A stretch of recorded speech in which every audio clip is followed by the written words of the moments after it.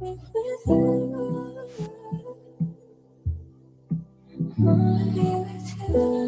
up, y'all? You know who it is, your boy Jaded Kiss, you know what I mean? Right now with Christian. Shout out to Camden, New Jersey, all my niggas out there. Let's get right into it. Yeah! BTBTV. Christian, man. Yo, born, let's get him, man. Yeah, right now off plan. Used to get busy with them guns in my hand. 4 or 5 or a black 9 with a grand in my pocket and beef cool as a fan. BTBTV, we are not playing. Y'all just talk, we back it up and down. Sideways F what y'all saying, we Kyrie and Kanye. This a boss talk, so you clowns should just fly away. Yeah. Hop on the bridge, throw your frame off the highway. This not a game, this is business, this my way. Real talk, your opinion is nothing to us. We gon' stay on chill, long as y'all don't violate. But it's not fair.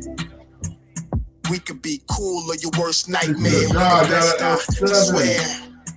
And you could be my friend or enemy, I don't care. And you better beware. Cause we coming for the whole pie and we don't share. No, it just ain't fair. But we the best, I swear. We the best, I stay up in the mix. A project politics, my mood kinda sick. Name well known from the hood to the sticks. 100 on the highway, flying so fast, burn the gears when I shift. Some people kick dirt on your name, what shoes you gave them. Broke your back for them and they got the nerve to play you. Kick rap's door up, pushed and shut my way through. Bum rush the kitchen, put my floor up on the menu. The jealousy be hitting up in jokes. That's why I stay serious like David Banner turned in the Hulk in pure form like the Pope.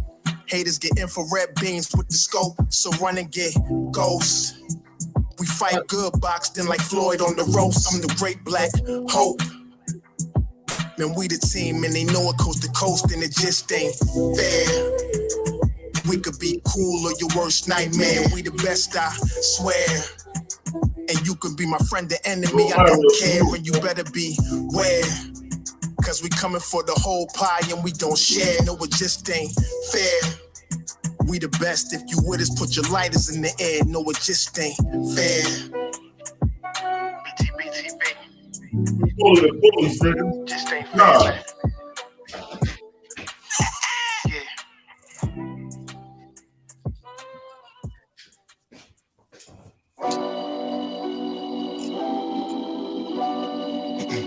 Get out of here. Yo, Born. Let's show them how we do this, man. BTBTV. We bully the bullies. No run, no retreat. Yeah. BTBTV. One more time for y'all in the back. Y'all slow ninjas.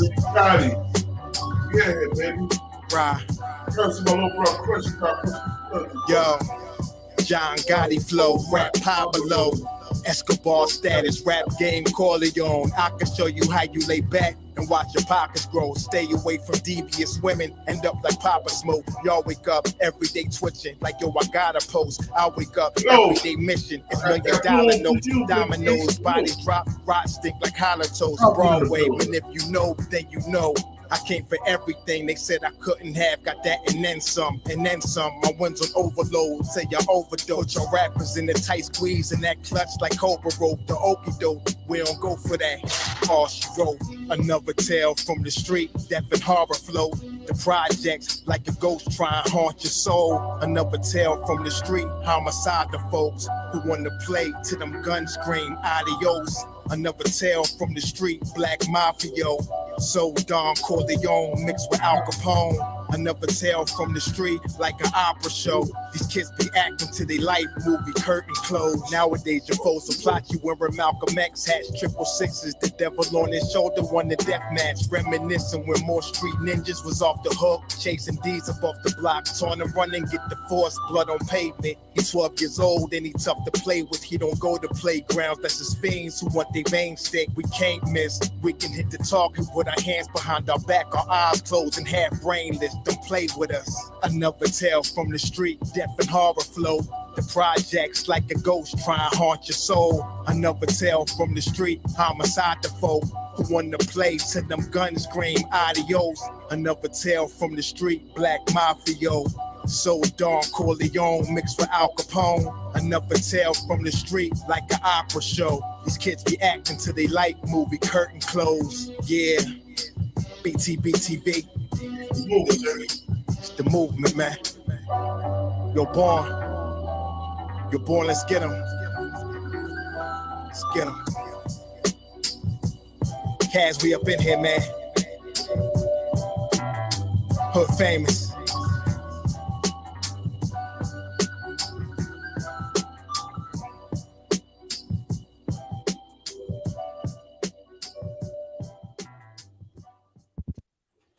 Yeah, I'm in no gang, no gang, no gang, no gang, no gang, like ooh. What's all this commotion? Grown men got like females, ooh. Making moves, ain't gon' lose. Mama ain't raised no fool. I'm my own gang, do my own thing. I'm my own man, nah, ain't you. Cuz just hit me on the line, say he up in the city, said Nick come through. He from Philadelphia, they're known as Philadelphia. They the fam, nothing new. I ain't got too much emotion to feel in for those trying to mess up my mood. From a place with a beef on fire, came to the east side. Ain't nothing new. Remember nights when we used to do crime. We dropped dimes on no one we knew. If we got caught, we did not rap. We rather lay flat before we ever told. Cause loyalty still meaning a lot to me. Even though places on earth is a zoo. Think politics and presidents is gonna save them. Man, I think God, I ain't nothing like you. Ooh, we just multiply, we don't die. We done seen war and survive. And we done got bold with the vibe. But gang, all y'all tough, yeah, ride. We ain't trying to run, we outside. If you ain't king, don't pay us no mind. Cause we do not recognize dudes who are faking. We militant, we don't play online. Yeah, I'm a no gang, like ooh. What's all this commotion? Grown men got like females, ooh. Making moves, ain't gon' lose. Mama ain't raised no fool. I'm my own gang, do my own thing. I'm my own man, nah, I ain't you. I do not kill them with bars, I get them with truth. But they call me frivolous, ooh. I do not beef on computer, I am no fool. No, I'm nothing like you. Every day I am on guard, but I cannot call. Who real or who fake in my crew, I just know the back door isn't heavy. So I keep my eyes on everything that I see move. Some call it rude, but I call it militant vibe. We do not smile, refuse to go back and forth on computers. And we are too smart to act like we don't notice. Some notice the flow is like Nas. Jada gave me the cosign, along with what's rhymes. So crack, say come back and see him when album's completed. And I'm gonna make it your time. Yeah, don't mind me, I'm floating on cloud 9. We protect the heavenly, mama, don't worry about me dying. God got me, I'm fine, believe. Don't mind me, I'm floating on cloud 9. We protect the heavenly, mama, don't worry about me dying. God got me, I'm fine, believe. Yeah, I'm in no gang, like ooh. What's all this commotion? Yo, peace to the 5% nation of guys and nerfs. Salam alaikum, hamdulillah, rahman to Allah, and all the true Muslim brothers and sisters out there. This is the King of New Jersey. This is BTBTV, where we bully the bullies. I'm your honorable host, born divine almighty Allah. I like to say shout out to the chat, Mrs. BTBTV. Queen, happy Valentine's Day that you love. Yo, the Boogeyman in the building. Kevin Clubhouse in the building. Michael Jordan in the building. Monique Hill in the building. The guy Born C in the building. You know what I'm saying? Let me make sure I ain't miss nobody. We also got my boy Big E in the building. Rockreek Gotti. Martell Brown, salute. Little Mario, salute. Yada L7, salute. Peace to the guys. Martrell Brown, salute. We in here. Let's go, man. You know what I'm saying? We ain't no Bloods or no Crips. We doing our own thing. BTBTV that started his own game. Like, nigga, what? Yo, check this out. I've been hearing this nigga Brian Glaze Gibbs running his Jack for all these years. And I went into this dude a lot of times, bro. And I had proof. Because the nigga admitted in his book that I read while I was in the feds. Because I wouldn't have read that piece of shit on the street. I didn't know this nigga, why this nigga ratted. I didn't know that he ratted on a bunch of people. All I knew was he ratted on dead people. So I'm in the feds, right? My man like, yo, check this book out. I'm like, I heard this nigga Brian Glaze Gibbs before. He be on YouTube like me and shit. He was my man Infominds that did a show on him. I was like, yeah. So I grabbed the book from my man. My man didn't even read it yet. He's like, yo, you can read it, man. Let me know how it is. And I get back to you. Get no doubt. Because he had a lot of books he just got. So I'm starting to read this shit, right? And I get like 75% through the book. I get back to him, man. I'm like, man, I can't read this shit. He's like, what's up? Man, this nigga ratted on everybody. He said he ratted on dead people, man. This nigga told on Howard Pappy Mason, Fat Cat, Bimmy, the Furtado brothers. Man, he told on Black Judge, rest in peace. And Black Judge wasn't dead at the time when he told either. Dub Poncho, salute. This nigga was telling on everybody. When I say everybody, I mean everybody. So I happened to be watching Vlad TV the other day. I see this dude, salute, Luke Steffens, for himself. I see him on Vlad TV, right? And I'm like, yo, they said for the Fat Cat. That's Fat Cat right here, man. Now let me check this out. So I'm watching it, and I'm listening to everything he said. And then Luke Steffens came up. He said something like, yo, I didn't know dude like that. He came to visit me one time when I was locked up, you know what I'm saying? But I think he was just doing this thing in Fat Cat Graces, whatever. I didn't know dude like that. But dude was in my paperwork. Now, Brian Glaze Gibbs did not deny being in his paperwork, y'all, because he did a show, and he didn't deny being in his paperwork. So what old boy said this, pal Carl, salute, bro. So but when he said this, Brian Glaze Gibbs did a show on him. Oh, he this, he that. He was a dope fiend, he was a crack fiend. Every time somebody go at Brian Glaze Gibbs that has some status, he always make him a crack fiend and dope fiend. With 10 toes down with them. He tried to be 10 toes down, a snitch and a drug addict. But he said he's doing God's work. He's a man of God. A man of God don't make up lies on people, done. A man of God don't make up lies on people. You dig what I'm saying? I've been part of 5% Nation of God's all my life. And I'm not going to make up a lie on nobody. I may be misinformed sometimes or ill-informed. Magnificent Mecca, peace, sis, peace to the queen. We in here. I may be misinformed about a situation, but if I'm misinformed, I will go back and correct my errors.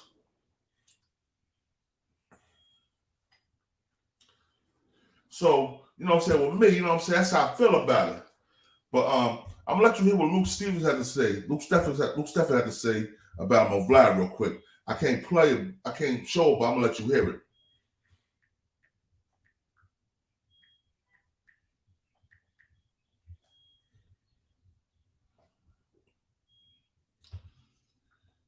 What's his name?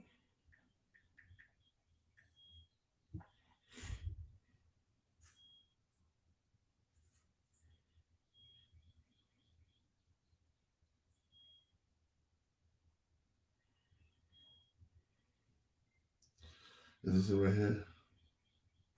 We always believe the wealth police. Sorry, stuff, y'all. Small town. I'm trying to find it for y'all. Turns out, after me and Cat got a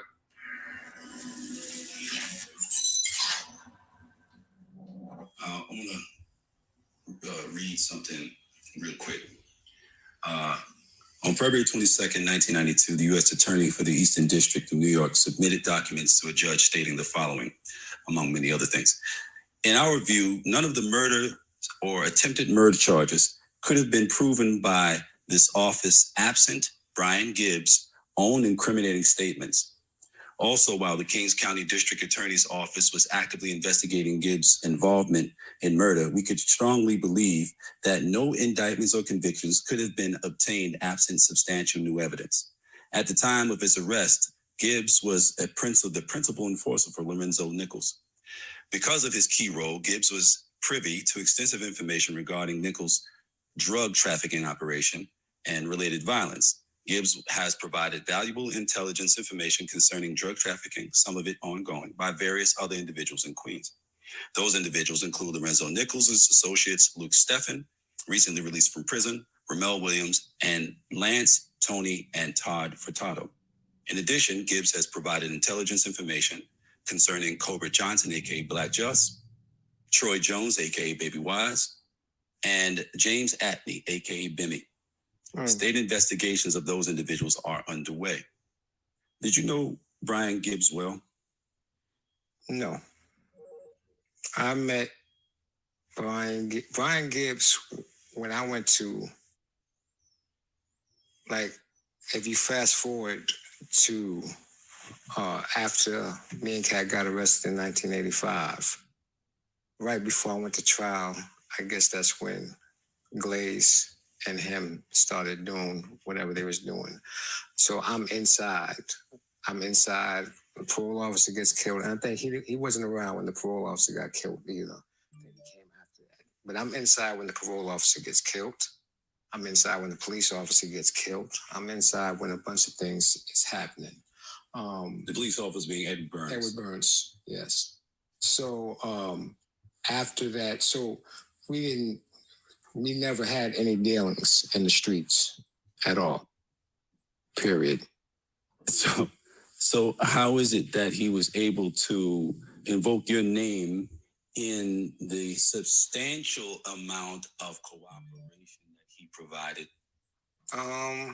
Well, I really can't answer how he could have done that, but you know, when we're in the streets, right? And you know, this will come up later. Back then, you know, you're in a crew, people talk. You understand what I'm saying? So if he's part of that crew, people's talking. So people saying something. So maybe he picked up on stuff that people were saying. All right, y'all. That's what Luke Stephen had to say, right? But we'll go to the paperwork now. Now, I ain't even going to show the paperwork Luke Steffens gave me right now. I'm going to go to the paperwork that his own brother put out on him. You know what I'm saying? And it's the same paperwork, but it's a full form. It's everything. So let me go ahead and do it right now and start from the, let me see, videos. All right. Let's go, y'all. Let me go ahead down. Let's start from the very...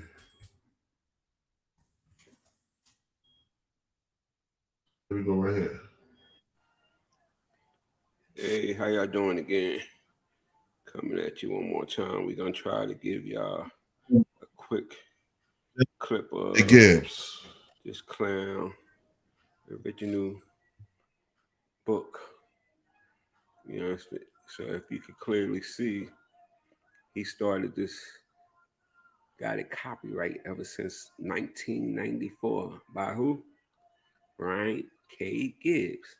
The name of the book was going to be Fat Cat, Pappy, and Glaze. The game is over. You know?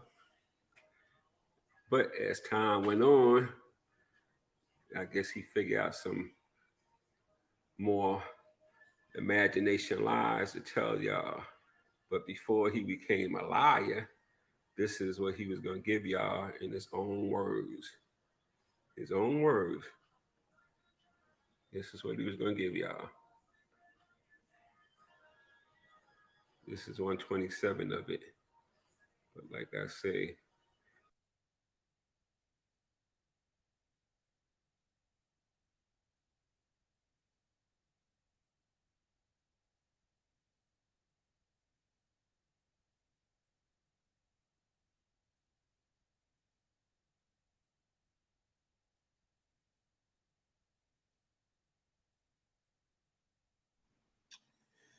hey, guess what I just ran into, people? I just ran into, back in 95, old Brian, like I told you, he's been trying to put this book out for forever and a day. But back in 95, he was dealing with this publisher company called the Scott Michael Agency, and was dealing with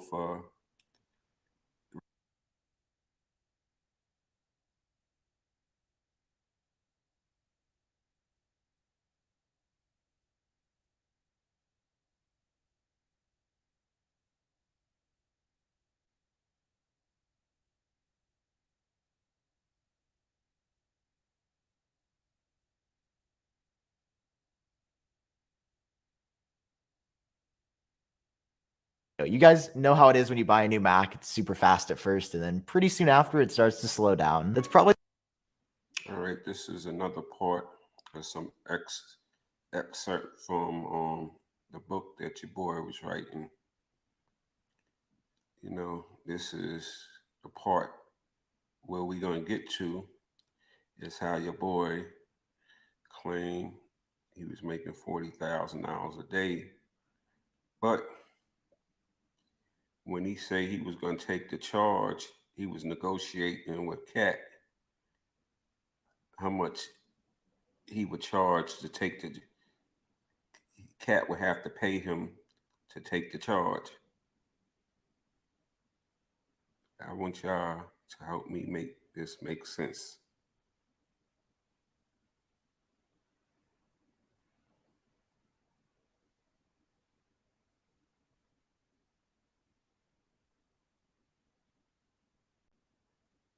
I mean, one thing, if y'all don't know by now, this dude got a hell of an imagination on him.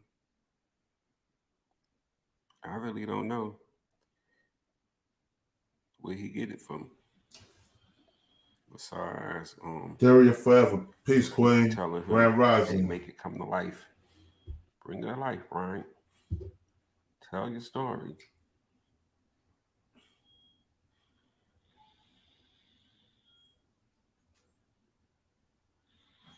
I'm trying to hold this nice and steady for y'all guys, so y'all can take your time and read it.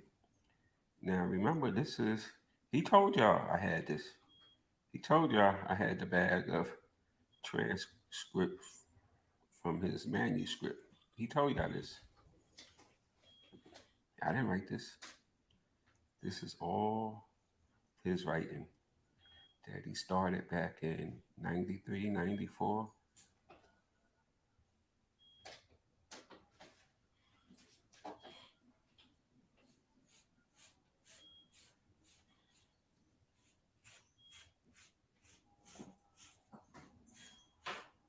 You just can't make this stuff up.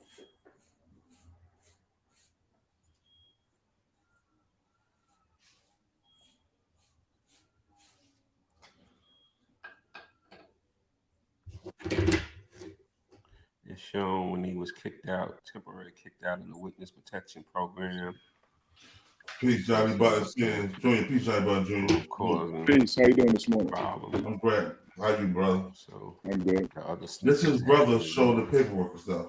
You know, he wanted to be a gangster snitch. So this page right here, y'all, I want y'all to pay close attention to this page right here. So him and Cat get into a negotiation, and he told Cat he would take all of the charge for $500,000. I know what $500,000 is. That's 500,000. So this $40,000 a day liar is going to take all the charge for 500,000. So I just want y'all to do a little quick thinking. Get your pen and your paper out. And I want y'all to do 40,000 times 365 and see what total y'all get.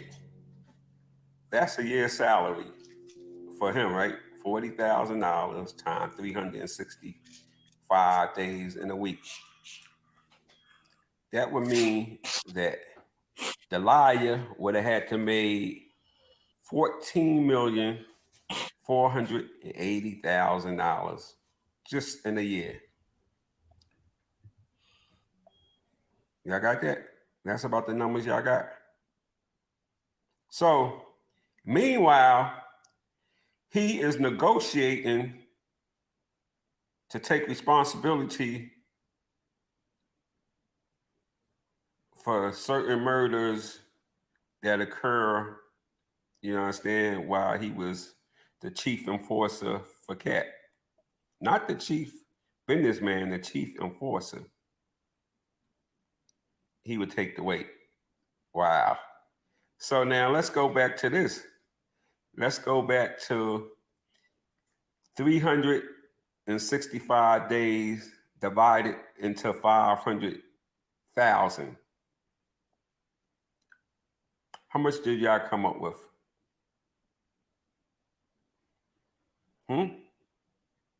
I came up with $1,370. So this dude is willing to take murder charges and other charges for $500,000. This $40,000 a day clown. That average out to $1,370 for a year, a day for a year. So come on, people. That average, that come out to $480,000. You know, I mean, that come out to $550,000. You understand, for a year. So this $40,000 dude is going to take, you understand, the weight. Make it make sense to me, somebody. Help me out, y'all. Please make that make sense to me. So, I mean, I just really wanted y'all to see, you know, this is his own writing. His own writing. Cat was trying to get him not to take the deal. But Mr. Brad was trying to negotiate a $500,000 deal. All right. That was just a quick clip. Sales Leader of the Year, twice. Community Leadership Award. Friends and family out there talking about your legacy. That's a life, my friend. That's a life. Resume like that. I feel pretty good about being dead. I mean, what are they going to say about me? Here lies Ronald Wayne.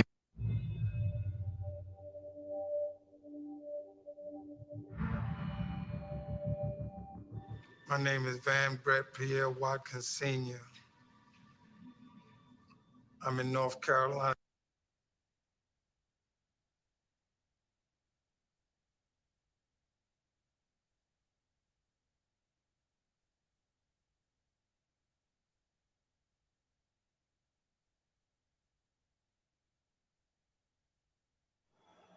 People, y'all gotta read this clown shit. He say working for Fat Cat and Happy was the highlight of his life. Well, I said, P, Grand Rise, good morning, brother. That just really show you the kind of clown this cat really is. Wow. Did y'all read that?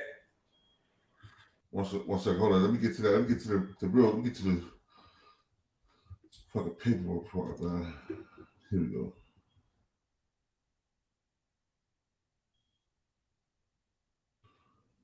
This is all. Hey, this is that Brian Glaze Gibbs for himself. The rap first. Like I said, peace, salute, brother. Conversation with Prince. Prince from the Supreme Team. The Boogeyman. Thanks for the Cashapp, brother. Appreciate it. Set up a meeting to talk to Prince based on Cat, his boss, asking him to do it. When I tell you the dude is a flunky, he's a flunky. Whatever Cat asked him to do, he definitely did. With no problem. All because he was trying to, you know, be known. So basically, his own brother said he was a nobody all that time. And here he talks about when he first met Prince through a phone conversation that he didn't like Prince based on some things he heard about Prince. And I mean, see, again, that tells you the kind of clown this guy is, that he's basing whether he like a person based on somebody else's story. I mean, kids do that. I didn't know grown people really does that. And like I said, I met Prince back in '82. We actually did a bid together. We both was young kids at the time.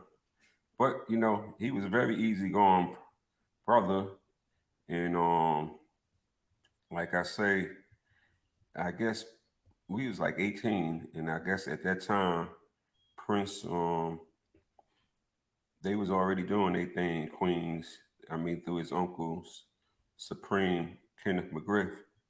But so actually, he was actually in the streets before I was heavily in the streets.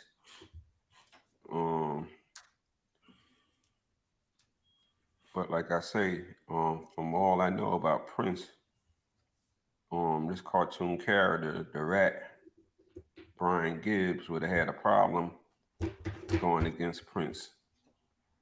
And his feelings towards Prince stem from Brian started messing with a girl who he claimed Prince and them actually tortured. So again, his feelings getting caught up all because the young lady supposedly had an encounter with Prince and his people, and she felt she was done dirty. But again, that's based on hearsay. I mean, I ain't a judge, I ain't a jury.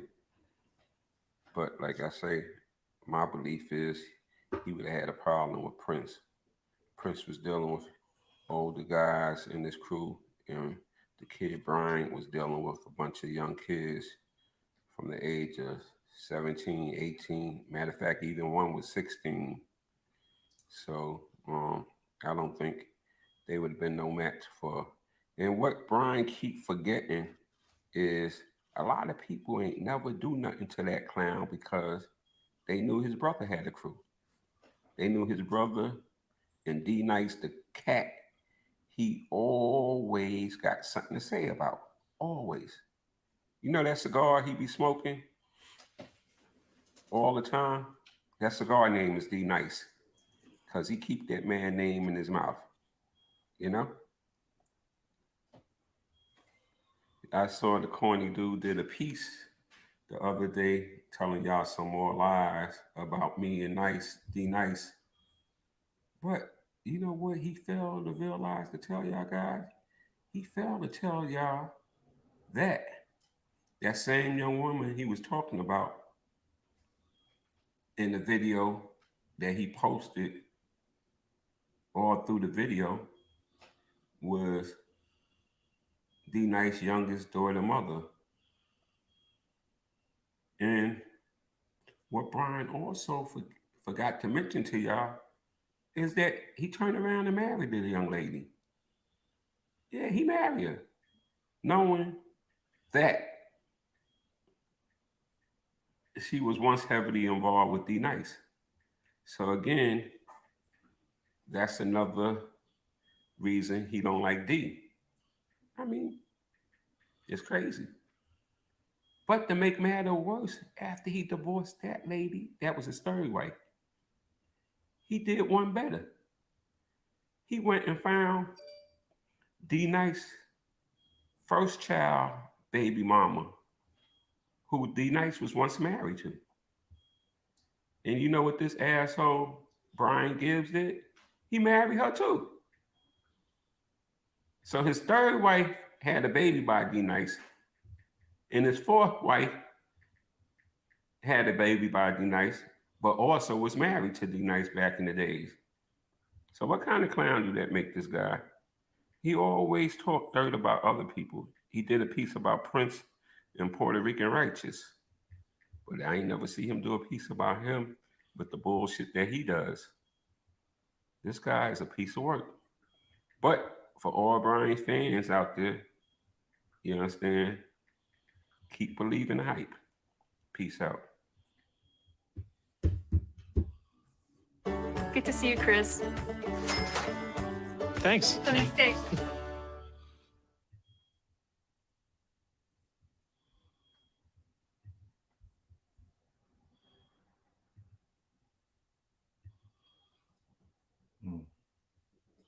There we go, y'all. Hold on 1 second.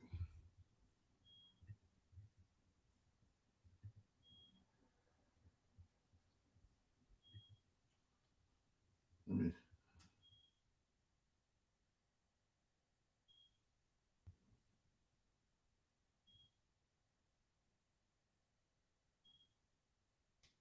got to really be out of the house. And the clown came out and he was hanging with a cat. Quick.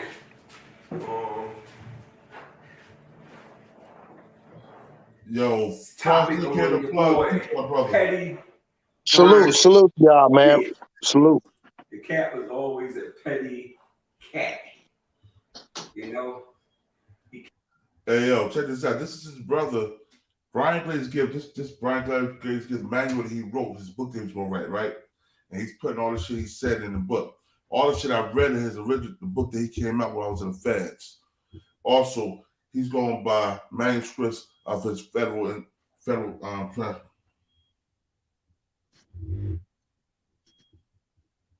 So this was this at your spot? You did this at your crib? Nah. This is his brother. Okay. This is his brother. His brother putting all the information out. You know what I'm saying? Which? So that's this. Hold on. I'm trying to find the exact part. We showing all the paperwork. I think this is it right here. Hold on. Let me see. Salute to everybody in the chat too, man. Yeah, definitely salute to everybody in the chat. Good morning, bro. What's up? Salute. Yo, that's Johnny Button singing right there, bro. Hey, what's up, JB? What's going on, brother? How you doing today? I'm good, man. How you doing, man? I'm all right. Already.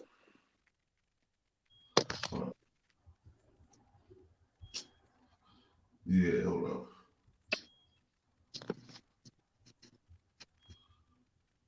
Let's see. Hold up. Thank you, Miss BTV. I appreciate it. All right. Here go this. Because all right, y'all. Good day. Welcome to the James Kool-Aid Gibbs podcast. It's been some developing things that happened since we last had a chance to kick it. This is something that I went through his paperwork, and I want y'all to see it. Something he wrote.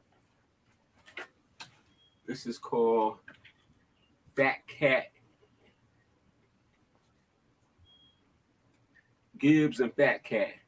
And it's the final chapter of what he wrote, supposed to be in y'all book. So I hope it is, and if it's not, he's hoodwinking y'all again. This is, in his own words, what Mr. Brian intended for y'all to have when he first was writing the book. I know you can't see, so I'll read it. Brian or Glaze are not selfish individuals. I say are because they are two separate personalities. Sort of. Since birth, both was taught that it is always better to give than receive. One thing both hate more than anything is to have someone take their kindness for weakness and attempt to insult their intelligence. I sit back and reflect on life and remember when Brian wanted to be a Major League Baseball player.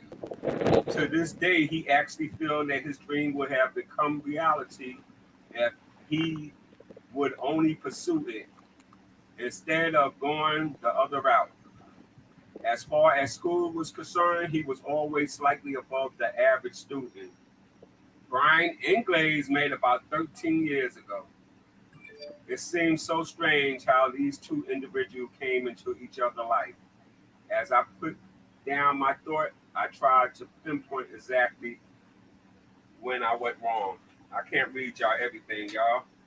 But on page 336, I found something interesting about this brother that he talked about. Oh, you wasn't the smartest. You ain't that smart. How did you not do so much time? You ain't that smart. Now on 336, we comes to this part. He goes, out of everyone I spoke with, my brother James Kool-Aid didn't agree with me cooperating with the feds. He told me that I knew what I was up against from the very beginning. He told me that out of everyone, he just couldn't see me cooperating with the government. But I told him that the feds wasn't playing and that if I didn't cooperate, then I could end up spending. Yo, before I start, right before I finish, I would like to say, hold up. I would like to say happy born day to my little brother Cross. What you hit the big 4-5 today, bro? 4-6, baby, 4-6. We 4-6 in it today. 4-6 in the day. Yeah. Get the big 4-6. Yeah. Happy born day to my little bro, man. Salute, Appreciate man. you, King. Appreciate you, King. Day. Another thank Aquarius, you. huh? Oh yeah, Another man. Aquarius. We go against that current, dog. We create the current. Yeah, my birthday Saturday coming up. Already oh, did. Aquarius too? Yo, my birthday this past January 24th. My wife's January 27th, and yo, Cross today. Yours this weekend. Yo, Aquarius in the building. Yeah, my Aquarius wife, in the building. my wife is Aquarius too, February 5th. So we definitely See? Stand up. We part of the Black History Month.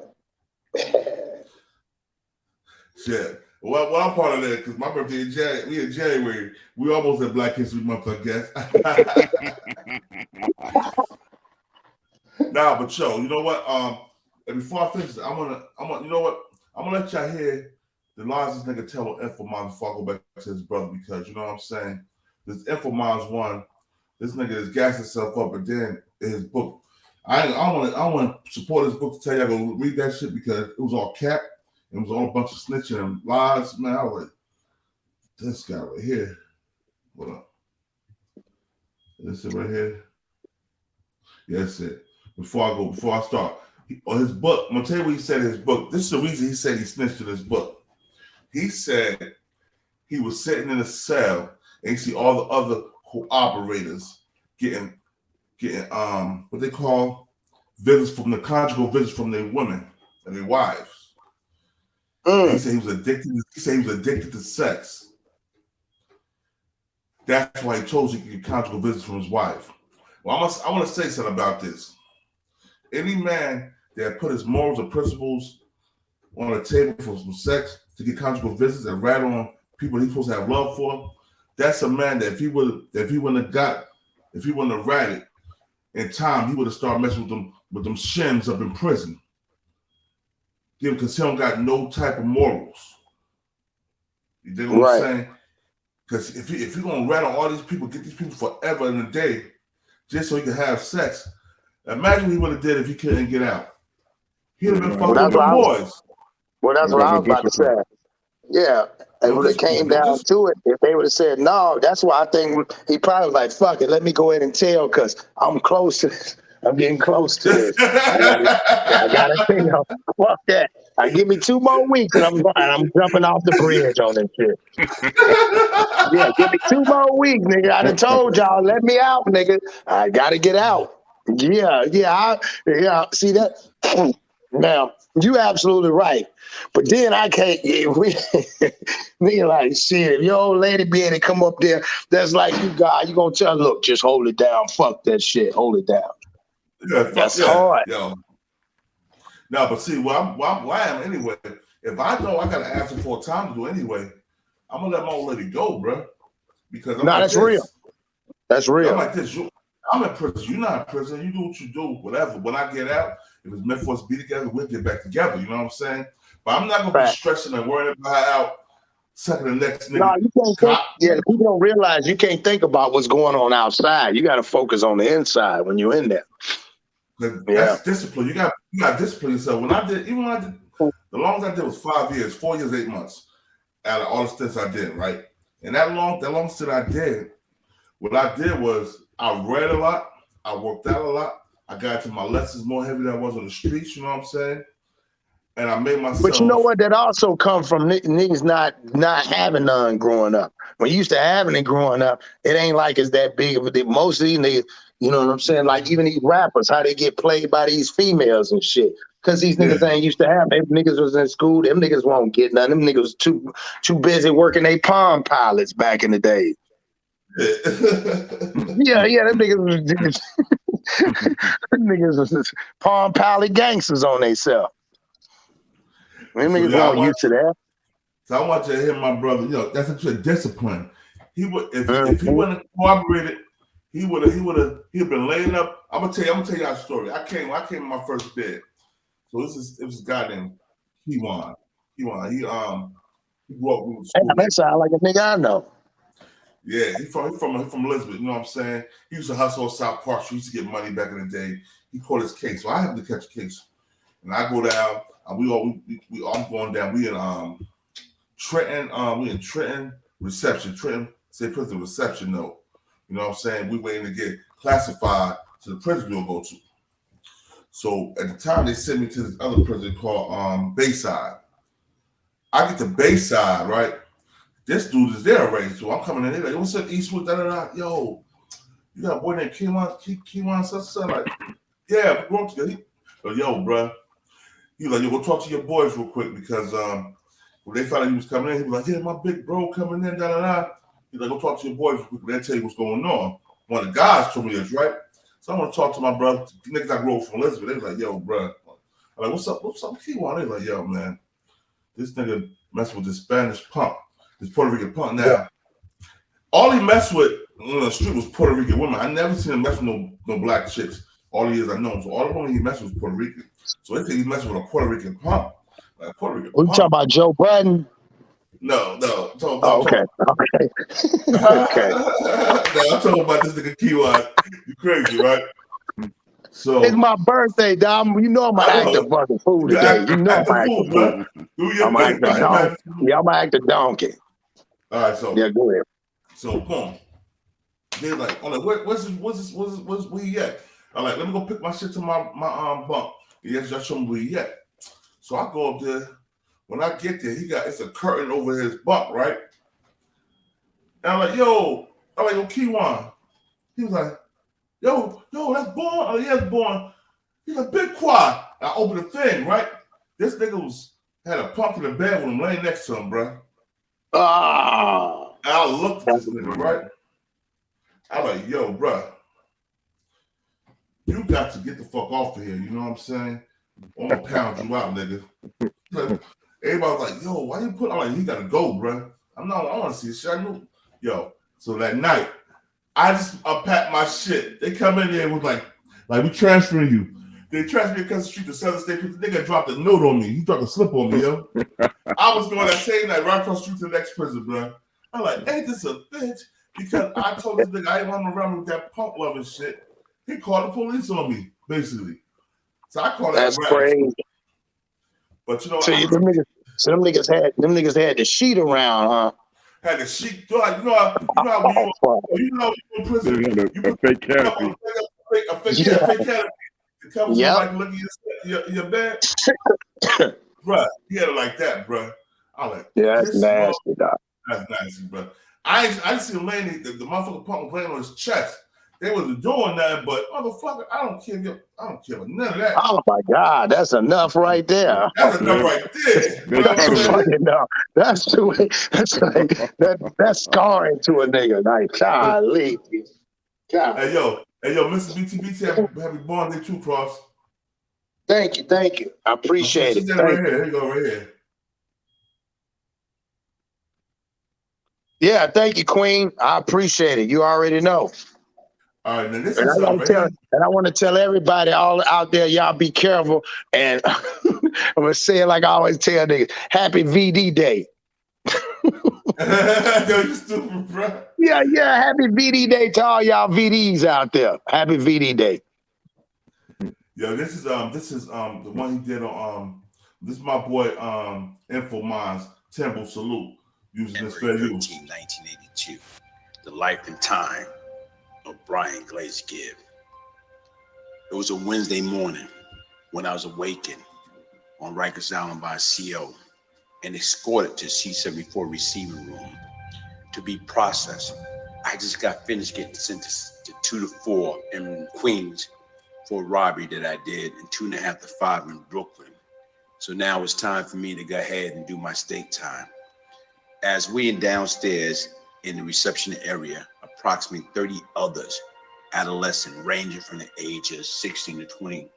We was all strip search, for contraband, weapon, drugs, anything we ain't supposed to have. We all was shackled and placed on that charter bus, leaving that famous Rikers Island. Keep in mind the weather condition that day was horrible. It was a blizzard. And we was traveling all the way from East Elmhurst, Queens, New York, all the way to Elmira Correctional Facility, escorted by at least 6 heavily armored correctional officers. That trip seemed like it took forever. I can recall when we finally got to Elmira and how the bus went through that gate. This is fair use right here, y'all. Myself and the other prisoners was escorted off the bus into the facility. Yo, now he started off beginning with we first caught his first case. You know what I'm saying? But we're gonna get to the juicy part. But in this right here, he ain't gonna really talk about he read it. But I'm telling you, in his book and the paperwork I got, I'm gonna bring that paperwork later. I'm just going from the beginning to the end right now for y'all, so y'all can get the whole thing of it. Facility. We was all strip search. They sprayed us down for bugs, let us shower. Then they gave us green clothing, state property. As we was escorted to the reception center, as you walking through there, only thing you have, all these inmates. You talking about approximately damn near like 400 inmates screaming at the top of their lungs. New Jack, new Jack, new Jack. Being new, not knowing what to expect, but they just screaming, seeking to intimidate you. As they escort each and every one of us into our cell, I, Brian Glaze Gibbs, as a cell door shut, was now known as inmate 82B0082. You guys know how it is when you buy a new Mac. It's super fast at first, and then pretty soon after it starts to slow down. That's probably because you haven't been using Clean My Mac X, which will help clean, speed up, optimize, and protect your computer. Life and Time of Brian Glaze Gibbs. During the spring of 1988, I was driving around in my decked out black 760 Volvo in Brooklyn. What a beautiful day. I was sporting one of my mini feline suit and kick, crazy jewelry, and don't forget my point blank bulletproof vest, like the American Express card. Can't leave the house without it. This particular day, I stopped by a friend's house. I got out of the Volvo on Franklin and Myrtle, approximately 6 p.m. As I was talking to my friend for about 15 minutes, I kept scanning the block from both directions, always being on point from possible danger. Too late. Danger.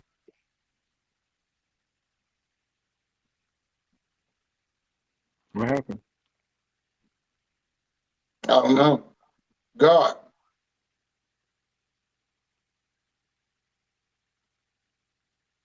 I said, parts of all the jewelry he was sporting at that time, it wasn't his jewelry, it was his brother's jewelry. He admitted to one of his shows. So, oh, yeah? Yeah, it was his brother's jewelry. His brother was locked up at the time. Hey, the Johnny, did you providing the paperwork? Huh?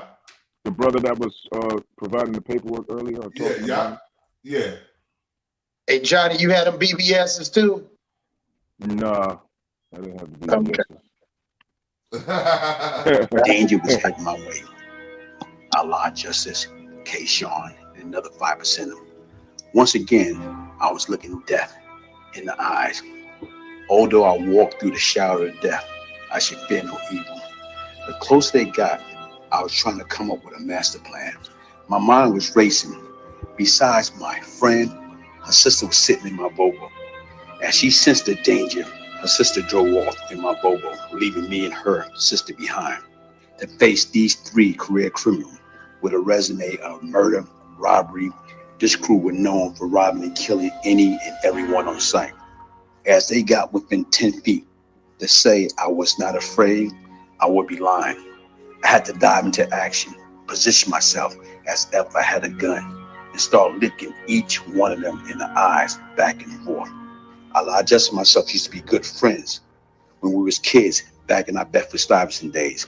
When Allah just approached and embraced me, Allah just felt the bulletproof vest, and he made a statement that he could see that I am right. meaning if you have a bulletproof vest, you are carrying a gun. Keshawn and I got into a no-hold-barred stare-down contest. This lasted about 60 seconds before our Jesse came with that political correct line. Come on, man. G, you are my man. K is my man. Y'all need to work it out.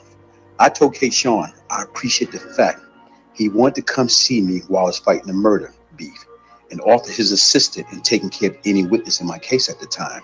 I then went on to ask Keshawn, did he kill Wood? The political correct answer would have been no. But this bold ass brother looked me in the eyes and said, if you kill somebody, will you tell me?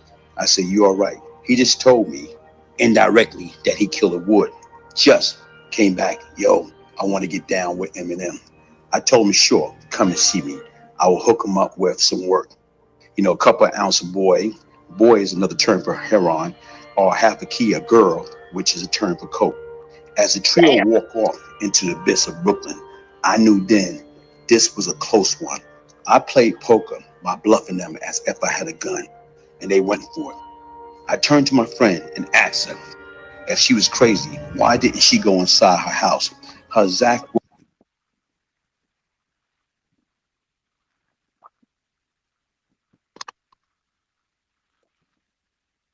But check this out. Yo, Johnny Bunn, do you know Outlaw Justice, right? I remember the name. I'm trying to think of where I know that name from the A-Train. He's from the A-Train. Oh, okay. Yeah. Outlaw Justice would have headshot that nigga, bro. Period. He wasn't wearing no bulletproof vest. He gonna blow your head off. Right? He's that close. When he gave you a hug, he blew your head off. So why you wear my bulletproof vest? Nah, this is his story he telling them. I'm gonna let you hear this shit. Yeah, this is his story, yeah.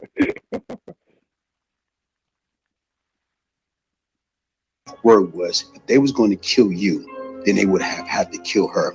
Trust me when I say they would. When the trio left, they didn't kill me because they felt I would have killed one of them in the process, not knowing I didn't have a gun. A grave mistake on their behalf. That night, I shot Outlaw Justice in the face in the Cypress Hill houses in my building 1266. About a month later, Keshawn was murdered in his Tompkins apartment. His girlfriend was murdered on the staircase. Rumors has it that my Eminem crew was responsible for that case. That case is still open. This $69 muscle hack is taking over the market like crazy. Just use it for 15 minutes per day to burn fat like a furnace and get ripped in 30. The light. Y'all hit his niggas. He taking the claim for killing Outlaw Justice and Keshawn, when really it was somebody else that did it in defense of him. He wasn't the one that did it. Wow. You ever Johnny Button? Yes, I heard you. He wasn't the one that did it. And it was said through sources that was close to the situation that I know about. That's why the case was still open, because he didn't really, if he really did it, the case would have still been open while he was doing the show. You understand what I'm saying? Right. So what he's doing is he try to take credit for doing something like that. You think a man that like Outlaw Justice got knowledge of self will let you walk up on him and blow his head off? Nah, because he already got his mind what he want to do to you. Right. So why gonna let you walk up on him? That's a lot of bullshit. But let this nigga keep lying about his story. Life and time of the one they call Brian Glaze Gibbs, episode 3. First time I met the original 50 Cent was in 1971. I was 7 years old and he was 6 years old. It was in the Bedford-Stuyvesant section of Brooklyn, New York, Horsey, between Patchen and Ralph. That's where I reside with my family. 50 Cent was visiting his family on that block, which became a pattern. His cousin Cannon, Pop, Michelle, and Belinda. Our typical day was running up and down the block and playing kiddie games. Our friendship lasted until 1975, when my family moved from Bedford-Stuyvesant to Cypress Hill houses. the East York section of Brooklyn. I didn't run back into 50 Cent until 1981. I was 17, he was 16 on Rikers Island when I caught my last robbery case that led to me doing 3.5 years upstate New York. When we ran into one another on Rikers Island, he was going by the name of Shamik. This little nigga with a big mouth and gold teeth, and a lot of these older brothers wanted to get him because of his mouth. I protected 50 because he was like family. On January 13, I went upstate to serve my time. 50 returned to the streets of New York to embark on becoming the original 50 Cent. We didn't run back into one another until December of 1984. I was home for less than 1 month.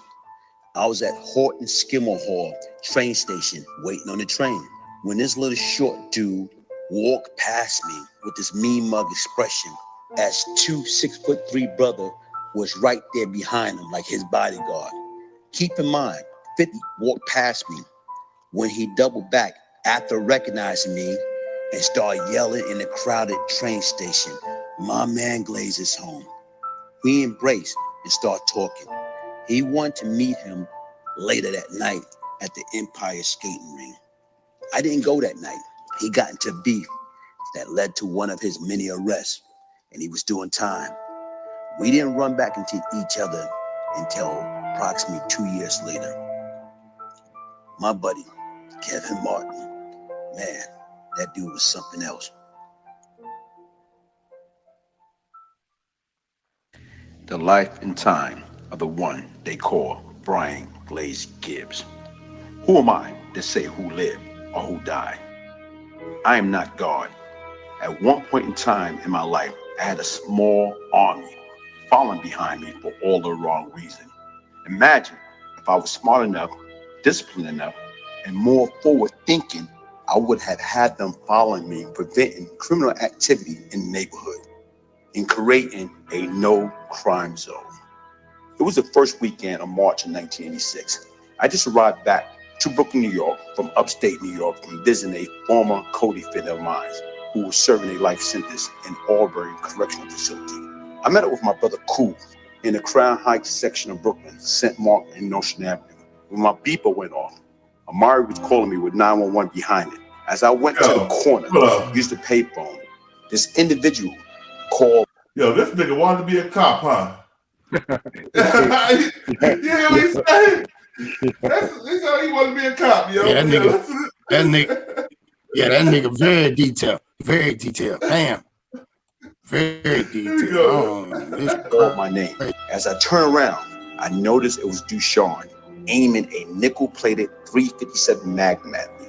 Approximately 2 weeks prior, Dushawn and his partner and I got into a big shootout due to they were trying to relieve me of my jewelry at the time. My first response was my only response. As DMC say from Run DMC, run, run, run, run, run. I ran as fast as I could down Notion Avenue as Dushawn was hot on my trail, blasting away, boom, boom, boom. I'm ducking and moving in between cars like an obstacle course. 4 blocks into running, a cab was dropping off 3 female passengers. I pull out a wire to clash and told the driver he can have it if he would just drive me off and take me to safety. The driver drove off with his door open, banging into parked car. All I can hear is that loud noise from that .357 Magnum ringing in my ear. Normally, NYPD finest foot patrol is all up and down Notion Avenue. Not at this evening, as I am out of breath, about 8 blocks away and no Dushawn in sight. I try to regroup as my brother paged me, and I returned the call and gave him my location. He came, picked me up. All I'm thinking about is when I catch up to Dushawn, it is over. We left Crown Heights and headed to Cypress Hill houses. I went to see my mother and let her know that I know the homicide detective from 75th Precinct was looking for me. On Monday morning, I would go down to my lawyer office and turn myself in if it was necessary.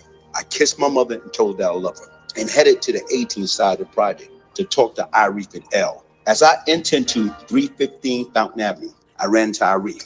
We talked about several matters. I went upstairs to several different apartments looking for L. No luck. As I'm exiting the building and looking towards the front, Fountain and Sutter Avenue side exit, Arif asked me, Glaze, who was that in that dark sedan that seemed to be just sitting there? I told him that it was probably customers. As I left the building, heading in the opposite direction, exiting between building 315 Fountain and 1240 Sutter.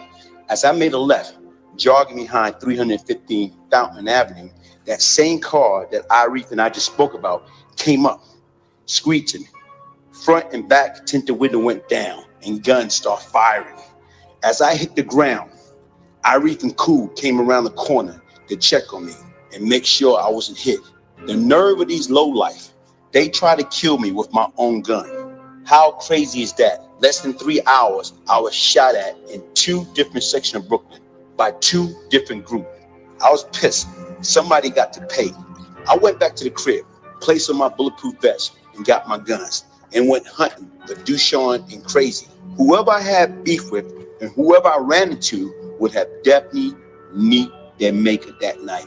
By 3 a.m., after driving around heavily armed and couldn't find my intended target, I went in the house, got a couple hours of sleep. That Sunday morning, I got up.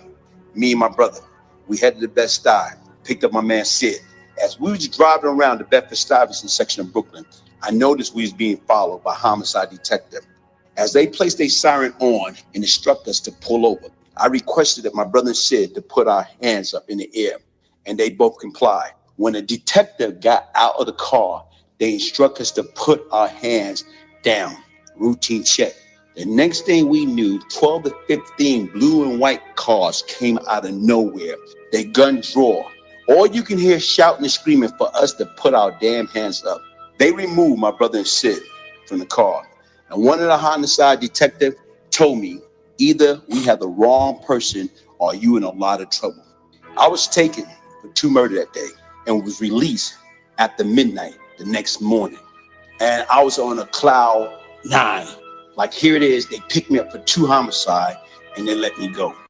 I love Montana, but I'm doing this for our family. Ruin them, starting with her. Worst come to worst, my family come first. I have always been family oriented since childhood. Despite being born in Brooklyn and hustling back and forth in Queens, I only went to Manhattan and the Bronx to visit my family or to party, disco fever.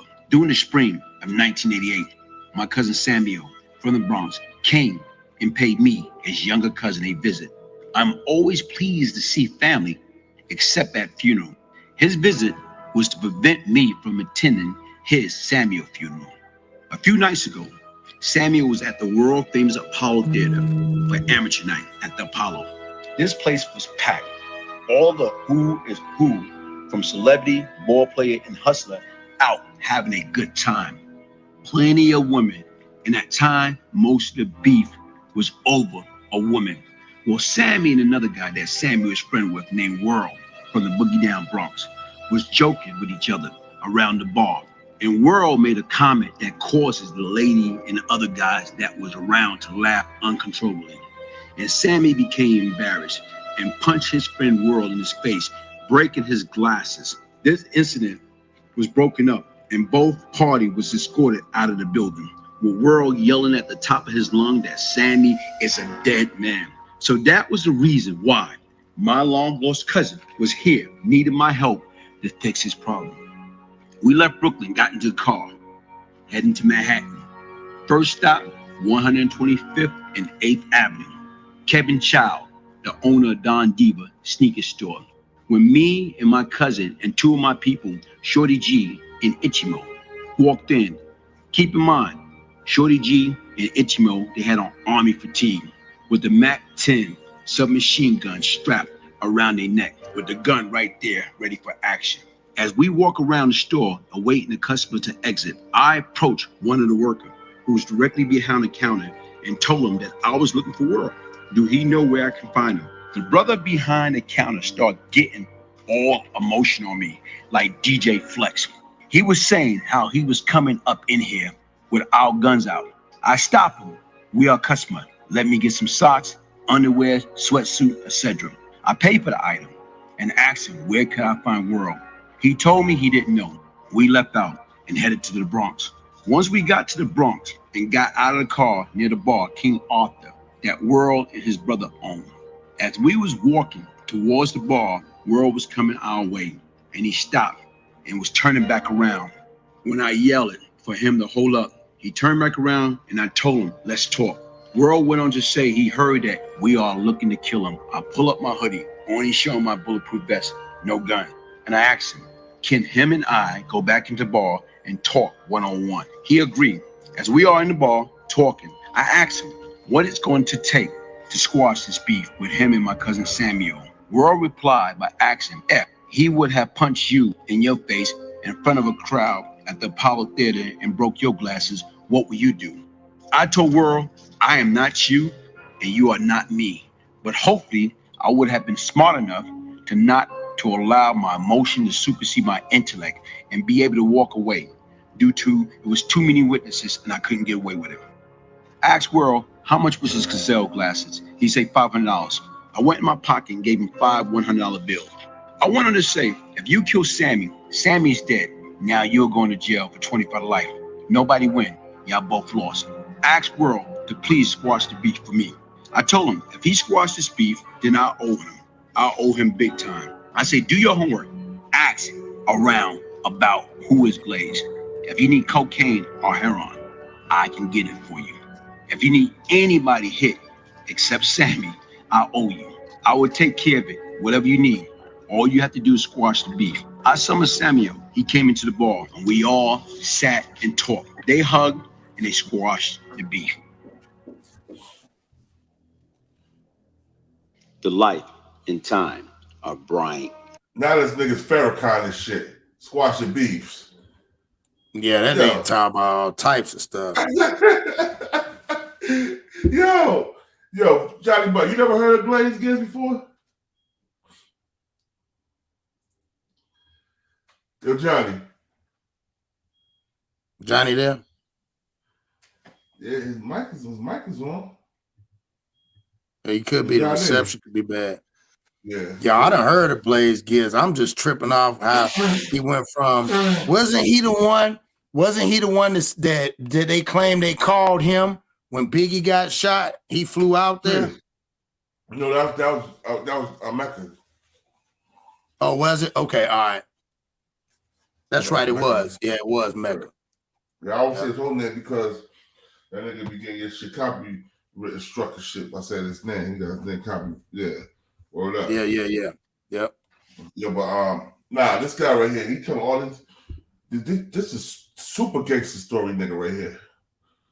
The nigga sound like he's Superman, bro. Let's go back.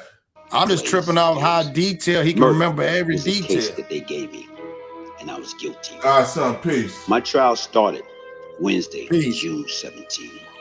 As 12 jurors on my pair, both man and woman, sat in the jury box in Brooklyn Supreme Court, with the Honorable Francis Ajita presiding over my trial. My lawyer, my family, and I sat on one side of the courtroom. The prosecutor and the victim family sat on the other side. The prosecutor presented his opening argument and painted a gruesome picture detailing the murder and how the state planned to prove that I, Brian Glaze Gibbs, did shot and left the victim on a dark, isolated block in Brooklyn to die. Every day, as Department of Correction escorted me to court, I either had on a suit, shirt, and tie, or a sports jacket, slack, shirt, and tie, sporting a TWA, a teeny weeny afro, with some nerd eyeglasses on. Keep in mind, perception is everything. During the time, as I was incarcerated, back and forth from Brooklyn House of Detention in the Lovely Resort of Rikers Island, HDM, and C95, police brutality. 13 months prior, when I turned my... Hey, yo, some other shit I want to say. This nigga was lying on an interview saying his family's Haitian, right? This nigga's a goddamn liar. Gibbs is not a Haitian name. You was born in motherfucking South Carolina, nigga. Oh, he said he Haitian? People said he was Haitian, but then again, Haitian. He was born in Monk's Corner, South Carolina, where Charlamagne the God's from. Oh, so he Geechee. Yeah, he Geechee, but he was saying he was Haitian. I mean, you ain't Haitian, Geechee, nigga. Get your ass out of here, nigga. Trying to be, why everybody want to be other than a black American when they getting money? No, nigga. You allegedly was making $40,000 a day. That come out to be a lie. A lie. And more so how much money was, oh, go ahead, Johnny. I thought it was Johnny. Nah. I don't know what happened to Johnny. Johnny. I don't know, must froze up, yo. Know what you said? No, I'm saying like, so what, how much money? So, okay. So was he not a D boy? He was a dope boy. Don't get me wrong. Okay. So he was a dope boy. He was a worker bee. Okay, so he was just a hit man. Yeah. He was the flunky. He's a flunky, yeah. Okay. All right, now I'm understanding now. So he was a flunky pretending to be the boss. Yeah. Okay. All right. I'm with you now. Because at first I'm just like, there's a lot of these stories of him, and I keep seeing all this damn jury, but he wasn't getting no money like that. So that was his brother's jury word. So I guess if you can help me out, because maybe people don't know who his brother was. Who was his brother? James Kool-Aid Gibbs. Okay, I remember the dude saying that. Yep. Yeah, he had a big team in Brooklyn. A big team of drug dealers in Brooklyn was under him. It was Tevin Kelly and D Nice, and old boy was down with James Kool-Aid Gibbs and D Nice too. The one that smashed Madonna. Peter Shue. Peter Shue, yeah. He was with D Nice. He was down with D Nice and James Kool-Aid Gibbs too. Right. Was D Nice back in the days getting money? Not the rapper D Nice. There's another guy D Nice from Brooklyn. Okay. And I had Murray Cutler as my lawyer. His son Bruce was representing the late John Gotti at the time. This is from the late writer, news writer Michael McLary. He once wrote an article, and I quote his word: John Gotti is an Italian. Yeah, because of that, he get all attention. As the Gambino are not equal opportunity employers. Black kids cannot grow up to be the late John Gotti. They can, however, grow up to be Brian Glaze Gibbs.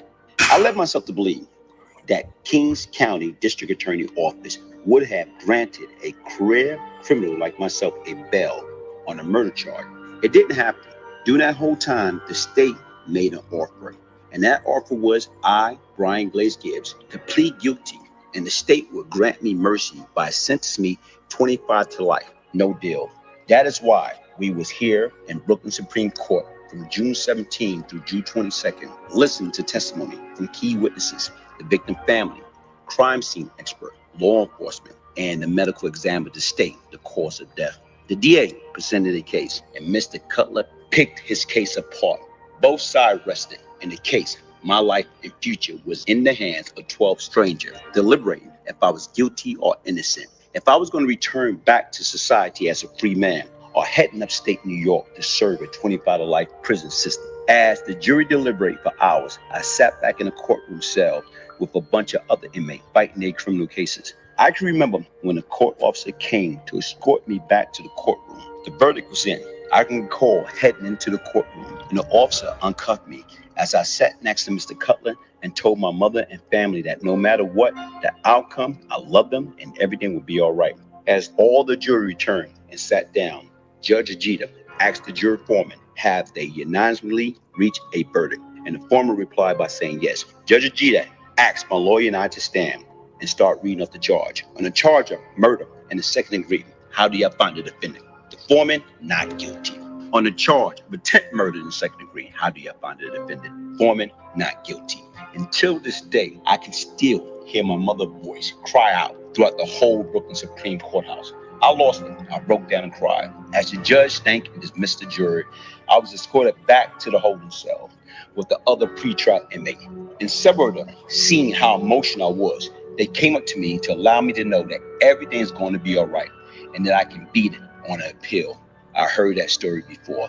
I had to stop them in their track by allowing them to know that I wasn't crying because I lost. I was crying due to murder was the case that they gave me, and I was guilty, but I won, and I was going home. Me being acquitted on all charges and returning back to society as a free man. You think I would have learned my lesson? Please do not be like me or so many others that destroy our lives and the lives of others. On my MacBook Air is the best app I've used all year, Clean My Mac X. And even people, listen up. I do not brag about my life. I do not brag about all the things I've been through. I done went through hell and back. And when you sit back and look at all right. Now you heard that, right? Here we go right here.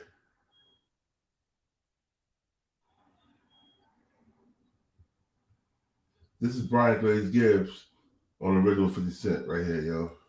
Yeah. Hold on. I guess the question everyone wants to know is why? Why would my childhood friend betray our friendship and our brotherhood of 17 years? The answer to that $1 million question is on Saturday, October 24, 1987, when I received the bad news that my childhood friend, 50 Cent, was murdered. I had mixed emotion. I didn't shed a tear, nor was I upset, nor did I want to go after the individual who was directly responsible for his death. To think my friend is laying up on a cold slab of metal in the morgue, I, Brian Glaze Gibbs, did not wish to seek revenge for his death. No more long phone conversation or face-to-face talk. No more pure laughter. What most people did not know about 50 was that he was a bona fide comedian who kept everybody laughing because that's what he did. He talked shit about everybody. Prior to his death, it was brought to my attention that my childhood friend had betrayed our friendship, our bond, and had me marked for death. I guess the question everyone wants to know is why?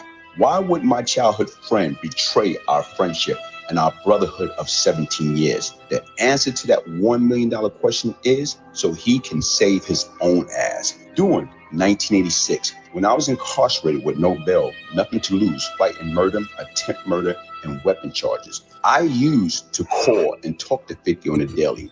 In one conversation we had, 50 told me about a move we can make that will allow me to net anywhere between $250,000 to $500,000. Keep in mind that I am in jail facing life, and my childhood friend is telling me about a move that he can set up that will pay out a handsome amount of money, and all my buddy Tut has to do is come through and execute the plan. No one would get hurt, and we could split up a payday among us three, approximately $83,000 to $166,000 per person. This reward for me doing absolutely nothing and was an offer I could not refuse. Keep in mind, the move was to rob 50 Boss Stash House.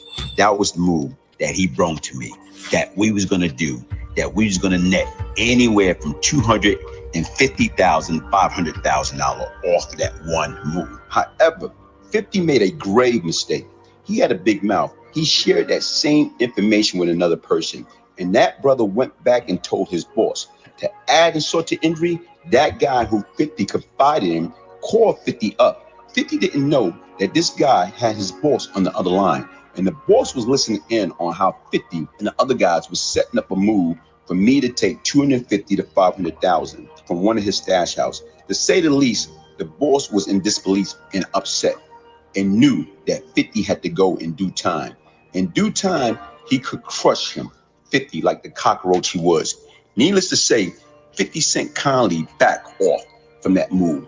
Fast forward, in June of 87, after laying up for 13 months and 17 days, I went to trial for murder and attempt murder and weapon charge. On June 22nd, 1987, I was acquitted on all charges and released back into the free world. Shortly after my acquittal, bright and early one morning, 50 came to my Cypress Hill house at headquarters to pick me up and hang out with him all day. First stop, Walt Whitman houses, better known as Courtroom Project. We stayed in this section for a few hours, bullshitting and mingling with the criminals from that part of town. Once we left Fort Greene, we headed to Albany Project, located in the Crown Heights section of Brooklyn.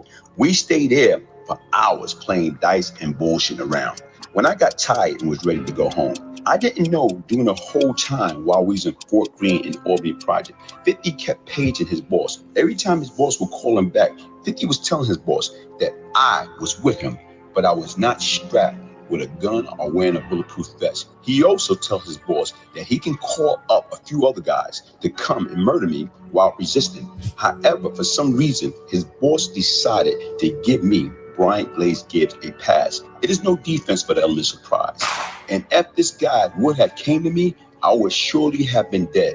At the very end, 50 blamed me, Brian Glaze Gibbs, for the plan that went wrong, that he brought to me. But his boss was not buying 50 lies anymore. 50 had lied one time too many. And his boss chose to kill 50 Cent over me.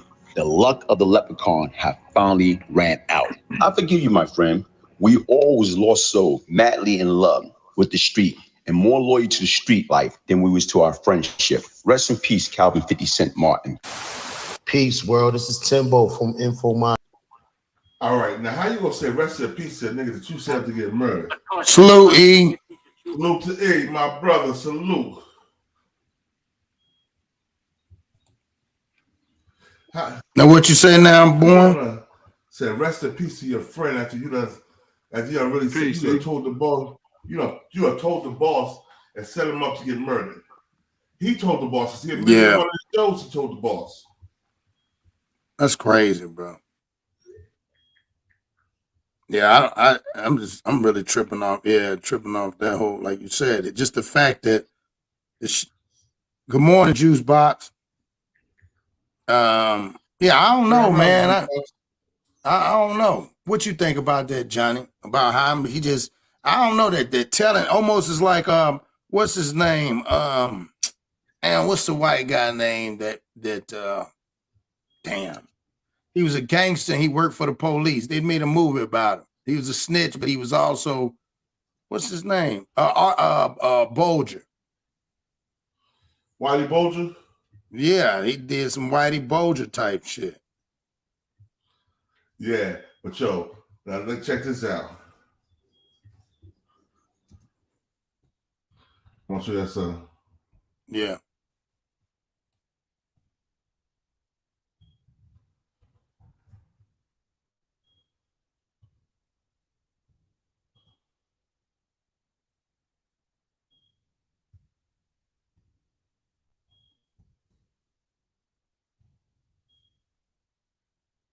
What's up?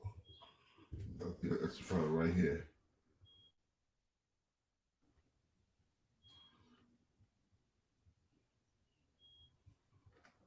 All right, here we go right here.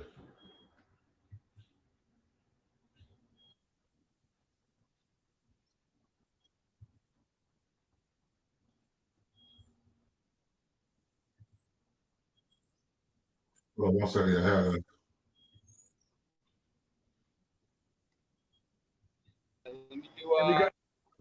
Shout out to Mob Ties. Sergeant Smack making backflips. Vanish poof. Beamer. The re-up. Previously, Kelvin 50 Cent Martin brings up a person. I guess I'm going to talk about an incident that brings up a person that you kind of spoke on previously, Kelvin 50 Cent Martin, and another guy that a lot of people might know by the name of Demencio Benson. Now, yeah, in the book, you talked about a night at the Empire Skating Rink where you was not there and a fight occurred between the two of them. Give a slight glimpse. I think some people might be familiar with how you met 50 Cent. Whitey Bulger did too. Speak on that and speak on actually how you met Demencio also. Or how do you know Demencio? Like I said, I met 50 Cent on Halsey Street. You know, Halsey between Patchen and Ralph in the Bedford-Stuyvesant section. Shit, me and 50 Cent go back to, like, I don't know, I was like 6 or 7, and he was like 1 year younger than me. Like his cousin, Pop, Michelle, Cannon, they lived on that block. And basically right now, it's like we used to play run up and down the block and do a little bit shit that all kids did back then. And, you know, it's like crazy. Once you build that bond, it's like you never lose that bond. Even after I left Bedford-Stuyvesant, you know, as time went on, you run back into these guys. Once you know, your friends are like family. Y'all still remain that way.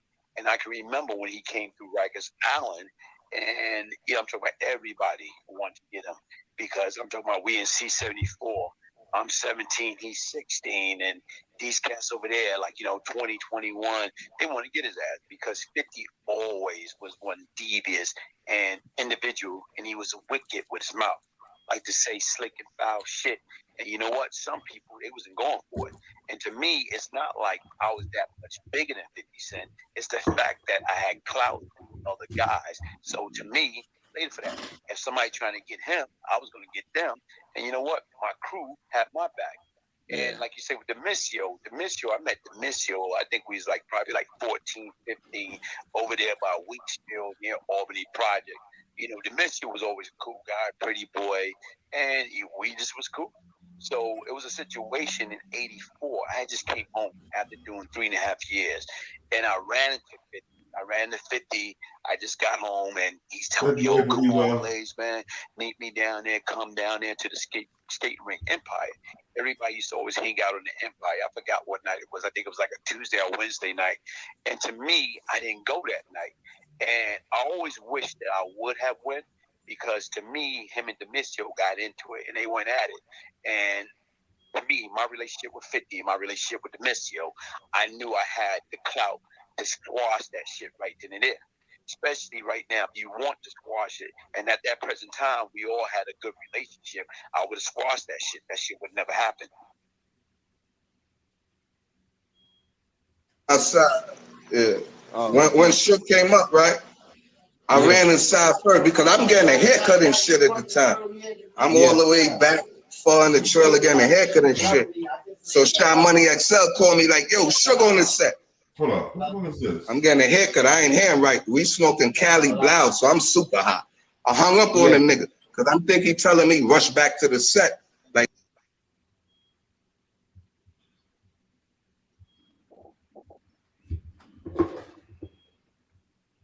You remember the America's Most Wanted from back in the days? Yeah. Some of his little scenes remind me of that. Little skits. Yeah.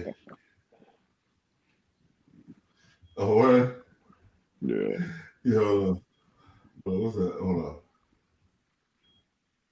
Pop a lot. Hold on.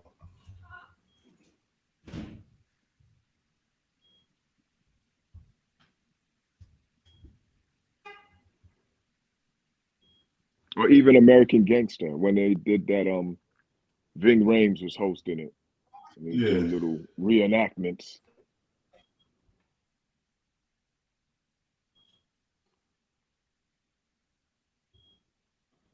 Yeah, this is a. Hold on, let me see.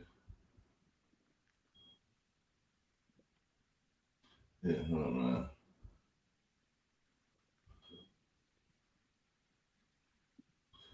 What is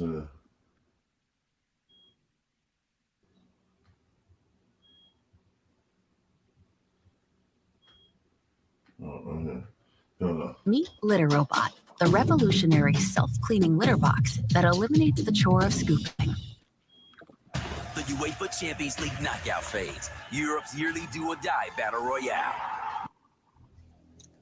Death certificate. Sometime right now in life, you don't know when it's your time. You think you know because of an illness or whatever that you're near death.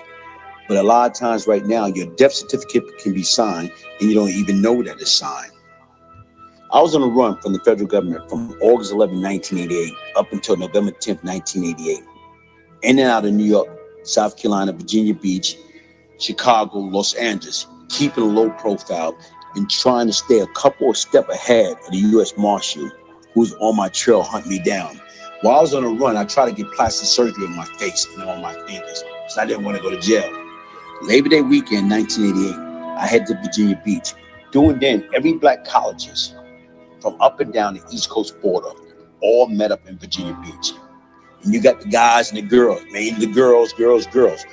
And all the street hustler from the East Coast border also went down there on a mini vacation. My purpose for being down there was to bump into some of my old associates, dudes that owe me large sum of money. Trust me, when you are on the run in the criminal world, those that owe you a large sum of money for work you gave them on consignment will duck and dodge you to prevent from paying that tab. During the next to last day down there, I ran into Webb from Brooklyn, Mr. Low Key, one of the biggest players in the game at the time. It was him, his right-hand man, and the late great Demisio, and approximately 20 of his soldiers. When he approached me, it was just him. Webb had always been a real smooth brother, but just as dangerous as I was. Keep in mind, Webb is the one that was responsible for the original 50 Cent murder. He started talking about different events pertaining to his organization and my organization. As time went on, he summoned his right-hand man to join the conversation. As we went back and forth discussing different topics and issues, we ended the conversation on a positive note. I went my way and they went theirs. It was not until 1990-91. I was already in jail approximately 2 to 3 years at the time. When I called, the street, and I was talking to LD. My man LD started telling me that one morning after partying all night long, him and the late Demisio, Lou Hobbs, Ken Du, and a few others went to breakfast, and how I was the topic of the conversation. Imagine that. Demisio got on them. If anybody know anything about Demisio, pretty boy, made money. I know Demisio going back to 1979, and he was very vocal, was not afraid to express himself. He started the conversation and telling these niggas, oh man, Ken Du, you used to be fucking scared of Glaze. Lou, you was scared of, you remember when different shit started happening or whatever, and how every time Glaze came around, y'all niggas was shaking your boots. Demisio went on to say, during Labor Day 1988, how Webb, Demisio, and Webb, right-hand man, left New York. Before they left New York, they was in Brooklyn. And during that whole time, what they was talking about, if they go down to the Virginia Beach and they see me, they was going to execute me. They was going to more or less, like right now, murder me like they did to Sonny Corleone in the movie The Godfather. I didn't know that the only reason they did not kill me Labor Day weekend, 1988, was due to my answer was legit and real. Sometimes your death certificate can be signed and you don't even know it. So here it is right now. When no motherfuckers approached me, they had every intention of killing me, and I didn't know it. What saved me that particular day? Me being me being real. 86, 87. They kicked Yeah, him what's the money, boy? So we do not want this brother on Rikers Island because he was a menace. Because to me, back then, I'm on Rikers Island. I don't got no bail. I'm facing 2 murders, kidnapping, weapon charges. Guess what happened? Now I'm a menace because anybody got in my way, I would try to kill them. I would stab them in their neck with an ink pen. It doesn't matter. What happened is being in there, you breathe. They breathe what? They breathe worse of criminals. So you know what? Being in there and having a reputation. And I remember being in Brooklyn House at the time in 1986.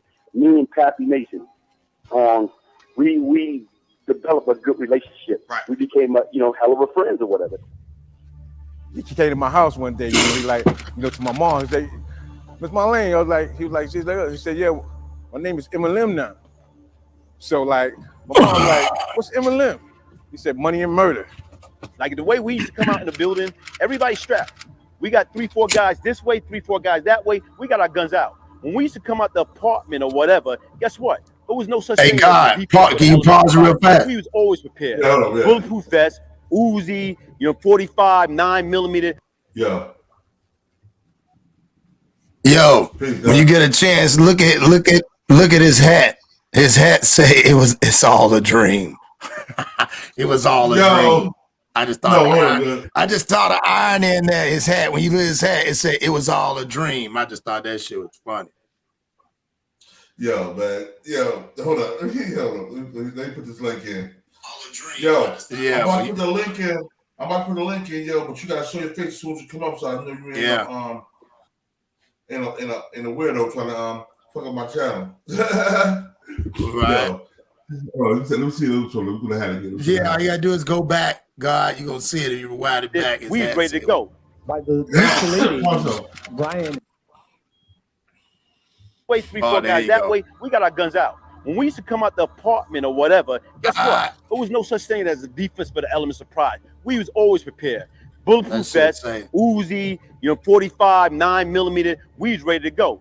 By the mid to late Brian had associated himself with probably the most ruthless and notorious cocaine crack enterprise in the city, that being Howard Pappy Mason and Lorenzo Fat Cat Nichols.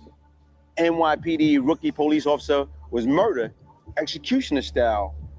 And as I'm listening to that, I'm like, whoa. And when they say where it happened at 107 in Inwood, I'm like, oh, man. That bad. That was given to me by a police officer in New York called Matt Byrne, whose son was gunned down by these drug dealers up there in New York City. Yeah, and that's the case that he ratted on everybody about. Yo, I know the guy, peace.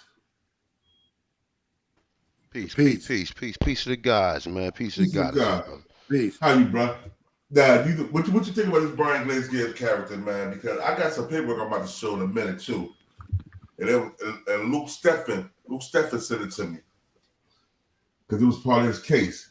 But Brian Glaze Gibbs let me ask you a question about Glaze, right? Look, we know these niggas be rats, man. We know a lot of these niggas is you know what I'm saying, is rats, right? But you know, one thing we always got to remember, right?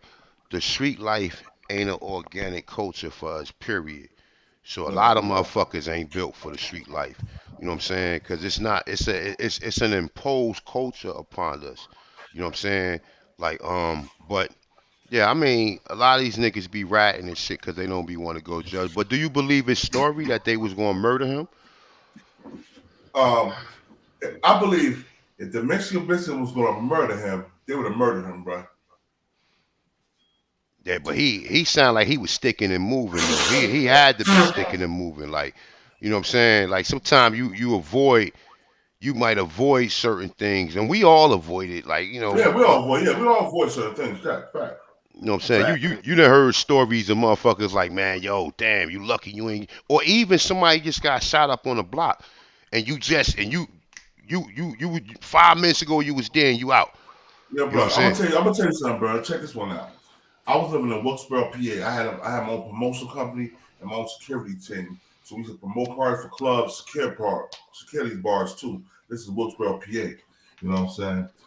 I left Jersey years ago, so I was moving around because I was doing business and bodyguard and shit. So I settled down in Wilkesboro, PA for a little while.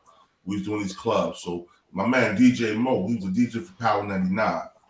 He was but he was our cruise DJ too. So when we go to different clubs, he was our DJ for the clubs.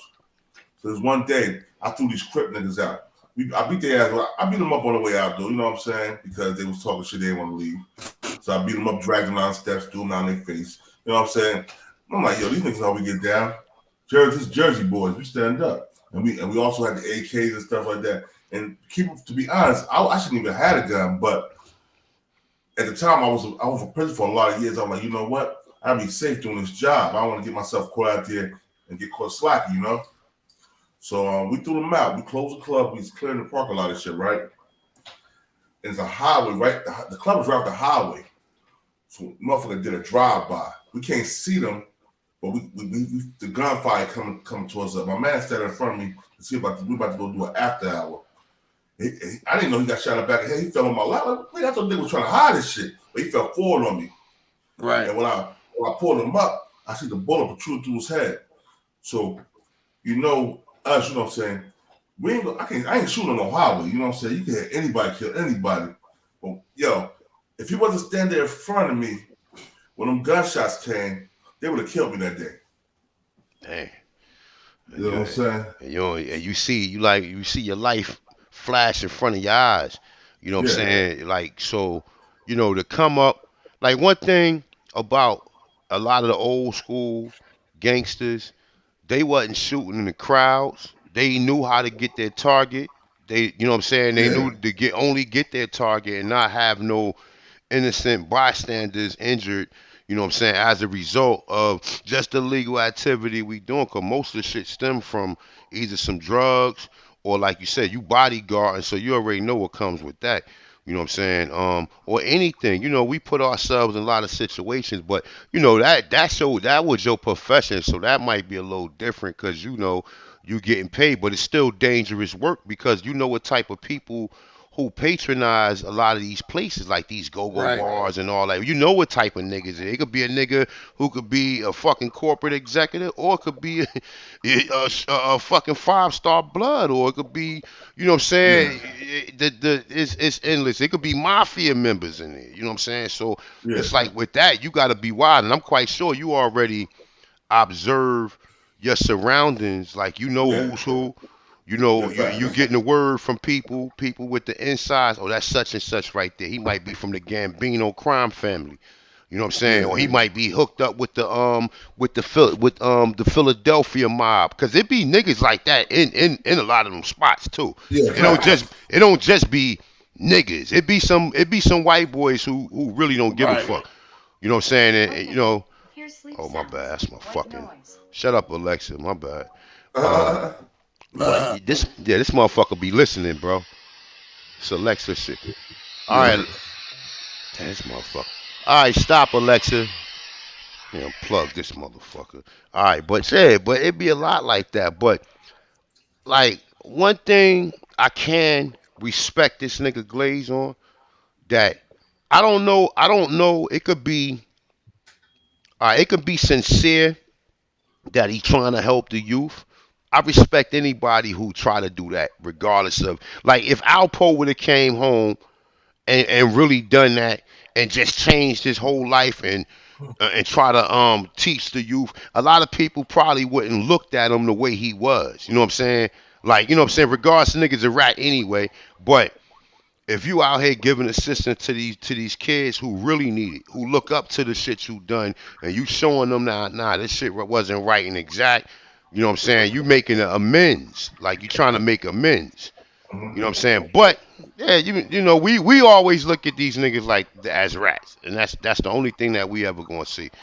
But let me tell you something. If he was really trying to do that, he wouldn't be going to other YouTubers, other people from other platforms, lying on people, saying people was gay, saying people was rats. When you was a known rat, bro, you try to lie, say you ratted on dead people. Then you wrote your book. And it says all the people you ratted on. You said all the people you ratted on your book. Yeah, that's something totally different, man. Once you start, that's something totally different. Like, you know who's sincere and who legit by the way they move. You know what I'm saying? And you know, like my peoples, he did a lot of time in Rawway. You know what I'm saying? And they came home and he used to get high and everything. But he was one of them jokers who got high that used to, you know what I'm saying, be a hitter. You know what I'm saying? But got, you know, went to jail, always keep his weight up.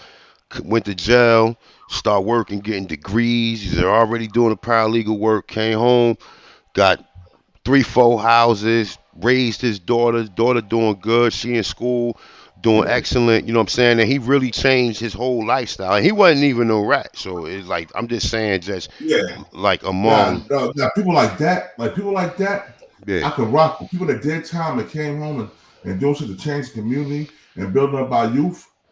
But they got glorified. And them people don't want to be glorified in their old past. And what he do is this, right? I didn't mean cut your wisdom, right? And what he do is this: when his other brothers come home, that was clipped off with him, he embraces them. He showed them the way, try to get them a job, try to get them legit, because he know the transition from a person who been in there a long time, you know what I'm saying, trying to come home or whatever, and shit totally different. You definitely need a tour guide when you've been locked up for a long time out here in society, bro. You need a tour guide. You need somebody you need social skills. You know, it's a lot of shit that's popping now that wasn't popping in the 80s. Imagine you come home, cell phones, social media, fucking Uber Eats. Like, come on, bro. You know what I'm saying? Like, real talk. Niggas got credit cards on their phone. So it's like, it's a large transition. But, you know, niggas like this nigga right here, you know, like, I don't really, you know, I deal with, like, my little circle, we deal with history. We be debating and shit like that, you know what I'm saying, when it comes to a lot of the history of the Americas and stuff like that, right? So every now and then I tap in and I see, like, you know what I'm saying, what some of these jokers be talking about. But once they get into the, oh, this person over here doing, I exit that shit, because that shit right there ain't productive to me. But, you know, I do this little thing. I was doing this thing in the youth house in North. So I had a case. I mean, I had jokers that was in my group. It was about 11 of them at first, and then people drop out along the way. But I stuck with 6, right? And out of the 6, 4 of them they actually went to school. 2 of them went to trade school. The other 2 they went to they started Essex County and transferred to a 4-year university, and they doing good. And the brothers that got the trades, they doing good too.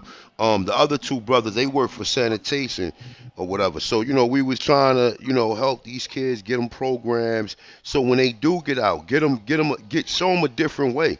You know what I'm saying? Because it's all going to equate back to that one way.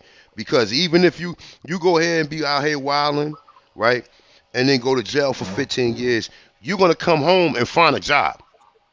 Yeah. Some niggas, but there's a percentage of niggas who don't, who come home and think they got another one in them. My longest bill was 5 years. I did 2 years in the feds. I came home and was like, hell no, I ain't going back. I was in the feds, and I had niggas like 18, 19, little blood niggas from Nook. You know what I'm saying? We all start off at Essex County, the federal pod together. And these niggas like 18, 19, they coming on me. They call me pops and shit, laying their head on my shoulder watching TV. And I'm an old nigga. I'm like, get your ass off me, nigga. Then I'm forgetting that these niggas young like my sons. You know what I'm saying? So I took the niggas under my wing while I was there. And a lot of the OGs was giving them bad advice on their case. I was like, bro, if you get less time by not ratting, take the time you get. Don't sit in here all your life. Don't be like the rest of those old ass niggas coming back and forth here, bro. You know what I'm saying? Take that time, that little bit of time they're gonna give you, and do it. You know what I'm saying? You don't have to tell you it's cop out on your end. You come to what you did. That's it. If they can't let you do that, then you go to trial. But if you cop out what you did and not rat nobody else, then so be it. Do that, bro. Don't give these niggas your life. You got they have brand new babies, little young niggas, 18, 19 with babies and shit like that. And these OGs said, yo, man, if you take that plea, you like you ratting because you admit to it. I mean, we gotta admit to it. No, it doesn't, nigga. If you want to go to trial, go to trial. Why you want to take these young niggas down with you, get them forever like you don't get? Yeah, you ain't got nothing to do with it. If you going to trial on a case that somebody else copped out to, as long as he not implementing you in it, then you good. You know what I'm saying? You know what I'm saying? So, yeah, I mean, I seen a lot of them too, my dude. Like, you know what I'm saying? Like, the last time, I was in the old county and shit, the one on High Street. Like, I ain't the Green Monster and shit. Like, I tapped out before. I mean, I tapped out when they was transferring niggas from Caldwell to the Green Monster and shit. I already know. I'm like, yo, this shit right here. Like, nah, I'm just saying, bro. I mean, I was in the other county. Nigga. You know when bro, listen. What size is them? You know the saying. Nigga, you already know it's going down. Nigga, look. Your size, nigga, your size. That's right. 300 niggas in the bullpen Mondays and Fridays. You know what I'm saying? And you already see. And I always had a fresh pair of swamps on, and I know niggas. You know, I ain't no, and listen. I'm a gangster when I gotta defend myself. I'm not a proclaimed and shit. I'm about getting that bread, but you know, we can fight, we can do any of that. But at the end of the day, my first objective is this money, cause I'm doing this shit to get the fuck away from some of these niggas. You know what I'm saying? I'm doing this to try to relocate myself. I'm not trying to do this shit to be, just riding around sitting on niggas. Nah, I mean, you know what I'm saying? Cause along the way, you know, you learn certain things. You learn like think of it like this, right? When I was coming up, and we the same age. We about the same. We done built before, you know. I'm 47 too. I just turned 47 December, right? But you're Capricorn. All right, okay, yeah. Yeah, so the whole thing is like this, right? When we was coming up, there wasn't jobs out here like it is now. No, it's not. Hell no. There was no jobs, nigga. Remember the 90s, nigga? There was no jobs where you listen. A nigga got a speedy. Go ahead. No. Even if you got a record, you can't even get a job at McDonald's with a record back in the early 90s, bro. Yup. Bro. Make a $4.75 an hour, bro, to a temp agency. I remember that shit, bro. And that's what made Bro, him go back to the street. bro, look, that's why when I came home, what I did was I got my GED. I dropped out too. I used to go to Elizabeth. I had dropped out, man. I dropped out like 10th grade, and transferred to Shabazz. Once I went to Shabazz, that was it, man. Shabazz was live, nigga. Niggas in the hallway cutting. Like, man, I can't believe this shit. Like, you know, Elizabeth, you can't really cut like that. You got guards and shit. You gotta go outside. You gotta go outside to cut. Exact. But the one thing about it was, and I say this, right? My boy, I'm gonna make it real short, right? I had a joker who I went to school with that was part of the E-Port posse. I ain't even gonna say his name, right? Now, this nigga, like, you know, first year, you know, 9th grade, everybody coming in. Some niggas is fresh, some niggas, you know, is mediocre fresh and shit. Like, so you already know. So my man, he wasn't fresh, you know, but me and him, you know, in class, you always got a class clown or a nigga who you always laughing and joking with. Boom. Come next year, this nigga, me and him, same class, but the only thing different is this nigga come to school with MCM suits, Gucci suits, fucking links, all this shit. And a nigga got a 300E Benz with the MCM seats inside. I know what you're talking about. Now this, bro, now this nigga couldn't drive. Yeah. Couldn't drive. Like, he, man, so boom, my father already taught me how to drive and shit. Or I didn't, you know, my brother was a car thief, so I already knew how to drive. So, you know, for lunchtime, we used to go hit Uptown in the whip. Now I ain't even I'm wearing disket sweat shirts and Levi's and, you know, some Forces and shit like that. This nigga got a whole Gucci suit on. Every day he had a different fucking MCM, Fendi, you know, that type of shit, right? So he got clipped off. Now, me and him used to share lockers, right? Yeah. This nigga got clipped off with the with that Elizabeth shit when they caught the twins, all them shits right back in like 90 when all that shit happened, right? So me and him used to share lockers, but I never went in the locker because I wasn't doing no work anyway. I ain't never going to locker like that, but that was my locker too. He get locked up. Now it's damn near the end of the year. He already been locked up 6 months, and I've been asking, you know, people like, yo, what's up with old boy? They was like, man, he done. They was like, he done for now. He's done. You understand? So me and him share lockers. I went in the lock at the end of the year to clean that shit out. He had a bag in that shit. That shit had 3 chains in it, some bread, and some drugs in it. I ain't know what to do with it. I try to hold it for him because I'm like, yo, this is my man right here. You know what I'm saying? Like, I try to hold it, but I let him know. Man, I took that bag. Like I said, I kept the man chains and everything. But that bread and the other residue that was in there, man, I took that shit to the moon. But I just say that to say this, right? You know, the opportunities we had back then was limited. And especially if you don't have the proper role models or the proper people around you that are helping you with life skills, because we need life skills. We need to know by the time you get in 9th grade, nigga, you should already know what you want to do in life. You see what I'm saying? But you already know that the role we chose to do. You know what I'm saying? That, like I said, that's because of lack of opportunity that we had at that point in time. You know, so, you know, a lot of the youth, they're influenced by like peer pressure. They're influenced by peer pressure. I didn't give a fuck about no peer pressure. I mean, yeah, it was peer pressure, you know, girls hiking, oh, you got them bummy sneakers on and all that. You know, that's peer pressure too back in the day, but not like it is now. You know what I'm saying? Now it's totally different. You got more options. If you want to be a street dude, you can be a street dude. But like I said, at the end of the day, you go do 5-10 years. You're going to come home and look for a job. So at some point in time, you're going to have to do the right thing. You know what I'm saying? So, you know, I just wanted to say that, man. But definitely peace to the guys, man. Peace to the guys, bro. Appreciate you, bro. Now, I want to show you. Hold on. I want to show you something real quick. Let's see. Here we go. I'm going to start from the beginning. I can read it, you know what I'm saying? This is what I got from the brother, you know what I'm saying? Got this from the brother, Luke Stephen for himself. He was on Vlad TV. And this is the public paperwork he had because he was a part of the case. This is the SFO LRC 1 row F tax mark 8802459 Gibbs S&J. Now that's the docket number, I believe, right there. That's what I have in my federal papers.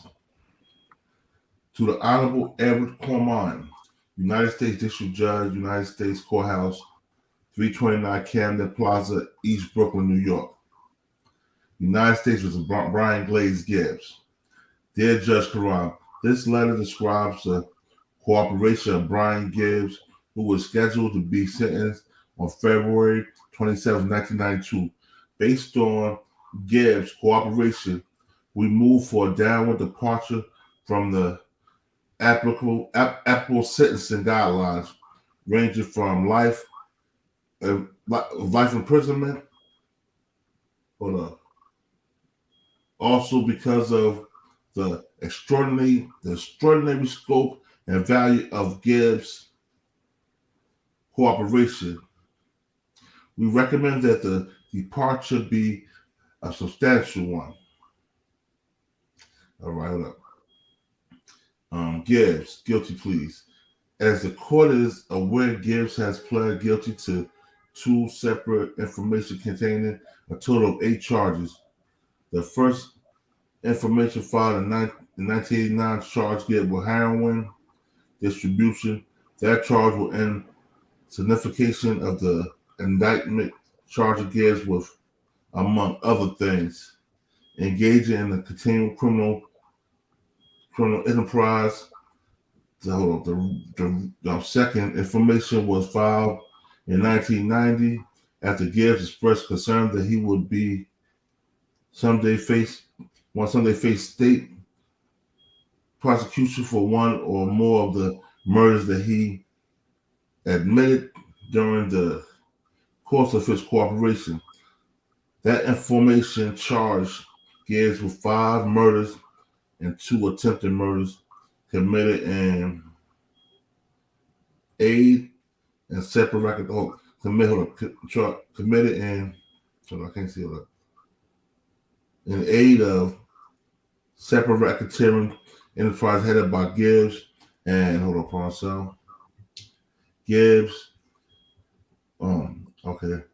At our intentional meeting, Gibbs candidly admitted his knowledge. The December 1987 murder of Lorenzo Nichols' girlfriend, Myrtle Horsam, aka Maisha.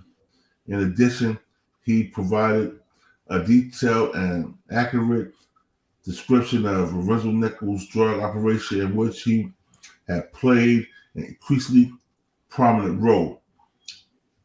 Since that first meeting, Gibbs has been repeatedly debriefed by this office, the FBI, Kings County, New York City, Homicide Narcotics Detectives, and the Queens County District Attorney's Office. In addition, he has remained in regular telephone contact with FBI agents Richard Martinez and David Higgins. Investigators Joseph Ponzi of Kings County and this office. Indeed, Agent Martinez and I each have had at least 100 telephone conversations with Gibbs during the past 3 years. Damn! That nigga been talking for 3 years. 100 telephone conversations. Yeah, that wasn't a spontaneous admission and shit. That nigga, he said he been working on the team and shit. Damn. Yo, that nigga been talking 3 years, bro. Well, let's go back, yo. I had to rest my eyes for a hot second. That nigga, he got 5 homicides. Like, yeah, and 2 attempted murders, along with drug trafficking and shit like that. Wow.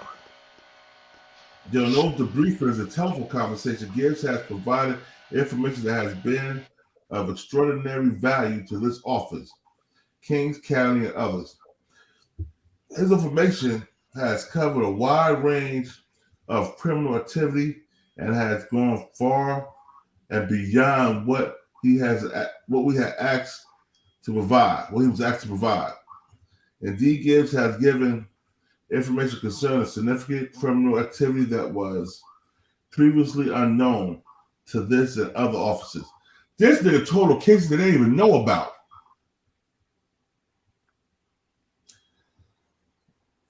This and other officers.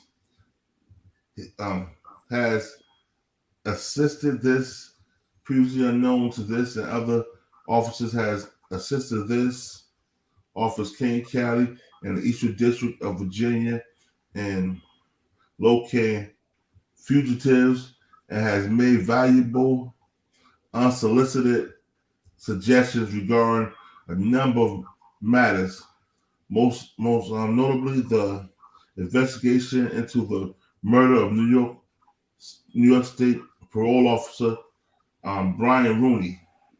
To date, Gibbs Corporation has directly or indirectly led to several federal and state convictions, as well as numerous ongoing investigations and prosecutions.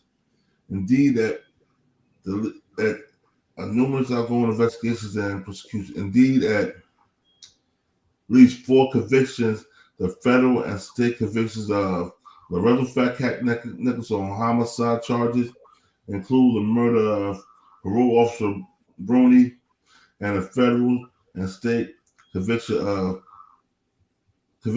Jeffrey Ruffin on drugs and homicide charges, respectively, would not have been obtained but for Gibbs Corporation. A summary of Gibbs information follows.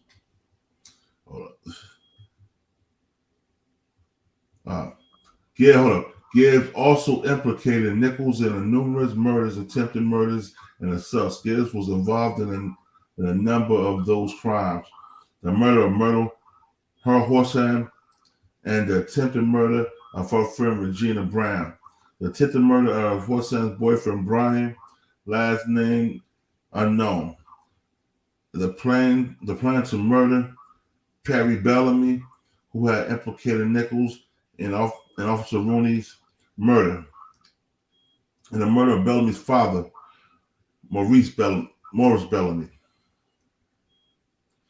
Damn, this is a total lot. Because the details of all those crimes are known to the court from Lorenzo Nichols' sentencing proceeding, they will not be repeated here. However, the court should be aware that Lorenzo Nichols, who initially denied any of those crimes, has now admitted his involvement in all of them.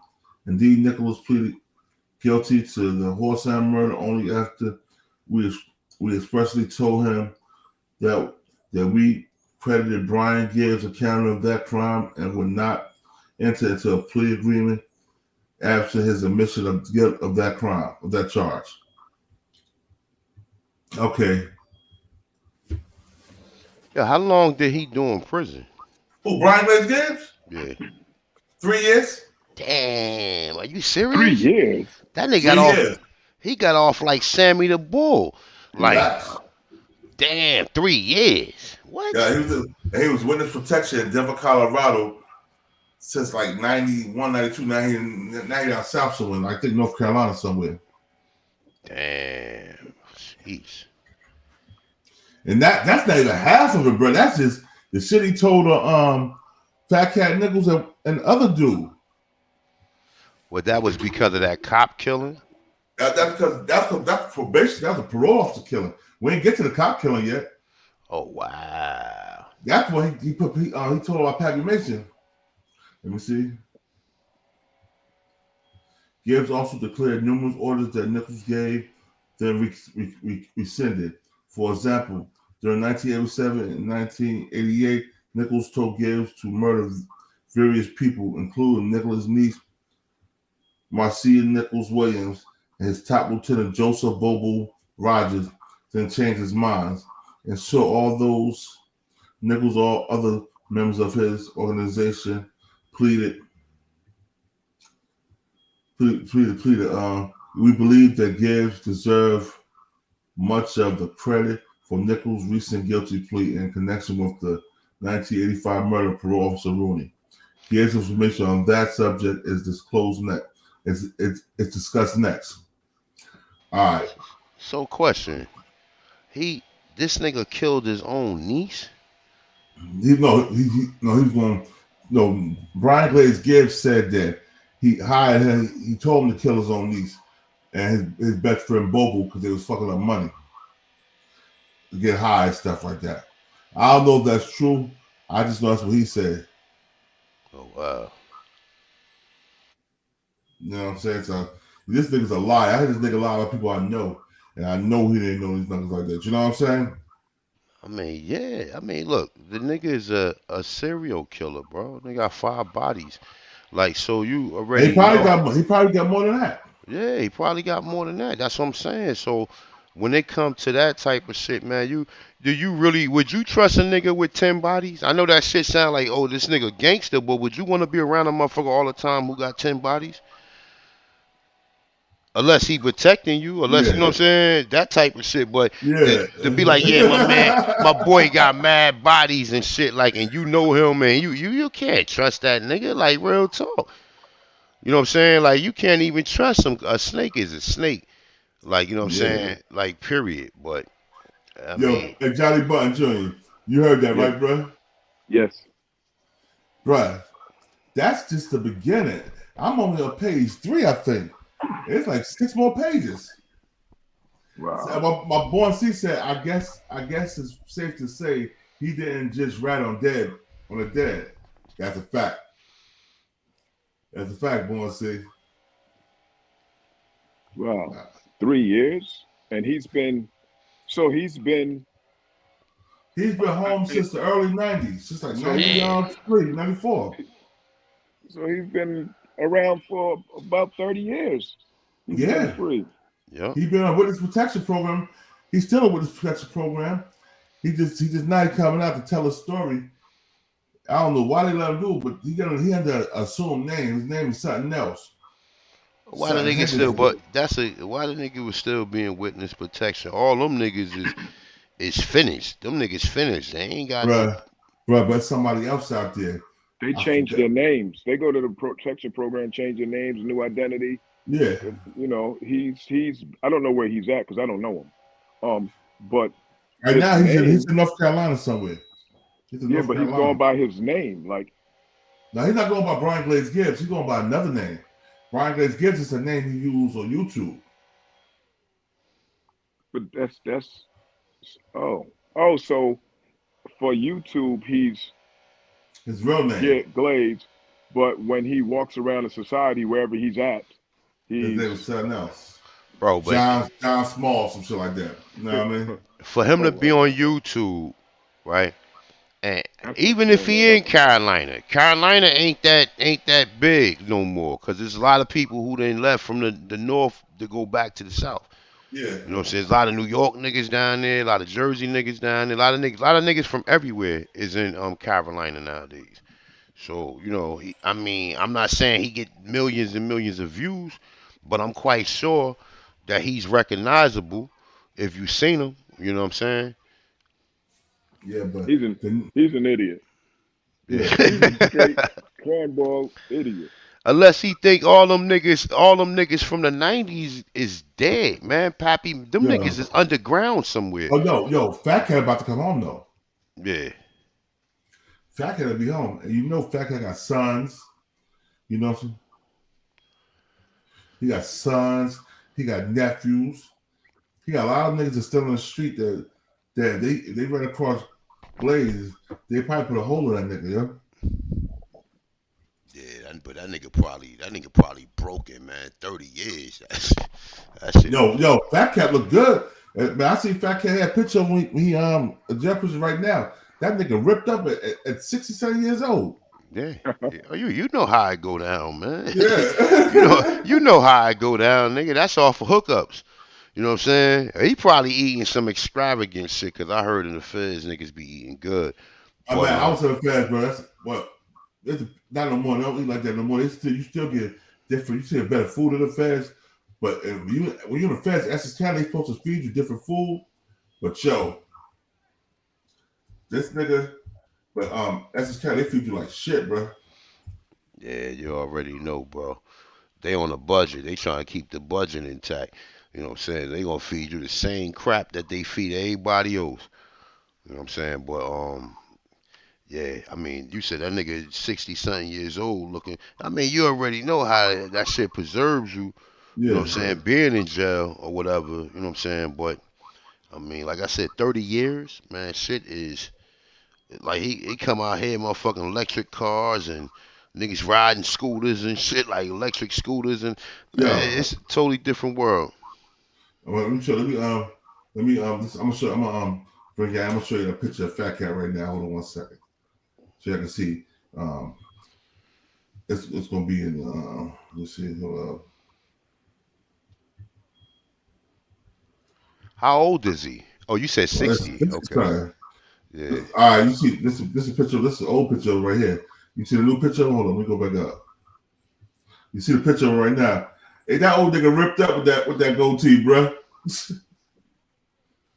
That's Fat Cat, the red wife beater. That nigga, he's in the feds.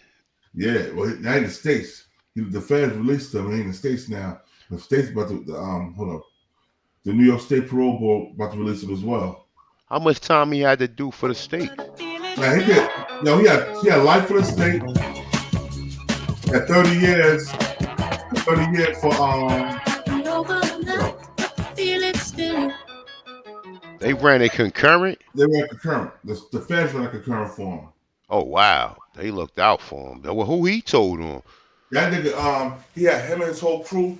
They all told each other to release the women in their family. They made a plan to tell on each other. So the women, their mothers and their sisters and their wives could all be released and not do prison time. Oh wow. Now, I don't know if that's right. I don't know if you consider that right when y'all all decide to rattle each other. Y'all make a plan to do that so the women can go free, or that's some stand-up shit. Yeah. Yeah, definitely. I mean, but that's how they get you.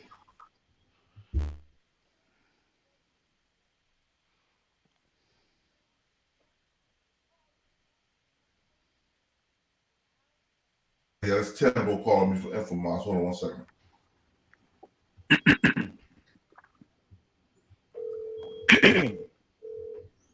Well, they want y'all to see this though. Yo, somebody blue face says that's right. Blue soft face, yeah, that's right. I'm sorry. It's right. If y'all all decide to cooperate and we rattle each other to get them, if they all decided in a unity to rattle each other so their mothers go free and their wives go free and their daughters and wives go free.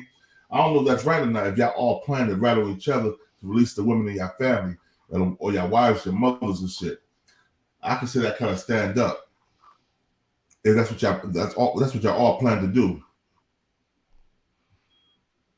What you think about that, Johnny Button Jr.? See, it's debatable because depending on the person, you don't want your family members to go down. So I can understand the quest to free them. Now, there may be other ways. Like I don't know. I was never in that position. I've never had. I have a family member that went to the feds and his mom's got locked up, and somebody took the weight. Like it wasn't no snitching. They just took this is mine, and moms go free. Right now, what they did all Fat Cat's co-defendants did. They had a meeting. They all said in the meeting and said, "Yo, to free all our mothers, all their mothers was locked up. To free all our mothers, we're gonna have to tell on each other, and we're gonna have to get our time." Who got charged with that cop murder? Pappy Mason, right? Pappy Mason, yeah. Yeah, they said he fucked up. They said that nigga in the psych ward. Yeah, they got him on 14. He thought he on a 14 shuffle, man. Oh man, yeah, that ain't right, man. You don't never come back from that. I know. Then there was two guys that was in New York State prison for that. Yeah, I know a guy that was locked up with me. He was in the feds with me. His name is Mike. He's from Brooklyn too, and he told me that Glaze right on him. They didn't He showed me charge. the paperwork. They didn't charge Fat Cat with that that murder of that cop. That's what the state charged with, the murder of the parole officer. Right, the cop wasn't his. They Cop put was that his. on That was Pappy. The Fat Cat was locked up when Pappy called that hit. Fat Cat didn't know nothing about it because they was on separate. They was in separate jails, I think, at the time. Pappy made that call. He made them B-Bos do it.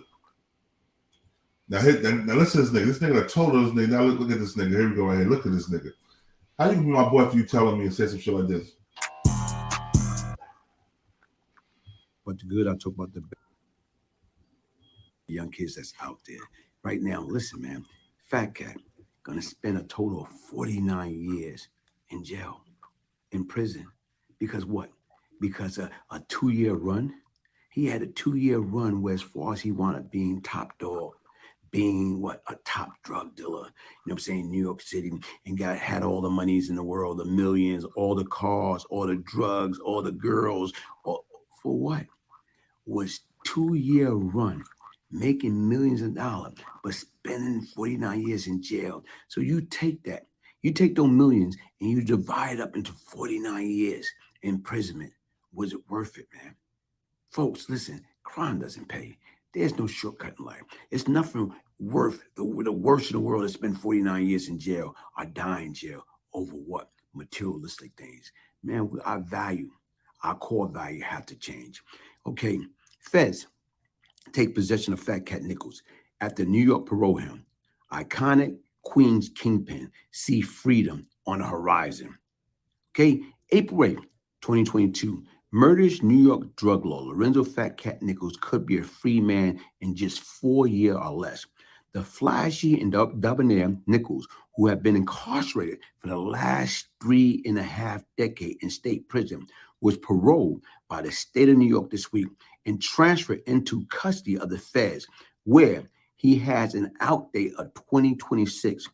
The 63-year-old Queen crime boss was sentenced to 25 years to life for drug trafficking and gun possession in state court and is serving a concurrent 40 years term on federal racketeering, homicide, and money laundering charges. Because of the cooperation he provided the government from his 1992 Fed plea deal, the BOP could release him at any time by a judge, reducing his sentence to time served. Nichols was the biggest drug dealer in Queens in the 80s. He pleaded guilty to ordering the execution of his parole officer, Brian Rooney, in 1985 as a revenge for violating him and sending him back to prison. He also admitted to ordering the gangland slaying of an ex-girlfriend, Maisha Hampshire, for stealing from his drug operation, and a stick-up kid, Isaac Bolden, for robbing another one of his girlfriend at gunpoint in an alley. Okay, now, authorities suspect he also ordered a 1988 murder of New York Police Department officer Edward Burns, gunned down behind the wheel of his patrol car in South Jamaica, Queens. Nichols, born in Birmingham, Alabama, came to live with his mother in New York as a 5th grader. And by his late teenage, he planted a seed for a drug crew and organization that would go on to take the Big Apple by storm. With Howard Pappy Mason, Brian Glaze Gibbs, his crew top enforcer, and hitman. Fat Cat mentored and supplied the Supreme team, led by Kenny Supreme McGriff and his nephew, Gerald Prince Miller. The Supreme team spearheaded the Queens drug world into the crack game and assumed control over the Basie Park housing project, according to DEA document. Nichols gave the Isaac Bolden contract to Prince Miller to carry out. The Bolden, was targeted as well, but survived the attack. Nichols' headquarters, his activity out of Big Mac Deli, a raid of the deli in the summer of 1985 netted NYPD narcotics squad $180,000 in cash and large quantity of cocaine, heroin, marijuana. Before getting locked up, Nichols taught Supreme McGriff how to be a Don, and McGriff would pay homage. Home video footage available on YouTube are aired, and a number of television true crime documentaries show McGriff toasting a jail Fat Cat at a lavish party in concert in 1986. Filled with the era most popular rapper, McGriff 61 is serving a life prison sentence for multiple first-degree homicide. Hey, folks, listen. Here it is right now. Cat is eligible, okay, for release from the feds in 2026 in 4 more years, okay? But what folks don't understand, once he's released from the feds in 2026, he got to do 8 years. He got to do a total of 8 years for Florida for his involvement in a stolen car ring. Now, sit back and look at it, okay? That means he'll be 74 to 75 years old before he's eligible. Now check this out. That Florida case is another federal case, right? They ran a concurrence, so this nigga don't know what he's talking about. He was hoping that nigga stayed there until he's 74 years old. Because that nigga told the whole world on this nigga. You know what I'm saying? he hoping he'll never come home and shit, right? Damn. That's a greasy ass nigga, man. Yo, Johnny Martin, he hoping that nigga stayed until he's 74 years old. He praying like, please let that old ass, please let him be 70, because nigga come home when he's 65, he still got some years in him, you know what I'm saying?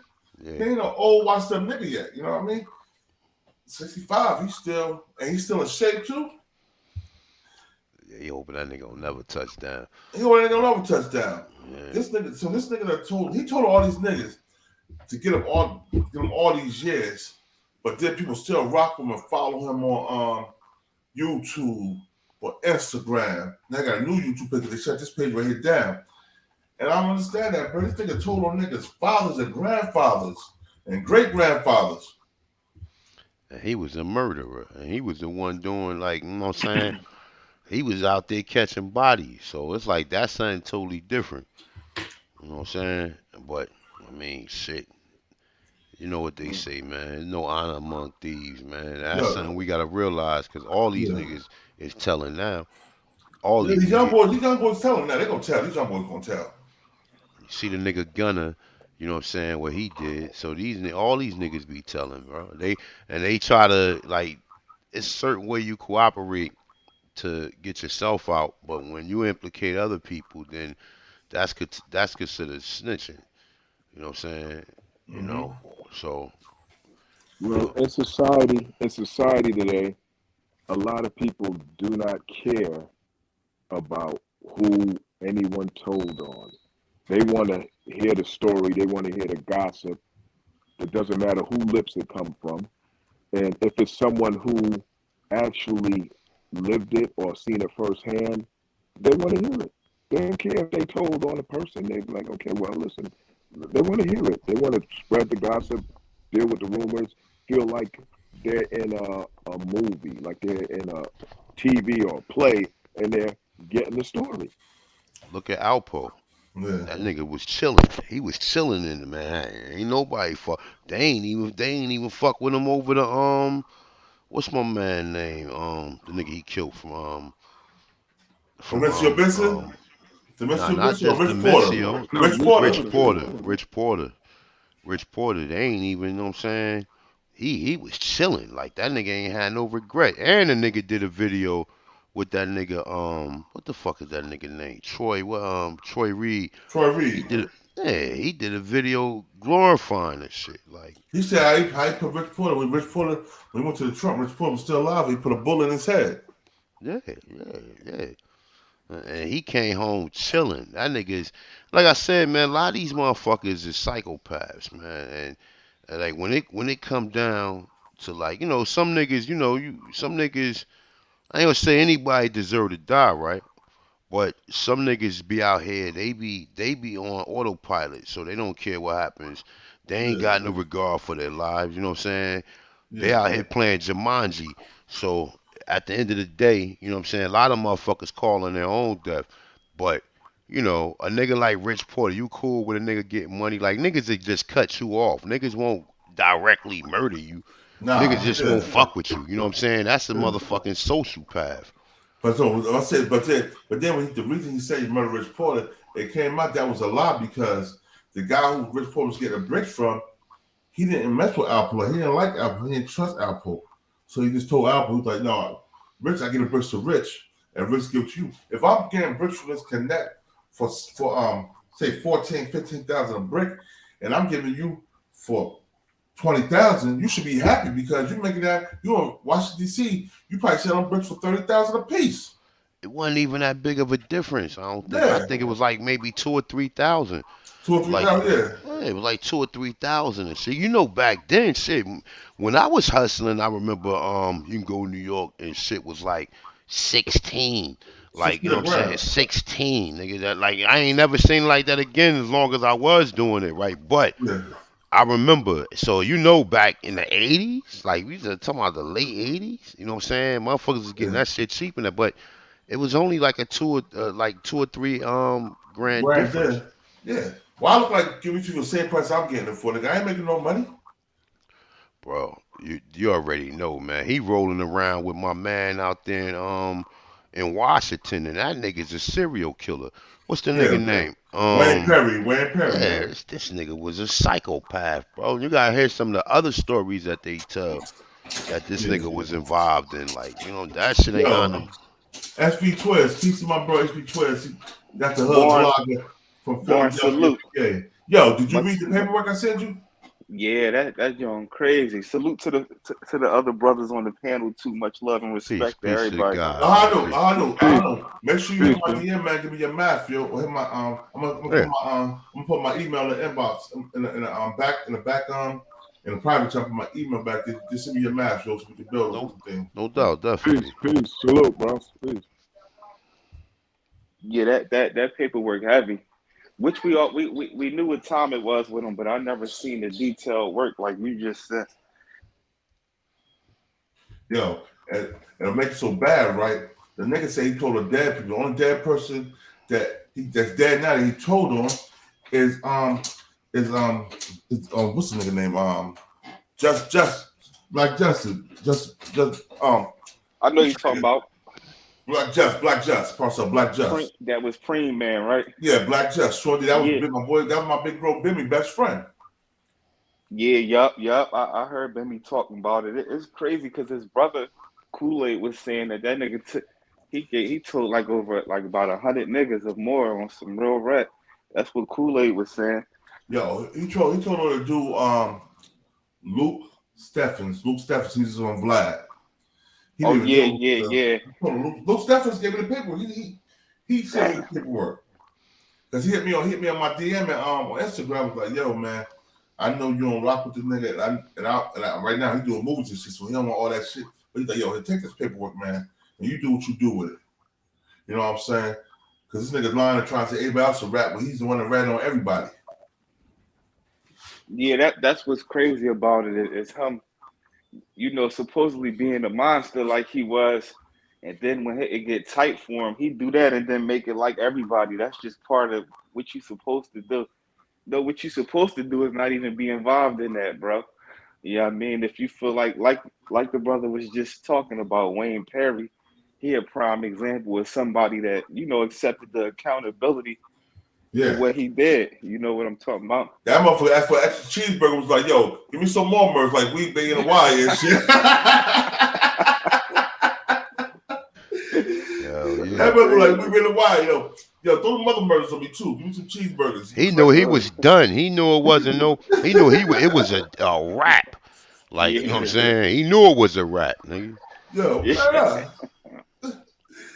but this guy right here, reason I'm so, because this nigga, like, yo, before I first heard the story, when he said, before he even said he ever ratted, I seen him on my boy shit Infomind. So I contacted the nigga on Instagram. I'm like, yo, man, I like to catch a story of your, you know what I'm saying, of your life. Then I want to go into the feds. And one with the feds, my man was there. My man Mike was there. He was like, yo, I was reading a book. He was like, yo, that's that nigga that ratted on me and my cousin. And my cousin ratted on me and my other cousin.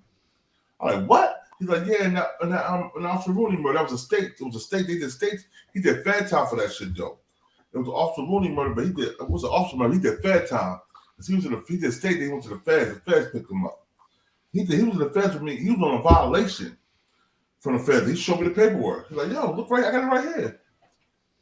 Brian Glaze Gibbs all over his shit. And I read the book, and I found out what this nigga ratted. The nigga ratted. Listen to me, because I don't know if you wasn't here, Twiz.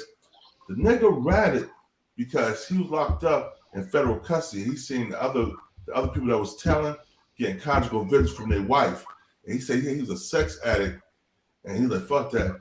That's all I gotta do to get conjugal visits with my wife? I'm telling on everybody.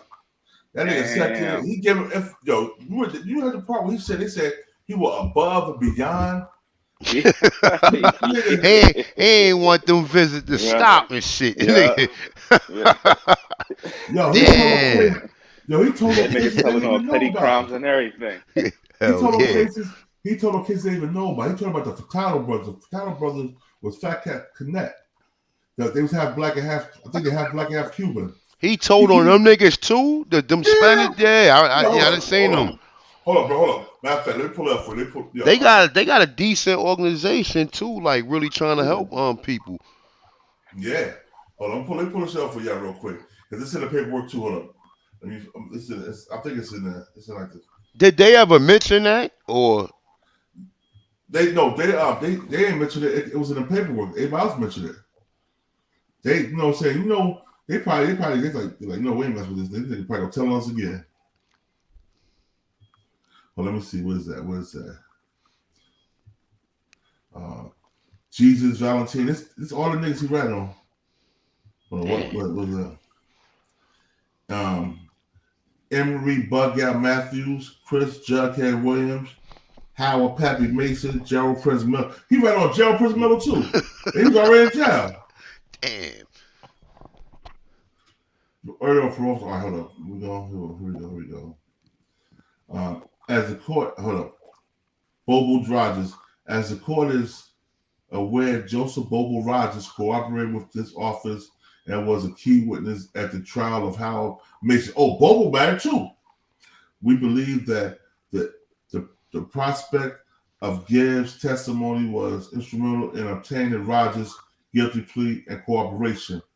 Also, Gibbs' information was invaluable in ensuring that Rogers' cooperation was substantially complete, as we regularly confronted Rogers with details provided by Gibbs on nearly every occasion. Rogers acknowledged the accuracy of Gibbs' information. Emery Buggout Matthews. Gibbs also provided detailed information regarding another Nichols lieutenant, Emery Buggout Matthews. That information included description of drug transactions, a turf battle between Matthews and Jeffrey Ruffin, and a drug-related violence. When confronted with the details Gibbs provided, Matthews agreed to cooperate and plead guilty to engaging in a continual criminal enterprise. Chris Jughead Williams. Gibbs has provided intelligence information regarding Nichols Lieutenant Chris Jughead Williams, who was under indictment in Queens in connection with Officer Rooney's murder. While Gibbs had limited dealings with Williams, he has given Queens prosecutors leads that may be helpful in their prosecution. Now, they ain't say nothing about Chris Jughead Williams. He said Jughead too, but they ain't say nothing about Jughead telling.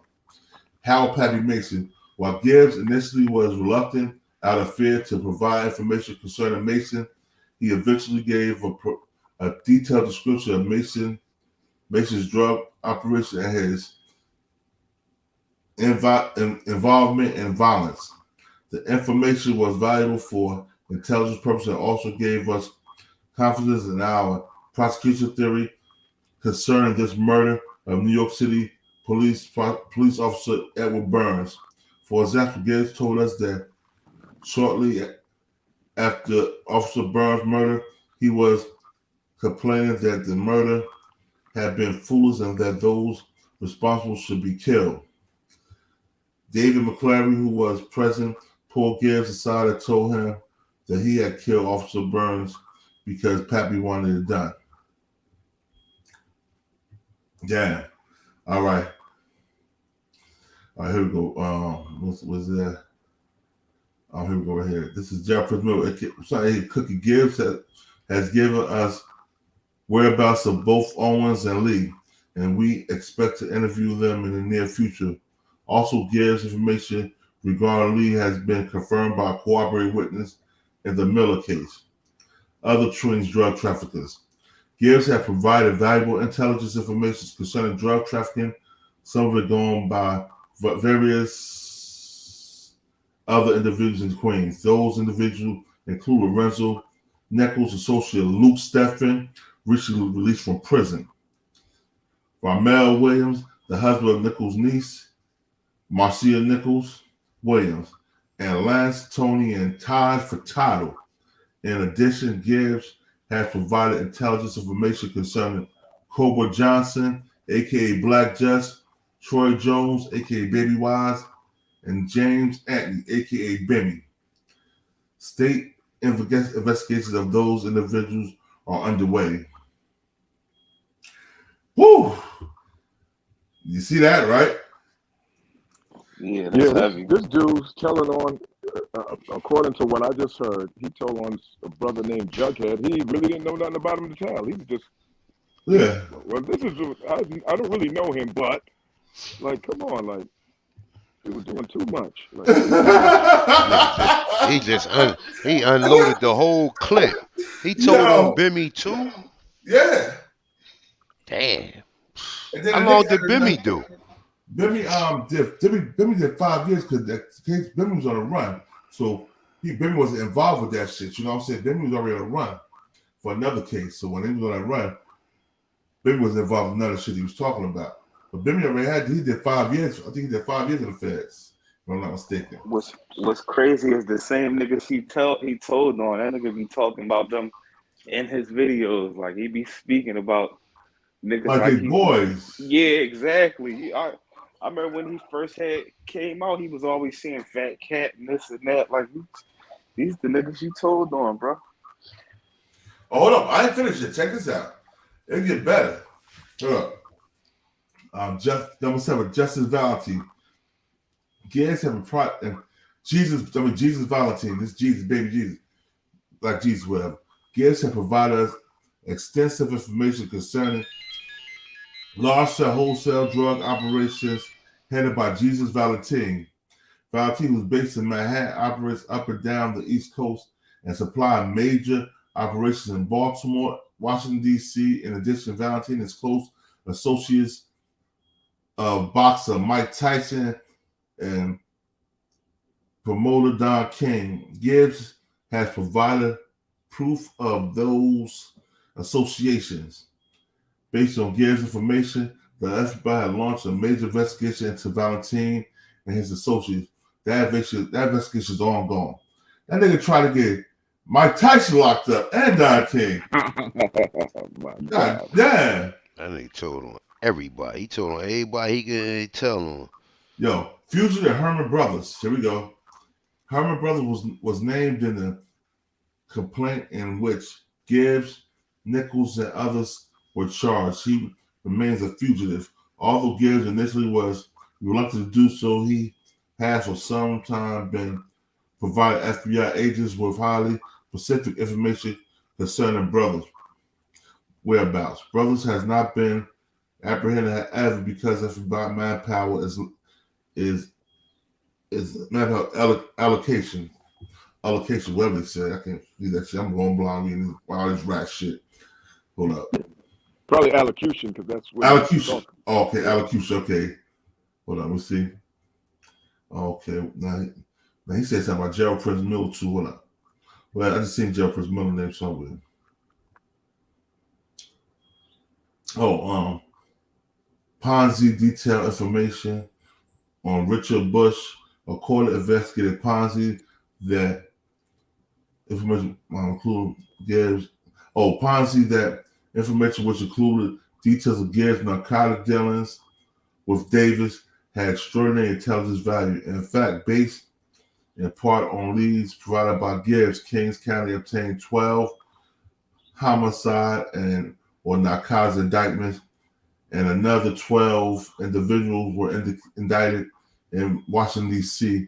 in the Eastern District of Virginia. God damn, told niggas in Virginia and Washington, D.C. too. After the indictments, Gibbs provided investigated Ponzi with the whereabouts of a fugitive in the case, who was then arrested. To date, 22 people have been convicted, one for the murder of the Virginia State Trooper, included Davis and Bush, who were sentenced in the Virginia case to 15 years and life imprisonment, respectively. Also, 15 previous unsolved homicides have been cleared by New York City detectives. The Davis/Bush case were recently highlighted by United States Attorney General Williams Barr in the Washington, D.C. press conference. Damn! Wow. This nigga, he's a global snitch, ain't he? Yes, he is. Yeah, he told him Big Noise Troy too. Big Noise Troy, yeah. This guy's a global snitch. Man, I thought he only told on a few people. Yeah, he told on everybody. That nigga got more than, he got more than, how many people he got in that whole indictment? Man, had to be close to 100, bro. It had to be close to 100. That's why a nigga only did 3 years. That's why a nigga only did the shit he gave them. They had to say, well, damn, 5 bodies to this right here. Like, oh man, he gave him like 20 bodies. He gave him like 15, 20 murders, bro. He admitted to 5 bodies, but he gave him another 15. Damn. Yeah. So, but what I'm saying is, if he admitted to another 15, why they ain't charge? No, he gave them 15 on other people's bodies. Okay, but so the nigga Fat Cat ain't had nothing to do with none of them other bodies? No, because they can't prove Fat Cat hot. The niggas that they ratted on, they didn't implicate Fat Cat as hiding from hits. So they only know about the hits that he had Brian Glaze Gibbs do for him. Okay. Damn. Yeah, this nigga, he told me. Yeah, he told on hits that Fat Cat said, never mind, forget about it. Hits that Fat Cat rescinded. He told about them hits too, bro. Damn. He just said, nah, don't do that. That's my family. I love them. Leave them alone. You know what I'm saying? Yeah, and you told that too, bro? Yeah. That nigga gave him the ice cream with the cherry, with the whipped cream with the cherry on top. Yeah, he's a greasy dude. Yes. I don't understand how a nigga can catch body after body after body, and you don't ever think that's gonna catch up with you with the repercussions is, bro. You know what I'm saying? It's hard enough to get away with one joint. They could pop up one joint 15 years after you done courted, but you catching body after body, you know what the repercussions is, bro. If that's the case, when you was on them running, you such a soldier, you should have started throwing it at the cops when they got on you. You might as well have died in the streets. Yeah, you should have did a Larry Davis, nigga. Exactly. And shout out the motherfuckers. Exactly. It's over. You got all these bodies now. They coming. You surrender to them, and you tell on the whole world. You done told on the little girl that been shoplifted from the bodega. You got everybody, you know what I'm saying, tied up. That nigga probably was getting visits from his wife like 3 or 4 times a day and shit. Hell yeah. This nigga, shit he done did. They was letting her bring in food from the streets and everything. Like, that nigga got rewarded for that. Oh, that nigga probably had one of them blocked cell phones and everything on the phone to government. No, but you know another thing he probably told too, because he really, he was known for, shooting and all that, but without that gun, who was he for real? So you get into jail, you still dealing with the victim family members and victim homies and stuff like that. You can't fight. You're not fighting a little nigga. Yeah. That's why I'm gonna tell y'all little niggas something. You little niggas that pick up guns and kill people, you niggas that's real little and can't fight with your hands, don't do it, because if you go to jail, they're gonna beat you up. They're having to dress in high heels. Yep. Your fucking jail boots gonna be like girl boots. They're gonna be like the girl Timbs, nigga. They're gonna use y'all niggas dirty. So if you can't fight and you out here shooting and killing people, when you go to jail, they're gonna massacre your ass in there, bro. Because you never know who you killed. That's probably another reason why he ratted all them people, because he knew he couldn't hold weight in jail. He knew he probably been an ugly girl in there or something like that. You know what I mean? I'm just saying, bro. Hold on, pause up, y'all. Hold on a second. Yeah, that nigga told on A, but he said, fuck it.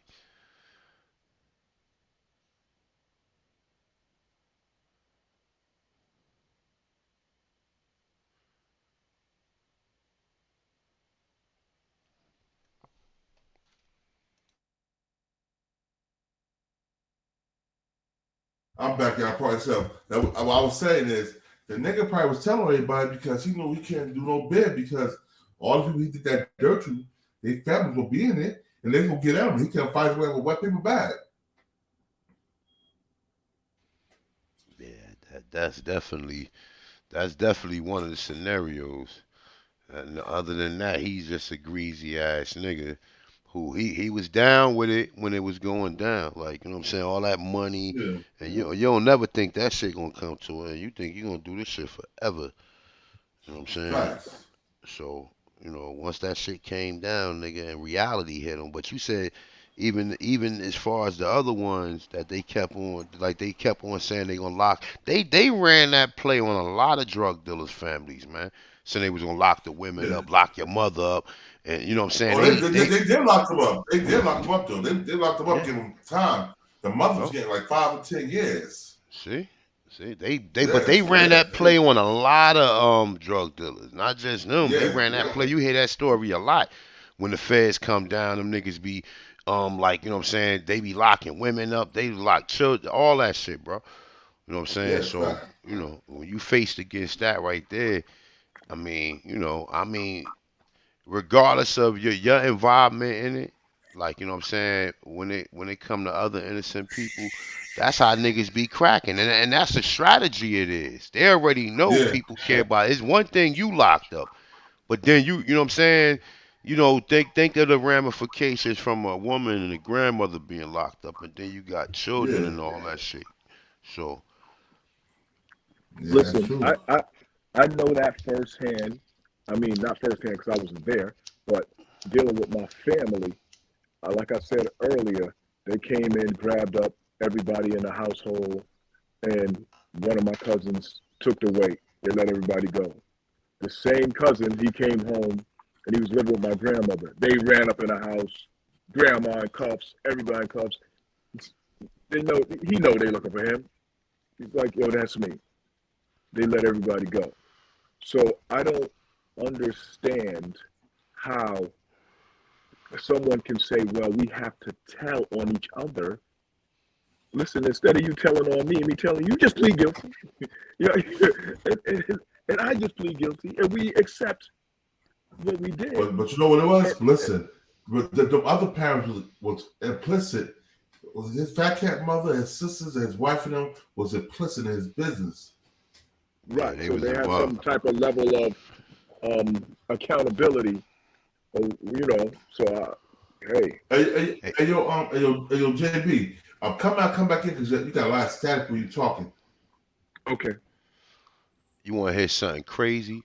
Remember that biker gang probably like 3 years back? Them niggas had a shootout in broad daylight. Yeah. Remember the biker gang? The one I'm talking about? It was Yeah. Niggas had murders, everything, right? Don't you know ain't none of them niggas talk and they released all of them, bro? None of them said nothing. They ain't say nothing. You know what I'm saying? When they was caught. You know what I'm saying? And they that ain't be the say thing. A lot of times, yeah, go ahead. I ain't mean to cut you off, bro. No, you good, brother. Go ahead. I was saying that be the thing. A lot of times where they get niggas all scared, they don't even be having evidence. They might have little tips, but when you got a group of niggas and everybody start getting interrogated and they making it like they got stuff on you, now people giving up information and they building the case. Because on some real rap, most of the time, bro, like depending on the situation, they don't be having like a lot of the main evidence. That's like what the stuff that Brian Glaze Gibbs gave up. He gave up a lot of, like, he stamped a lot of stuff that they might have heard through the grapevine, but now you They got gave somebody. details. They don't know the details. Exactly. They got an idea what may happen, but they don't have the crucial detail. That's what they be. Some of them motherfuckers, like them feds, them niggas be like they be getting off on some of them stories, man. You know what I'm saying? Like, motherfucker be sitting up there telling them stories. Them niggas get off on them stories, man. But yeah, you right, man. Them niggas, them biker gangs. I'm talking about them niggas had body. It was bodies out there. They like, I believe it was like 20 people got killed and shit. Some stabbings and some other shit going on. But none of them niggas told, bro. None of them told, bro. Not one person. And they released all of them niggas. and it's hard to come across a group of people that everybody stand tall. That's why it's like the bigger the organization you got, the more chances there's going to be some weak links in there that's going, when it do get dirty, they going to give everything. Like, Yeah, that's a given these days. Yeah, you right. You is recruiting motherfuckers. You know what I'm saying? You recruiting jokers. You know what I'm saying? Who you don't even know. You don't even know. You don't know these. I mean, like I said, and even look, even a joker like Brian Gibbs. Look, he got 5 bodies. So they knew. They thought he was all in. But he just said that this nigga was ratting for 3 years. So it's like he was already in the mix. Like, you know what I'm saying? And how many times? I wonder how many bodies did he catch within them 3 years? While he was man, still that's telling real. them, you know what I'm saying? Why he was still telling the police on them. You know what I'm saying? So it's like even a nigga like that who put in work, you can't even trust these days. Look at Sammy the Bull. They be the main ones though. Those they be the main ones. Yep. How do I sound now? Oh, you still staticking. All right, so I'm just gonna take. It's probably my headphones. I'm gonna take off my headphones. All right, bet. Yeah, they be the main ones. Them trigger happy enforcer dudes. A lot of them do be like that. Yep. Yep. And like he said, a lot of them can't fight. A lot of them niggas they be scared to death. You know what I'm saying? Yeah, and they fall in love with having people in fear of them. Once, you know what I'm saying? Yeah. They fall over how people fear them. That's definitely do, bro. That's bad. I know. That nigga only did 3 years. That nigga told on half Queens. You know what I'm saying? And he only did 3 joints out of all that, and they let that psychopath motherfucker out. Let me tell you something, bro. A nigga like that, I'm not scared, but a lot of niggas should be scared of him because that's a nigga. If you try to kill him, he gonna tell the police, but he'll blow your top off. That's a fact. That's a fact. That's a dangerous thing right there. It's crazy because that's back then, and now that's what a lot of these young boys is on these days. You know what I mean? But he just did it from an era where, you know, a lot of that, you know, it was a lot of people that did stand up, and the people that stood up, you don't hear about them. You hear about the ones that been told. Hey, think about this though, right? A lot of these young niggas be telling, right? Because a lot of them niggas be high. A lot of them niggas be on them Percocets and all them opioids. So when them niggas sober up and nigga puts that paperwork in front of them, like, yeah, this is what you did, and we offering you 80. Nigga done turned you into a wide receiver. Here, we offering you 80. Take it or leave it. Like, you know what I'm saying? And niggas like, yo, I ain't do, like, yeah, nigga, you was out there wilding, nigga, on them opioids, man. Facts. And that's why people do it. Hey, yo, but that's why people do it. But you also know what them young niggas do when they high and they wild on opioids. A lot of them young niggas that fuck with their mental, they start fucking with them shims too out there on the street. Transams. Oh yeah. Them niggas be too sold after they start fucking with them perks. Look, remember back in the day when they used to be taking the wops, the Severs and codeines? Yeah. It's like all them type of niggas that used to be on that shit used to be the niggas who used to be catching bodies. You know what I'm saying? All them niggas on that synthetic dope. Niggas who always high and shit like that. That at one point in time, motherfuckers thought that shit was cool, being all high and shit. Like, you know what I'm saying? That's a fact. Taking a 3 on, like, yo, no, and them pills used to cost back in the day. Them shit used to be like, yo, Johnny Button, come back in. I don't know what happened. Go ahead, see what I said. They used to them pills used to cost back in the day, man. Niggas go all the way to Philadelphia for them Severs and codeines, and a lot of them niggas used to be out there and them be the niggas who used to be down Sensations and the Zanzibar and the Eleganzas and all of these spots where niggas used to be getting hit. You know what I'm saying? I'm gonna say one dude, and I don't want to say his name, but I'm gonna say it anyway. Only nigga who I know who used to be on that type of time who wasn't high like that used to be Wayzine. And shout out to my brother too, man. He in a wheelchair, but I definitely see him a lot. I don't know if you guys know who that is, but he used to. He from Prince Street. Okay, yeah, oh yeah. Yo, matter of fact, he's I think he's up for my uncle, man. Yeah, My he's the Uncle man. Rashid. They took over for Aqua Prey when he went in. Rashid, Louis Vuitton Sheed. Hold up. Where they from? They from Prince Street. Rashid. Them names sound Rashid, definitely. Bro. They're the Ratfords. Leonard Bro, Ratford, the Ratford dealers. Yeah, I mean, I definitely probably didn't ran across them or whatever. But yeah, he's on a clothes store downtown North, and he had the truck with the Louis Vuitton exterior. Back in the day with the big system. You said he had a spot where about downtown? I think it was on what's up, the Lancey or something like that. He sell the leathers, all that shit. He sell all that shit in the store. Who was that? Michael Rashid, Louis Vuitton Sheed. He's a Ratchford from North New Jersey, from Prince Street. Oh, you talking about she locked up, right? She died a couple years. She got killed. She got killed. He fucked around, and this nigga was beating on his daughter, and he beat the nigga ass. So it was the OG blood wanted to sever me because he knew my Uncle She, so he wanted to sever me and squash it. When he went to the meeting, my other uncle didn't show up, and it was a setup. They killed him. They killed him right there, bro, at the meeting. Yeah. Are you talking about light skinned She's with the glasses? With the green eyes. You said a Wrangler. You said a Wrangler, and his man. I forgot his man name. Cowboy. I remember all. They used to, I think. What used to be? He used to be from 85 or 83 on that side, like on my. Yeah, I mean, I'm definitely. Yeah, I remember him. I remember that Wrangler. That's when the Suzuki's and all that shit was out. He had a big boy Wrangler. Yeah, I remember that shit. Yeah. But he got man, you say he got. Yeah, I remember somebody was telling me that him and his what's the other dude from Howard Street? I can't think of his from Howard Street. I can't think of his name. He was one of the major players. He been clipped off since like 92.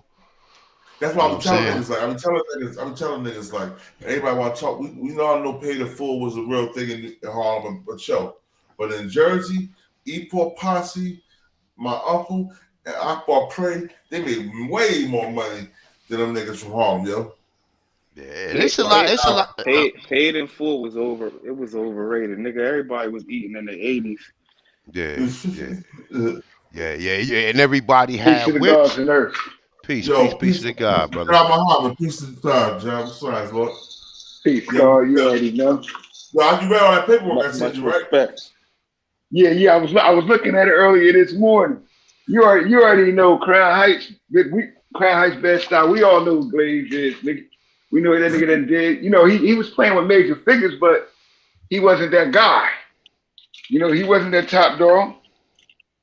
Back then, everybody had money though, man. His brother was the. I know that. His brother was the guy back then. Back then it was family reputation, bro. You feel me? So if you had already made your bones in the street in the 80s, your brothers and your cousins was expected to run with you, ride with you, because families fought with families. So if you had a fight with a nigga that was from one project or from one school or from one street, 9 times out of 10, you was gonna have a fight with his cousin or his brother or the nigga that ran with him.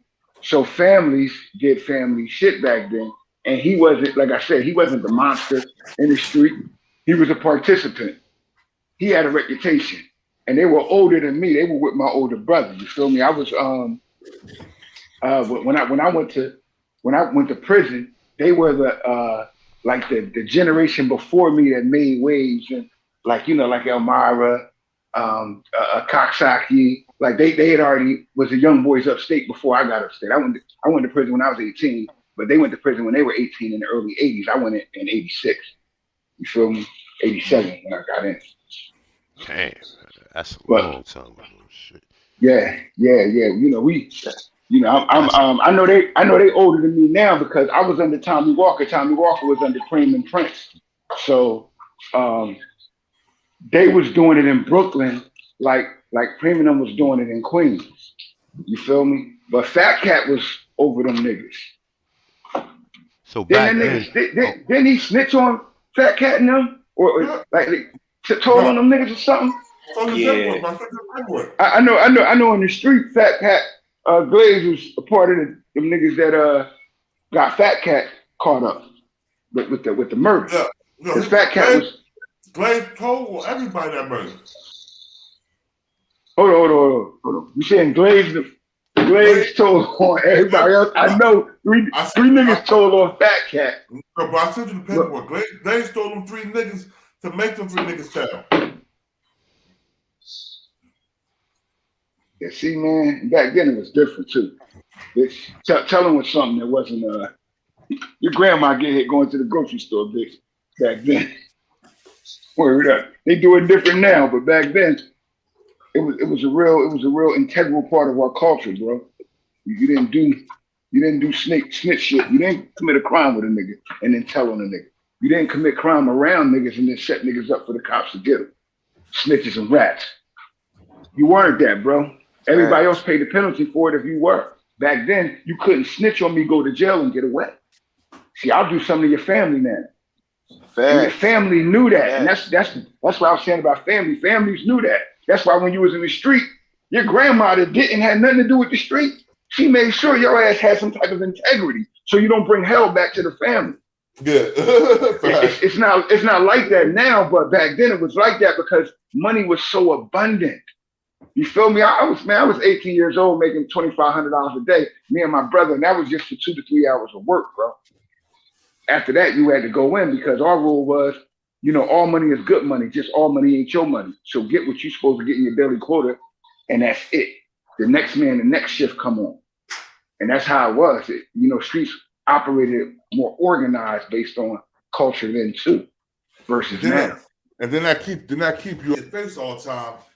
Then they go right. Yeah. You didn't go to jail. You didn't go to jail like that unless you was 1, a dumb nigga, or 2, a snake nigga. Word up. Snake niggas went to jail and told on everybody. Dumb niggas disobeyed the rules and went to jail all the time. So they sometimes became the same person. No, but my dad was like, remember the Zoo Crew was rocking. Yeah, the Zoo Crew had North Heavy back in the day. The Zoo Crew was shit, North. I remember the Zoo Crew, bro. Because Jersey period was it was the place. You feel me? Like when you grew up in New York, you aspired to get some money so you could move to Jersey. You feel me? You knew that. You knew that. Yeah, Jersey was. You got to remember something.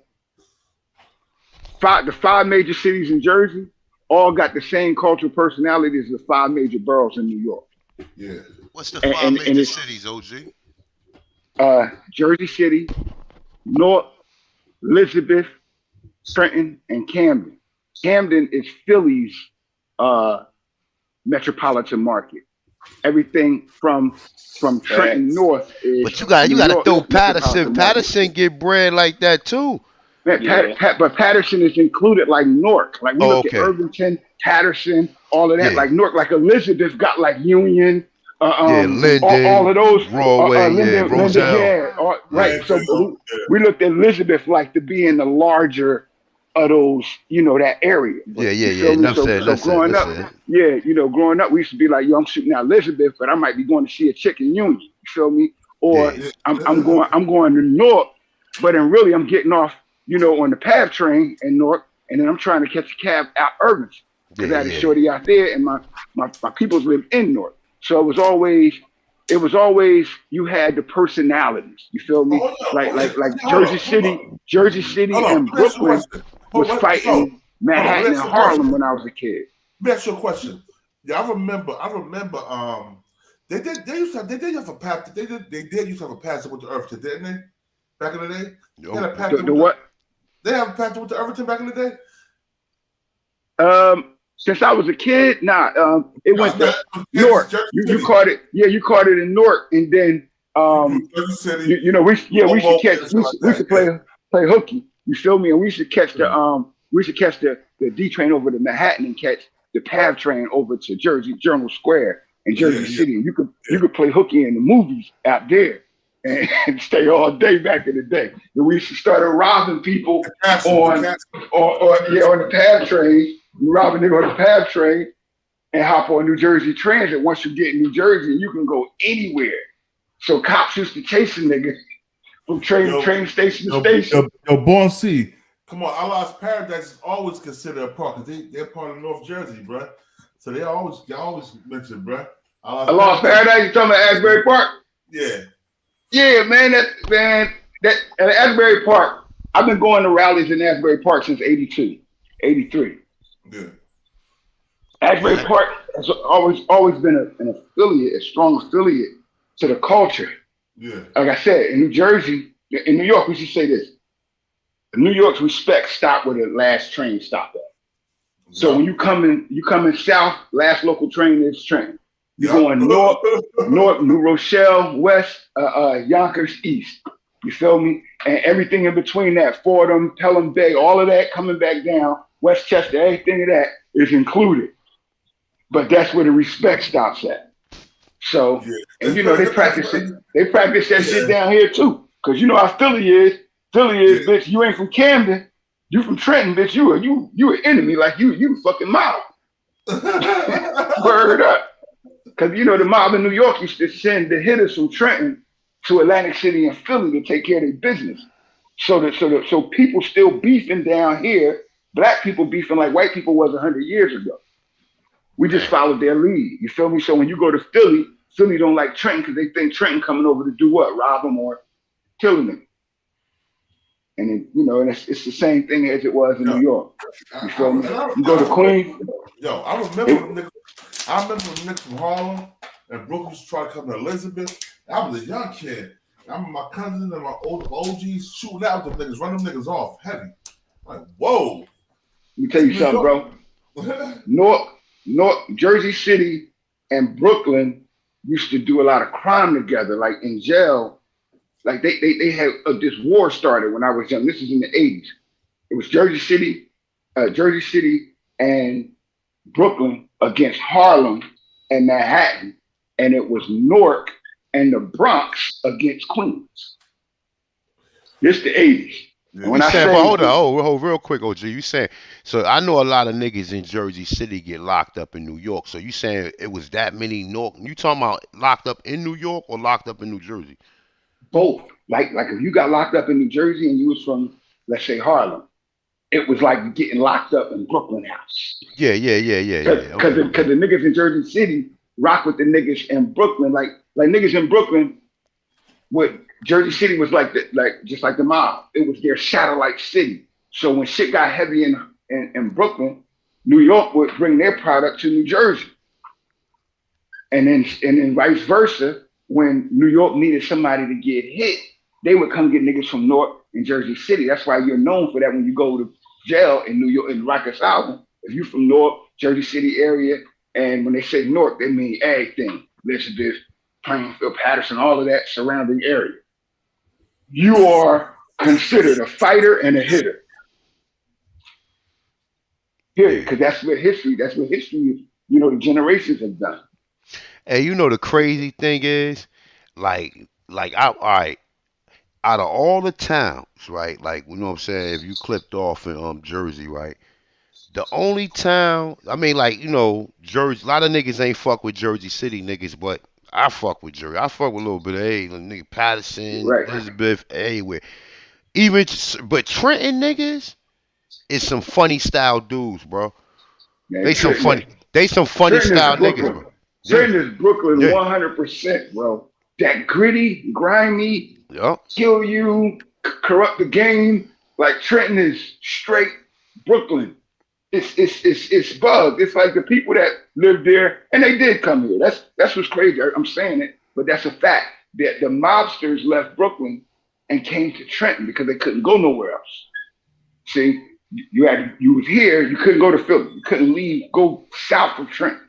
So they set up shop in Trenton, and the people in Trenton followed the same cultural personality, just like they did up in New York. Yeah, see, Elizabeth niggas, we went everywhere, man. We didn't give a fuck. Now, man, look, Patterson was known for fighters, nigga. If you was a boxer, you know, if you went, you know, Patterson, that was they known for boxing. Hell yeah. That's why I said Patterson. That's why I said Patterson. Yeah, definitely. Patterson, boy. Patterson. Elizabeth was like a crime city. Elizabeth was like the. We got all boxing gyms too, bro. We have mad boxing come out of Elizabeth, bro. What Jersey, period. But Patterson used to win the gloves. Kirk Center, right? Yeah, Patterson used to be like. Bro, Patterson used to be like it was like Trenton. Trenton and Patterson's like they breed fighters. Like it's in their genes. Nigga, Patterson used to win all of the tournaments. I don't know if it was the trainer. I know Tommy Ford and yo, bro, he don't know about Elizabeth Kirk Center then, bro. Yeah, Kirk Center. We had mad fights come out of Elizabeth, bro. What's my man name? The old head, boy, the you security. Know I ain't down there. Oh, Mr. What's his name? TK, Mr. TK. Nah, the one used to work in Lafayette. The one with he was cross-sided. Yeah, the mohawk and he had the glasses. Brown skin dude. Yeah. His last name was Graham, though, right? Or not Graham. His last name was something. What was it? Vaughn. Mr. Vaughn. Mr. Vaughn. He used to be a boxer. I mean, a lot of niggas used to be saying he used to be teaching niggas how to box at Kirk Center back in the day.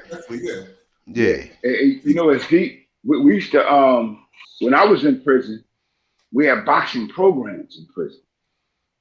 And it seemed like they took that out. I knew New York and New Jersey. New Jersey had the first professional boxing fight televised from prison. Yeah, they took that out years ago in New York when I was in prison. And what you say? They took it out when? They took it out years ago. I was in Auburn from 92 to 96. When I first got there in 92, it was there. I was a part of the program. Yeah, I was about to say I did my board in Auburn. My last board was my last parole board hearing was in Auburn. That's a hell of a place, my brother. So by 94, it was gone. By 94, the boxing program was gone from Auburn. I got released 92. I was in there. I was in in the state system from 86 to 92. I went to Green Haven in 97. They still had a program there. Oh, word? Yeah. I left in 99. They still had it, but it had diminished around the state. I'm not sure if it exists anywhere right now. Damn, bro. Judge don't got no more boxing program because they stopped the weight, they just stopped a lot of freeways, a lot of prisons in Jersey. They stopped the boxing programs because they're beating up the COs. Word? Yeah, man, they was killing, whooping them COs' ass, bro. That's why they got the gold squads and all that. In New York, that's an automatic 1 to 3. That's an automatic 1 to 3. When you got 25 years, she don't care about no 1 to 3. Yeah, but you know, I don't know if they was letting lifers. They wasn't letting lifers fight when I was fighting. When I was in prison. No, they I had a life. I had 20 to life. I was a part of the program. There was a few guys who had life bids that was a part of the program. I know boxing was heavy. I was Philly too on the upstate, John. Like, you know what I'm saying, greater sport and all that. Like, that's Bernard Hopkins even. Bernard Hopkins was Philly known for boxing too. Yeah, that's another one of those spots that a lot of people know them for boxing and shit. You know, Philly a hot spot. That's where you go. That's a proving ground. Yeah, they got it's a million gyms out that gym. Or the real Philly is like Philly comes to Trenton to fight their fighters, like New York come to North to fight their fighters. And when I was in prison in New York, if you know when I say life sentence, Johnny, I mean 25 to life, which is the life, the life sentence in New York. And people that had 25 to life in the maxes wasn't allowed to fight in the program. Now they probably changed it. I'm telling you, they were. I Yeah. had 20.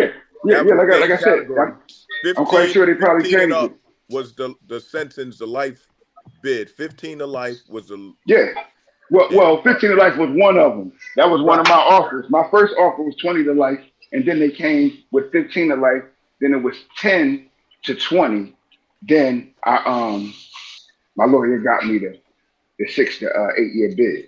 So you know, like it's in New York, it's a little bit different when you get sentenced, but they also segregate and move your ass a lot.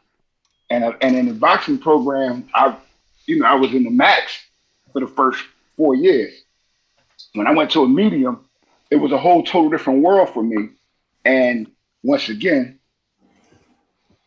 I had problems. Got a charge. And that's when they kicked me out of the boxing program when I was in mid-state. And they declassified me down to medium. And I didn't make the adjustment. They put me in a cell since I was 18 years old. And now I'm 23. And you want me to live in this dormitory with people. And I couldn't adjust to that. That's the thing. The medium, they switching it over because you got much more movement. It's much different. Like the maximum is so secure. You used to move in a certain way. Then they drop that custody level. Got killers in them too, though. All medium prisons got killers in them. Yeah, that's where we go at when we be good in the match. Yeah, they do.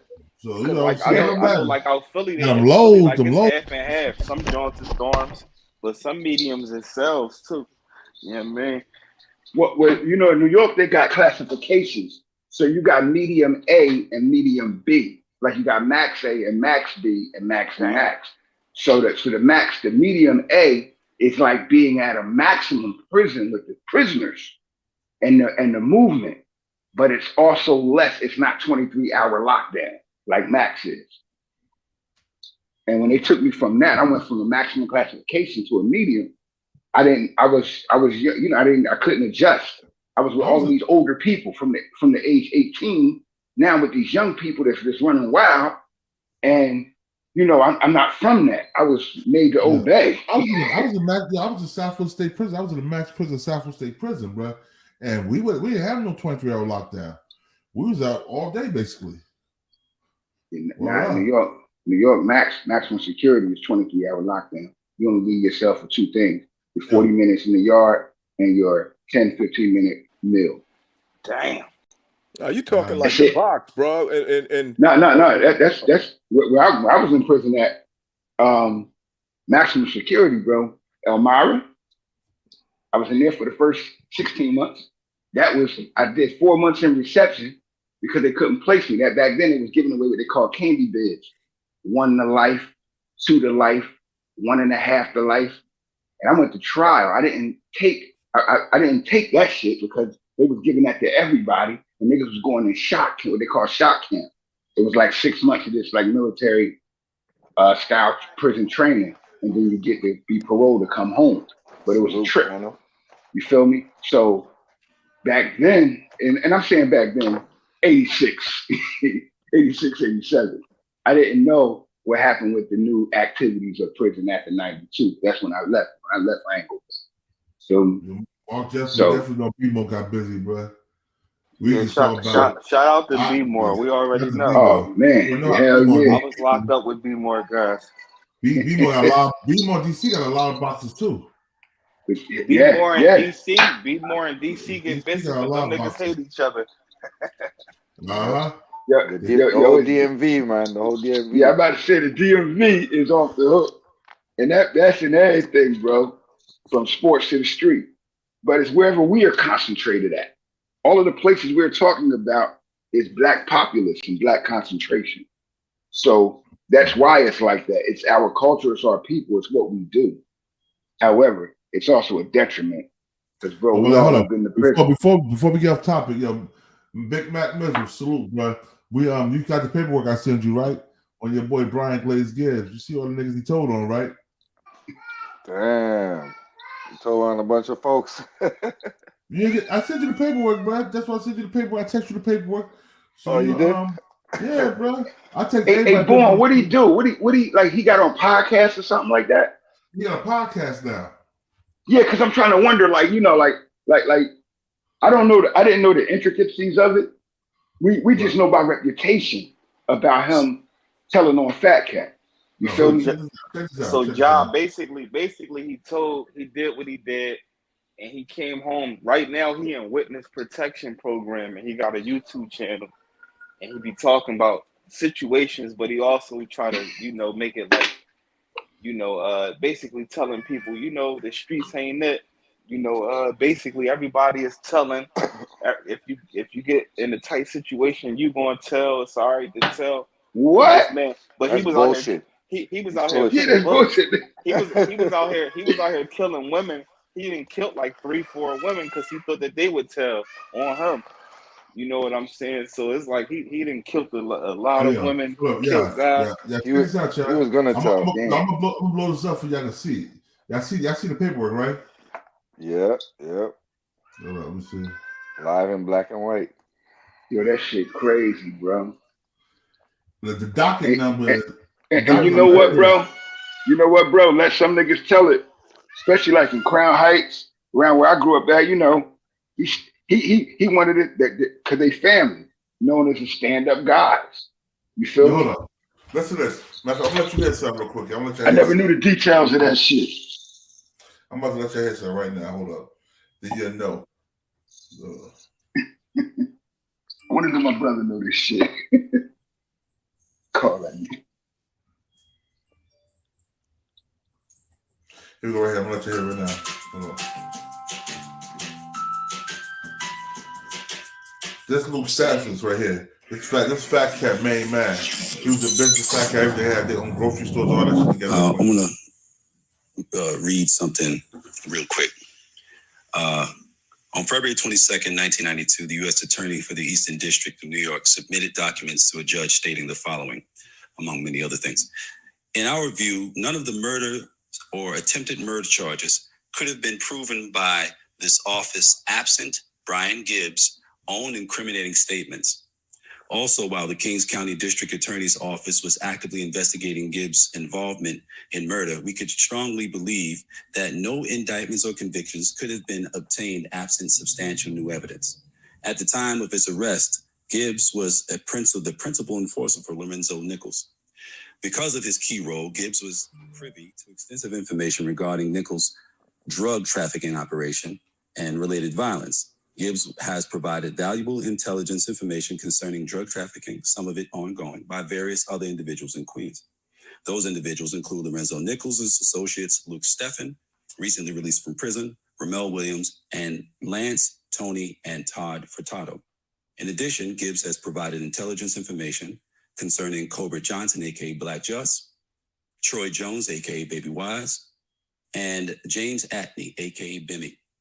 State investigations of those individuals are underway. Did you know Brian Gibbs well? No. There you go. Yo, that's crazy. Because Glaze is known. He was known for shooting a known hitter in Brooklyn, right? The God of Law Just. Yo. Remember that? Yeah. But he didn't do that. He didn't do that murder. I'm just saying. Back in the day, he was he had the reputation for being a hitter. Yeah, I know. Now I don't know if he, back then they said he did it. I don't know if he did it or not. But that was his so-called stain in the hood. Yeah.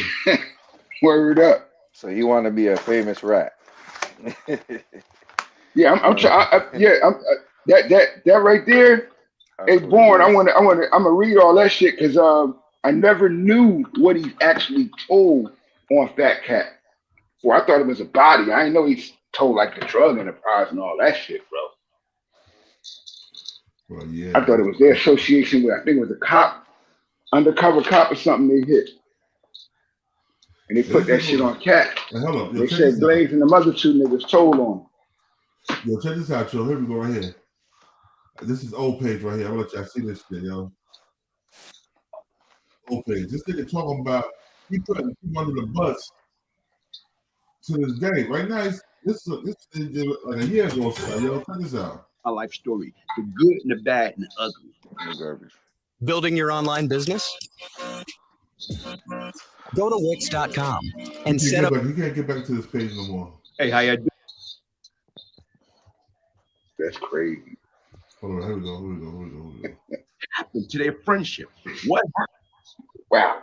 Relationship between people this thing is... who enjoy being together, being around one another, being in each other's company. So what happened?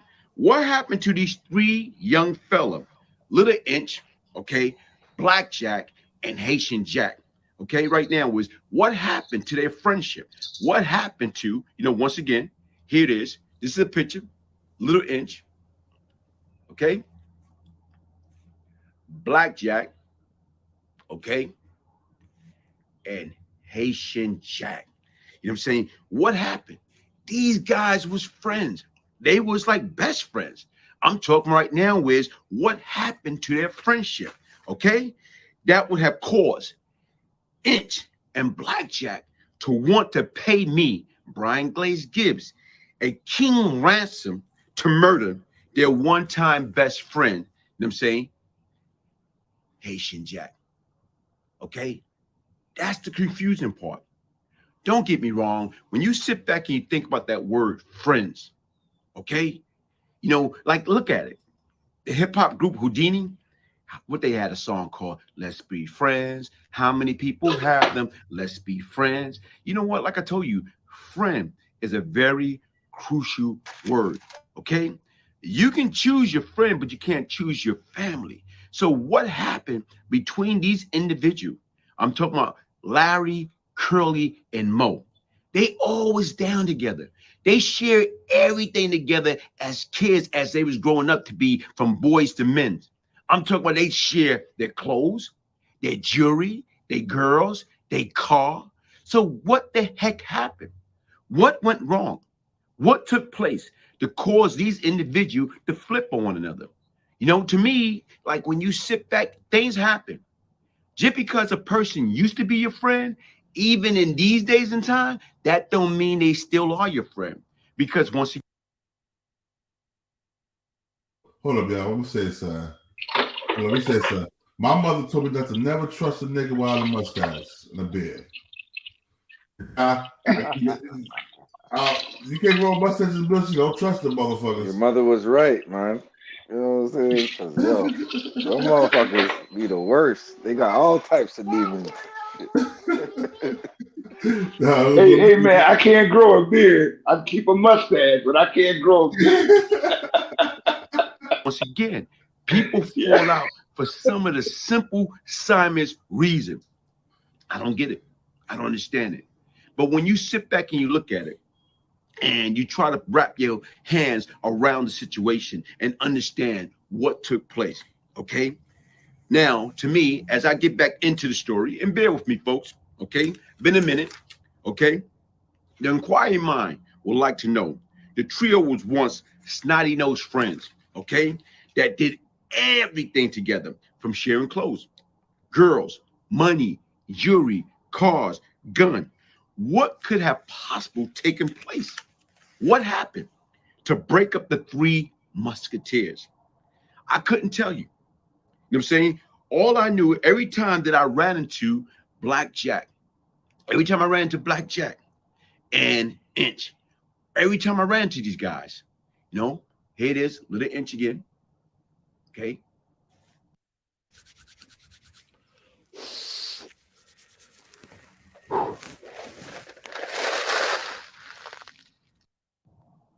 Hagen Blackjack again. Every time I ran into him, right now is, I don't know what it was, but based upon who I was and the things they thought I was into, they wanted me to take care of this guy, And they was very, very persistent about it. They wanted me to get him. They wanted me to murder Haitian Jack, okay? During that period, I was into my own private world. I had my own thing going, okay? At one point in time, like I say, during that time, I'm making 40 a day. I'm down with Lorenzo, Fat Cat Nichols. I'm down with the Eminem. Eminem was my crew. So what I'm saying is, why are you going to take on extra unnecessary problem? I'm saying, you know, right now I'm running my day-to-day operation, and okay, cool. And honestly, I refuse to take the hit because whatever problem, you know what I'm saying, Larry, Curly, and Mo had, you know what I'm saying, with each other, it did not involve me. And all money was not good money. Okay, I'm gonna repeat that. All money was not good money. Okay, it would have been different if I was starving, if I didn't have nothing coming in, if I wasn't making no money. If I wasn't making no money, you know what I'm saying, and I was broke, you know what I'm saying, down on my luck, if that was the case, Haitian Jack would have been a 5-course meal. Haitian Jack would have been free lunch. You know what I'm saying? Simple as that. But the difference right now is it wasn't the case. So to me, right now, I didn't hit Haitian Jack. I didn't murder Haitian Jack because to me, I didn't really have no reason to. Like, you know, all of us, like I say, we knew each other from childhood. Okay, all of us, we knew each other from being, like you say, snotty-nosed kids growing up in Brooklyn back then. And when everything was going on, you know, and like everybody got into that crack world. Okay, when you sit back and you look at it, the crack epidemic, and that's what changed people. Whereas you have folks, you know what I'm saying, becoming dealers. You know what? You can go out there and get into it on a small level. And when you get into it on a small level, then all of a sudden right now, if you play your cards right and you got the right connection and the right location, you can blow up. And that's what was happening. So the difference right now is sometimes the more people start making more money, their attitude, their behavior, everything changed. Their viewpoint, they view alike. I'm talking about right now is what went wrong. Did Haitian Jack, you know what I'm saying, got slicked and beat them for a large package of money? Did he beat them for a large package? Did he beat them for money? What did he do?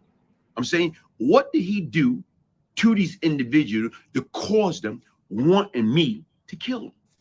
Like I said right now, I don't know. You know what I'm saying? They never told me. Only time when they was like I say, every day they saw me, whenever they see me, yo, Glaze, we want you to do this. We'll pay you anything. We'll give you any amount of money. And once again, folks, desperate people do desperate things. I wasn't desperate. And to me, like I told you right now, is guess what? I know all of them. But what I'm saying is Jack never did nothing to me. So even as time went on, I can remember being down there in Virginia Beach during 1988.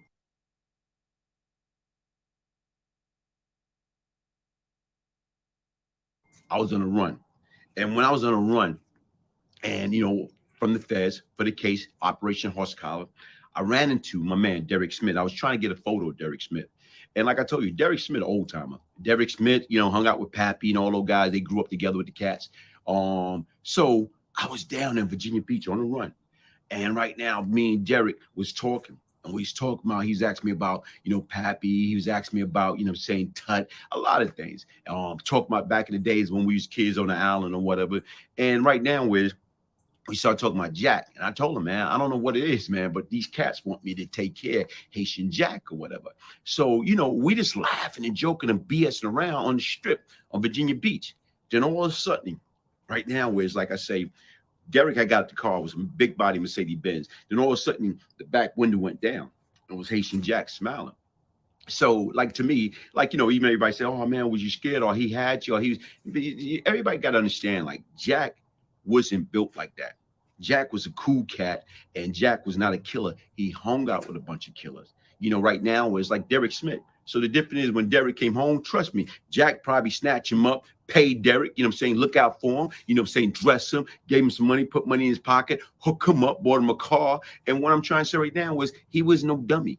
So the difference is right now was he hung out with killers. So he paid these guys to, guess what, somewhat protect him. So he knew what he was doing. So, and folks, what you got to understand is this.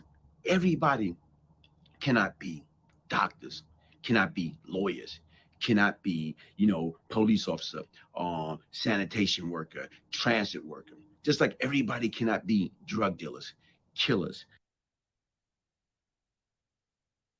Child, let me unmute everybody real quick, man. Hold on, unmute.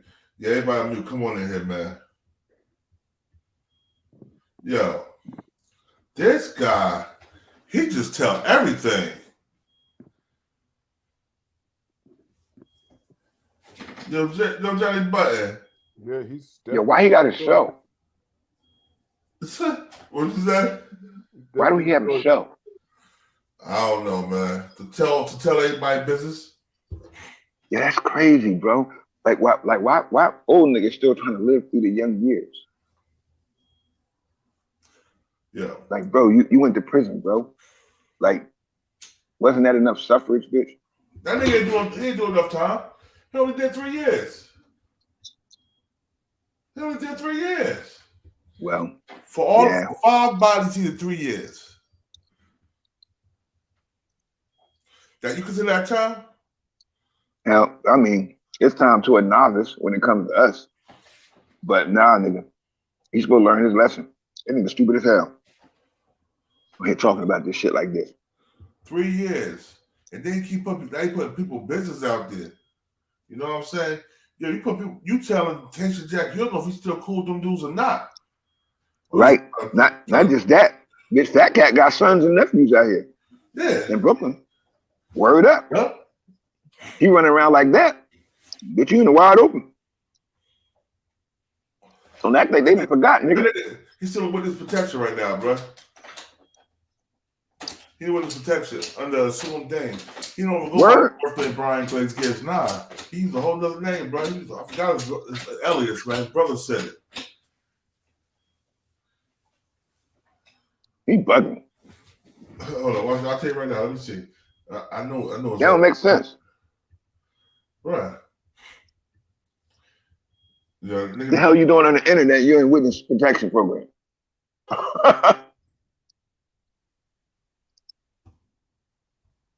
He's dummy than Sammy the Bull.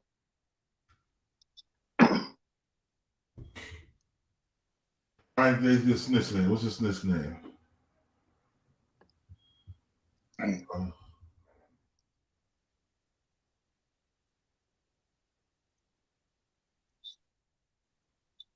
What's Brian Glaze Gibbs snitch name?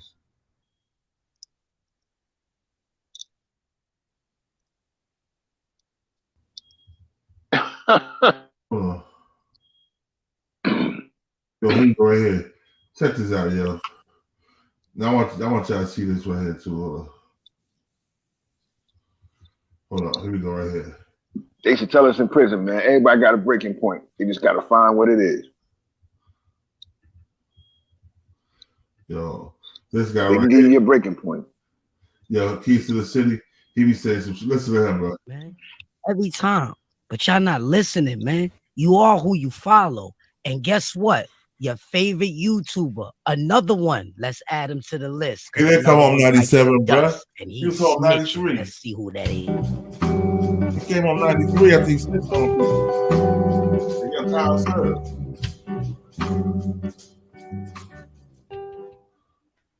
All right, welcome back to the feed. And let me tell you something. It's about to be crazy. So you better stay tuned. Get your popcorn.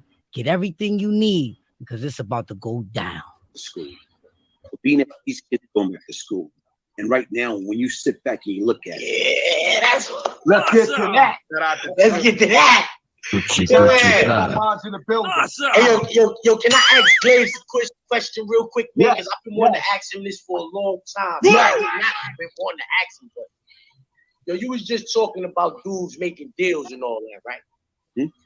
How did you feel when you told on your brother? You told your brother. Oh shit. My brother. Kool-Aid. Oh shit. Okay, listen. Oh. If I would have told my brother, jail. If I would have told my brother, my brother would have been under the jail. I just did 18 years, you heard? I'm heavy at the Brooklyn court up north, you heard? You gave your brother some papers to take somewhere. You told him to take some papers somewhere. And when he read the papers, you was telling on him in the papers, Glaze. That's a fact. Oh, shit. So, listen, Glaze, that's a fact, Glaze. Oh, listen shit. What you're saying, okay? I know what was in the paper, okay? So the difference is, oh, you got him, bro. Anything I was saying against my brother would have been indicted. My brother would have been in jail. That's not a fact. That's not. Yo, listen. Hold on. It's not a fact. Young Jeezy on trial with BMF was on trial. Somebody said they used to serve Jeezy bricks of cocaine at the White House. Jeezy never caught a case. Just because you tell on somebody don't mean they gonna go to jail. You can't tell me if I would have told on my brother, guess what would have happened? My brother would have been in jail. So me and you can sit and go back and forth. He trying to spin it. So when you sit back and you talk about my brother, the difference right now, my brother made a damn deal. So even with all that shit being said, I'm listening to what you're saying. I know how the system works. I went through the system. So it's not like you did 18 years. I'm sorry you did 18 years. But the difference is right now, subscribe for more content. I know what happened. And you know what? Even before you dial in, and when they come to you and they ask you a question, and the question they ask you, they want you to lie because they already got the answer to confirm what they asked you. So they ask me a question and I confirm it. And they ask me if this is your brother. And I say, no, that's not my brother. When they know automatically that is my brother, they know I'm lying. So they ask me questions. That's the false say uno clause. You tell one lie that everything you said was a lie. And that's how they could do it. I know that. I'm saying, I'm aware of that. But I'm saying your brother had some paperwork that you told him to take somewhere. And you was telling the police about your brother in the paperwork. That's why your brother don't mess with you to this day. You know what I'm saying? He be talking bad about you and all of that, son. Like, I'm just saying what, you know, like I used to be at the Brooklyn tables with all of the Fort Greene niggas, all the East New York niggas, all the Brownsville niggas when I was up north. I'm telling you, Glaze, they say you told on your brother. And I just want to know, like, when you was in the streets putting all that work in for catting them niggas, did you know in your brain you was going to tell? Because that ain't the same kind of work I put in, man. I put all the work in I put in. Now, he caught this shit and bury me under the chair. Did you put that work in knowing you was going to tell? Because if you did, then I don't respect nothing you be saying. Let's get to that. All that shit about, I had to do this, I had to do that.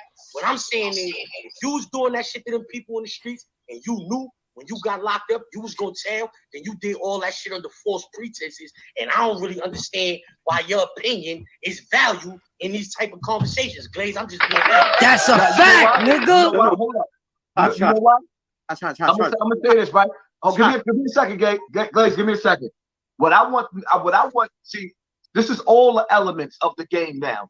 Like, I want people to understand, even the dude that was the illest killer, you see what I'm saying?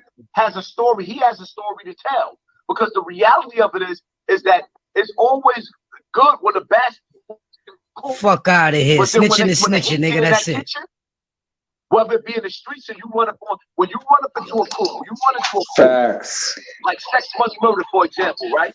And I use them for an example because when I was in jail, if I was in the streets when my big homie got murdered, it would have been an all-out war.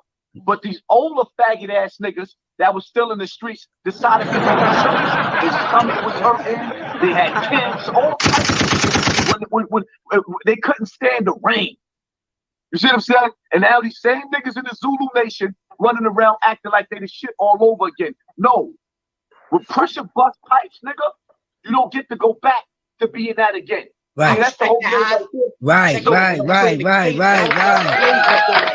Because I'm saying that's a real question. Was like when you was doing that shit, was you like, did you know like, yo, if I ever get jammed up, I'm not gonna hold this shit down? I don't know if anybody ever asked you that before. I'm curious to know that. That's a real question. No, but listen, and like let me respond. Hold on 1 second. Stop coming in my studio. If you're not a big dog, if you're not invited, if you're not Doggy Diamonds or one of the other big dogs coming up, this is big dog talk right here. Stop coming to my guest. Hey yo, I sent Minnesota the link in his on his text message. Okay, listen. First of all, I don't know you, you don't know me. So the difference is right now is respect. I don't give a damn whether you respect me or not because I don't even know who the hell you are. That's what the snitch is saying. Another thing, premeditation. Like how the hell nobody know what they're gonna do until that time comes. So to think that I did all that shit knowing that. He said knowing that shit. He just admitted to it. Yeah, he just admitted to it. Now, let he or you got she him, bro. who have sinned, I'm saying cast the first stone. But with you, when you like, well, you know, about your respect, about who you was around or whatever, even right now to this day, if I'm around these individuals, trust me, it's a different conversation. So I know what I did, what I didn't do, and you coming over here talking about Kool-Aid when you don't even know the half. So I don't give a damn if you did 1,001 years. It don't really matter because I know what took place. You just now sound like you trying to justify. And I'm saying you telling on people, you heard? My name is Zip with the Drip. My father's name is Darren Bossie. My father killed the police in Queens in 1980. His little brother, Michael Bossie, threw the grenade at the police when they came to get my father. So when that's how I came up. Everything I did, I knew for a fact that when they got me in that quiet room in the precinct, I wasn't going to say jack shit. I was going to tell them my name, my birthday, and my address. And that's it. I wasn't going to say another motherfucking word. Everything I ever did. So for you to get on here and say, get him, bro. Me, nigga, that's what get him, bro. Talking about. That's you making excuses for why you told on them. Get him, bro. I don't want to hear get him, bro. Oh, I don't know who you are. I'm somebody, Glaze. That's who I am. I'm somebody. Listen, first of all, say the little, all that. Hold on. I ain't gonna talk to you like you know lady. I'm not talking to you like you know lady. I talk to bitches calm. That's it. I talk to niggas like how I talk to them. You don't like how I'm talking to you? That's it. I don't care. That ain't my problem. You don't like how I'm talking. Listen. So can't wait for this. You subscribe, like button, more content is coming. People to understand from Brian Glaze Gibbs' perspective. We don't. Because there's a lesson in every last one of us when it comes to these streets. We don't, there's a lesson. Who's the dude heckling, man? Like, that shit crazy. He told around his time. All right, there's a lesson. Fuck there's that. a lesson. Ain't no lesson. How's that nigga did bad. Son, ain't no fucking lesson in that. If you in these streets, listen, ain't no rules in the streets. That's they got it fucked up. Talking about when you play the game, playing. This shit is not no game. This shit is real life. This is no rules. Every option is available. He chose the option to tell on niggas. So it's no lesson in that. Either you gonna be a stand-up man or you gonna sit down and pee. Straight up, and y'all following these niggas. Glaze is the type of nigga that'll knock my head off for talking to him like this in person. Facts. But if I shoot him and he live, he'll tell on me. That's a dangerous coward. Straight up. Respectfully. Straight up. That's a dangerous coward. The nigga Straight that'll up. kill me for talking to him the way I'm talking to him right now. But if I shoot him and he live, he'll tell. That's a dangerous coward. Straight up. Bro. That's Y'all need to come subscribe to my shit. What you say? Y'all gonna get.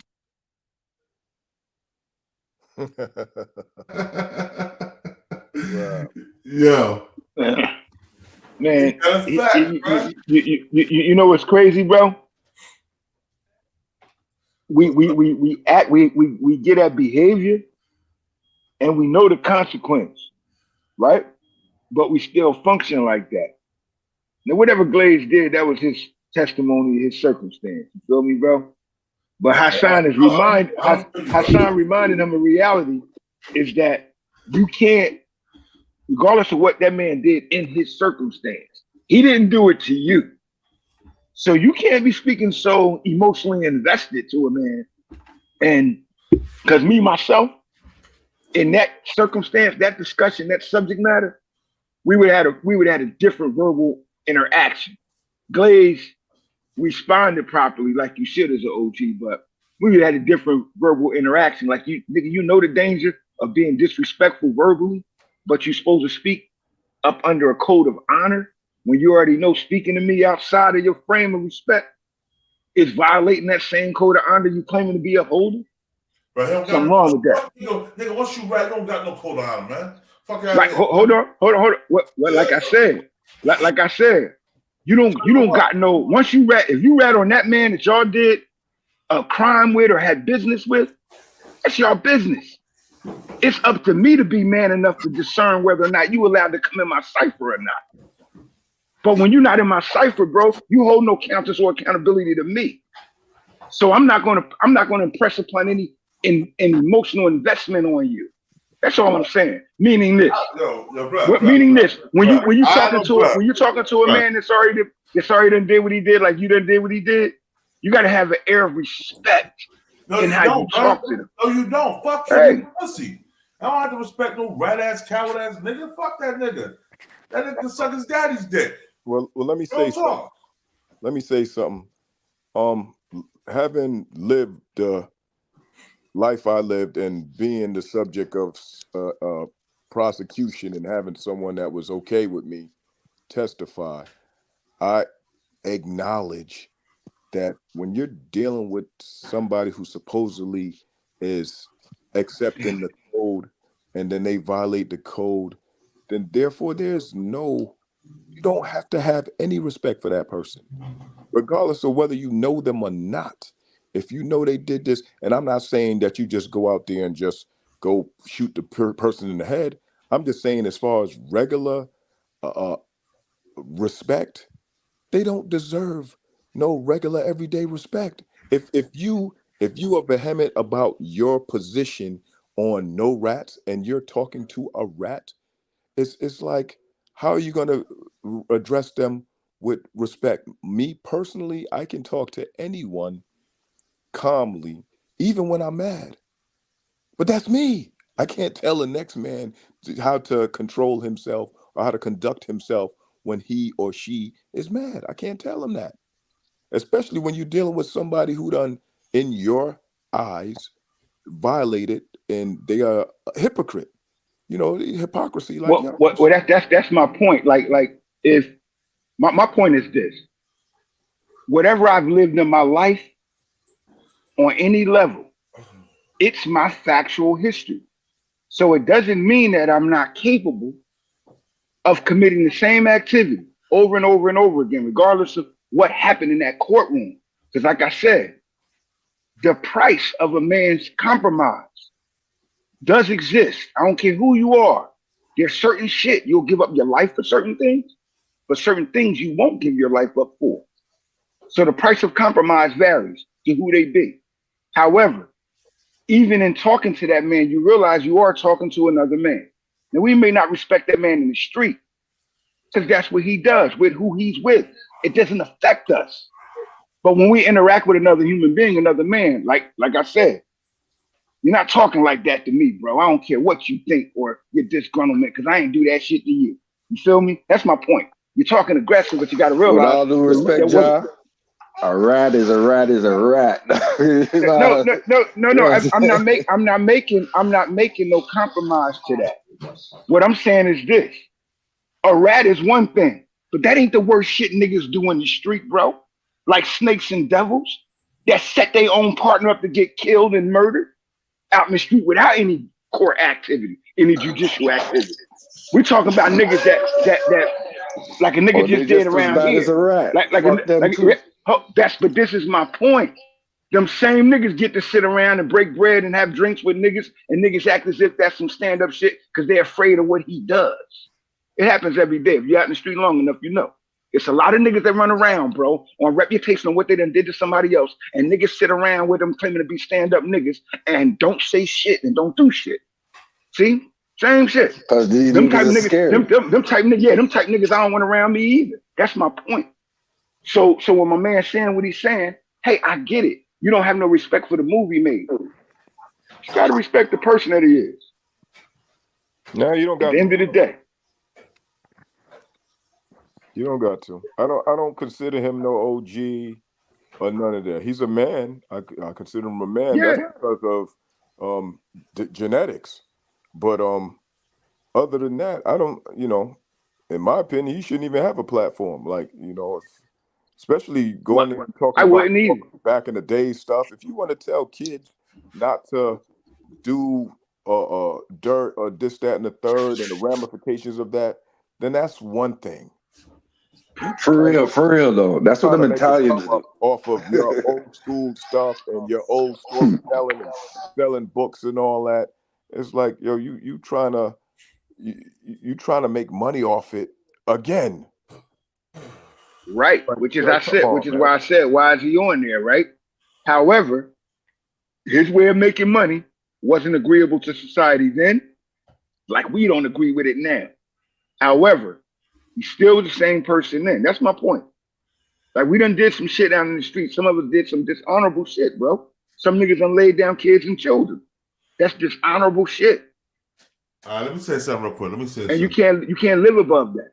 However, Let me say something. Let me speak real quick, man, because you know what I'm saying. I wasn't getting on you, but I'll tell you how I feel about the situation. Man, I had niggas telling me to get me a time, make me move my basketball career, bunch of shit. You know what I'm saying? Shit I would have got caught for. Niggas didn't run their mouth, and this nigga's up here. He basically glorifying his shit because he'll glorify to a bunch of war. So then at the end of it, he'll say, "That's why I'm telling you kids to stay so y'all won't do what I did." That man, get the fuck out of here, nigga. You doing that shit because you want to tell war stories. You ain't trying to help the youth, nigga. Right. You ain't donating that money to the youth. And nigga, if you're a fucking rat, you a fucking rat. All that gangster shit you did back in the day, that don't mean shit no more. That's all nullified, all null and void right there. That's all null. Once you get in the bed with the prosecution, the prosecutors, the DA, and you start rubbing their balls and licking their clits, you a fucking policeman, nigga. You ain't no gangster. You ain't no gangster in you, nigga. And I'm tired of these little ass, short, midget ass niggas that think they killers on the street. When they go to jail, they become niggas bitches. Super fast. They go to prison. That's why they be telling, because they go to prison. They know they go end up somebody, Big Bubba gonna stick 12 inches of penis in their rectum. So now they tell them. But I'm saying I agree with you 100%, Born. I said that adversity to say this: we're the only community that glorifies and celebrates that journey. Nobody else glorifies and celebrates that journey. We the only ones that do. Oh no! And when we I'm telling motherfuckers, all these white motherfuckers with these prison stories. Yeah, they snitch on each other all day, Joe. No. I said we're the only people. No, we're not. Listen carefully. Listen carefully what I'm saying. We're the only people that glorify that journey. In the Italian community, it's not a glorification for you to go to jail and come home, bro. Yes, it is, bro. They get them big ass parties, bro. When you go do something for the mafia, you come home to a big ass party. You still up because you didn't tell. Hold on, you said the mafia. Like I said, the Italian community. We don't have a mafia. The black community, the majority of the black community don't glorify this shit either, bro. Only street niggas. Yeah, exactly. No. The glorification of that Two different worlds, man. That's our culture, bro. Our children are the product of it. Now I know we ain't that blind not to see this shit. What I'm saying is this: Glaze and them gonna live this life that the only reason they have an audience born is because the whole generation, this new generation, is attracted to that by design. Yo, listen, bro. That's what I'm saying, bro. I understand what you're saying, but the people that are attracted to that is mostly street niggas that grew up with street parents. All of us, yo, it's more good and law-abiding black Americans is fucked up motherfuckers like us that did dirt in the street, bro. It's more black men in college than there is in prison, brother. Let's be of course. Of course, there's more black men in college than there is in prison. However, our culture, you don't have music. Don't reflect that. The art don't reflect that. That's music, the language. No, music is the language that we speak, bro. Everything that we do in our lives is based on the music that we hear. And if you're not psychologically inclined enough to know that, I'll explain it in more detail. However, everything that we do, that's why our children are acting the way they act. Did you just ask me if I was ignorant because I don't agree with that right there? Music. No, I didn't ask you. I didn't ask you to agree. I didn't ask you to agree. Music don't make you do shit. You do shit because you want to do shit. Niggas use that music shit as an excuse, man. And I'm tired of using. They can't use that excuse all the time. Nigga, you did it because you wanted to do it. No, while I was growing up and I was hustling, no Biggie small made me go shoot a nigga. You know what I'm saying? But Scarface made me little. The movie Scarface made me little like that. I live. It's true. It's always 101 reasons niggas had to rap. Oh, it's the music. Oh, niggas influence. Nah, nigga. That was on you, nigga. See, look. We can say that without accountability. But see, I sat in the courtroom and watched the nigga sit on the stand and send me to prison, bro. So he was a co-defendant that actually snitched. He was with me during the crime and went and told and testified. That's something that's just prevalent that niggas been doing for the longest age. What I'm saying is that we're functioning based upon a social design. that we not addressing. So while my man is saying that he did 18 to Glaze, Glaze is saying he did his years for what he did, we're glorifying that type of activity, yet condemning the man that's involved in the same activity. Cause niggas is snitching and ratting, bro, as a part of the game. That's why you're supposed to vet who's in your circle. What part of the game is that? Bro, that's a part of crime. You're supposed to know who in your circle. And if you don't, why would we hold the penalty? I understand what you're saying, but I don't agree with it. I don't think by pointing out his fault and being a rat that we're glorifying the activity that he ratted on. I don't. All right. Somebody. The youth. Yeah, that's probably me. Okay. All right, go ahead. Like the youth. What I'm saying is this: we all done lived our lives. You feel me? Like we all done did our time. Hopefully we done with that. We all done lived that life. Hopefully we made adjustments from that. But there's a whole nother generation behind us that's been living that life, that's been dealing with that life without an adjustment. And that's what I'm saying with the brother that's addressing Glaze. I'm not addressing what Glaze did. I'm not addressing any of that because Glaze has to deal with that. That's his penalty. However, when you the same man in the same war, as the same warrior and the same soldier, there's a certain act of respect that's given. That's all I'm saying. And he acknowledged it, yet he didn't acknowledge the danger. And that's my point to us. We got a whole generation that's following that same shit. And we didn't say nothing to prevent it or to advance it, but somebody did. And when you listen to the language that our children speak, it's predominant from what they've been influenced upon. And that's the vehicle's been the music. Look at it any other way you wish. But the language they talking is from that. And we don't even speak it. That's what's deep. Well, I can agree with you that music is a vehicle, but it's not the only vehicle. No, I didn't say it was the only. I said it's the predominant.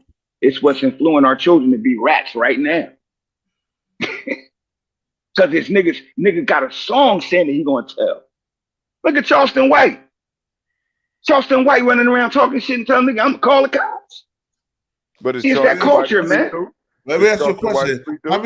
How many people did Charleston White put in jail? He's a civilian. Yeah, that's what.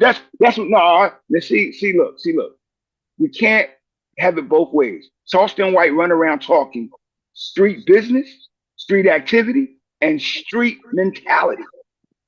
When he speaks to other men, he speaks to them in an aggressive tone as if he's that guy that can defend those words physically, which is what I'm saying about the other brother. And I'm just saying it's principle to me. Because what I've earned in the street is respect, bro.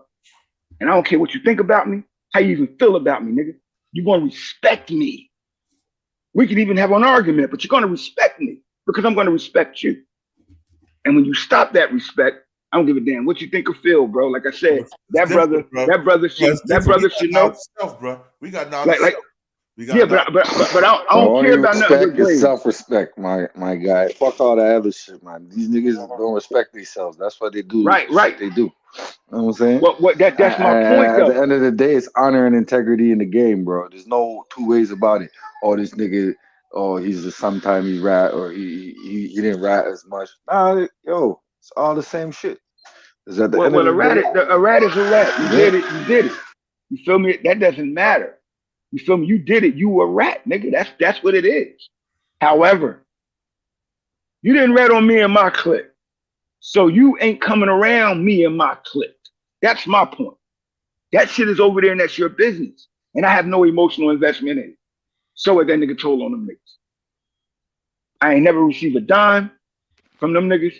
They ain't never squeezed a trigger for me and I ain't never dropped a drop of blood for them. So you okay with that? You're like, fuck it, give him a pass. You know, he ain't snitch on us. he don't get no pass.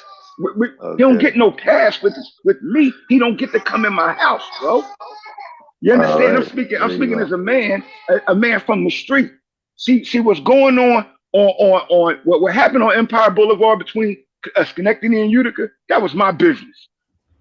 But when you make that left-hand turn on Utica and go right down the block and you're in Bedford-Stuyvesant, that was the next man's business. And what's happening over there, when I hear about it, that's his business. It don't affect what's going on over here on Empire between Schenectady and Utica. And that's my point as men. So I'm only speaking to the energy of the younger man that claimed that he did 18 for standing up like I did my 6 for standing up. I watched the because I know niggas like that. Yo, he ain't snitch on me. He ain't snitch on Mark. You know what I'm saying? Yeah, well, yeah. Like what did he got it? My point is this: when I talk to Glaze, I'm not gonna speak to Glaze as if Glaze snitched on me. You understand what I'm saying? I'm gonna speak to Glaze as man to man. And until Glaze has a disrespect for my position in my manhood, then he ain't gonna get no disrespect from me. Even when we're talking about him telling on somebody else, because none of them niggas ever gave me no money or squeezed the trigger for me that he even told on. That's my point. Us as men. So Glaze is just another nigga out in the street. Like my man is just another nigga out in the street. And what you did in prison, nigga, I don't glorify because I had to go do that shit myself.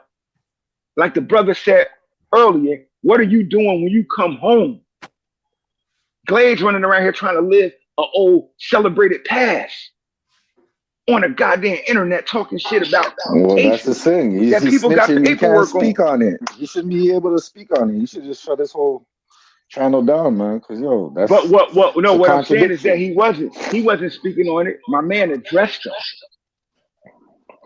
as a part of the subject of the podcast, which if Glaze is on here right now, guess what we'd be asking him? We'd be asking him the same shit, but it wouldn't be with the same vigor. You understand what I'm saying, bro? I can agree to that. If he was on here right now, I'd be like, yo, what would nigga? Yeah, I Born showed me something I didn't know all of these years. You feel me? Which is the paperwork. I ain't know he even said anything about the drug dealing to Fat Cat. I thought it was just with the shooting of that cop. But like I said, that was reputation back then. You didn't know unless you knew. It's a lot of bullshit that goes in the game. Some niggas are CIs. It's a whole bunch of shit. Yeah, my thing is, it's just dangerous. It's dangerous what those niggas on the podcast is doing because you can make a man that's guilty look innocent with that behavior. You can make a man that's innocent look guilty with that behavior, and people will condemn him.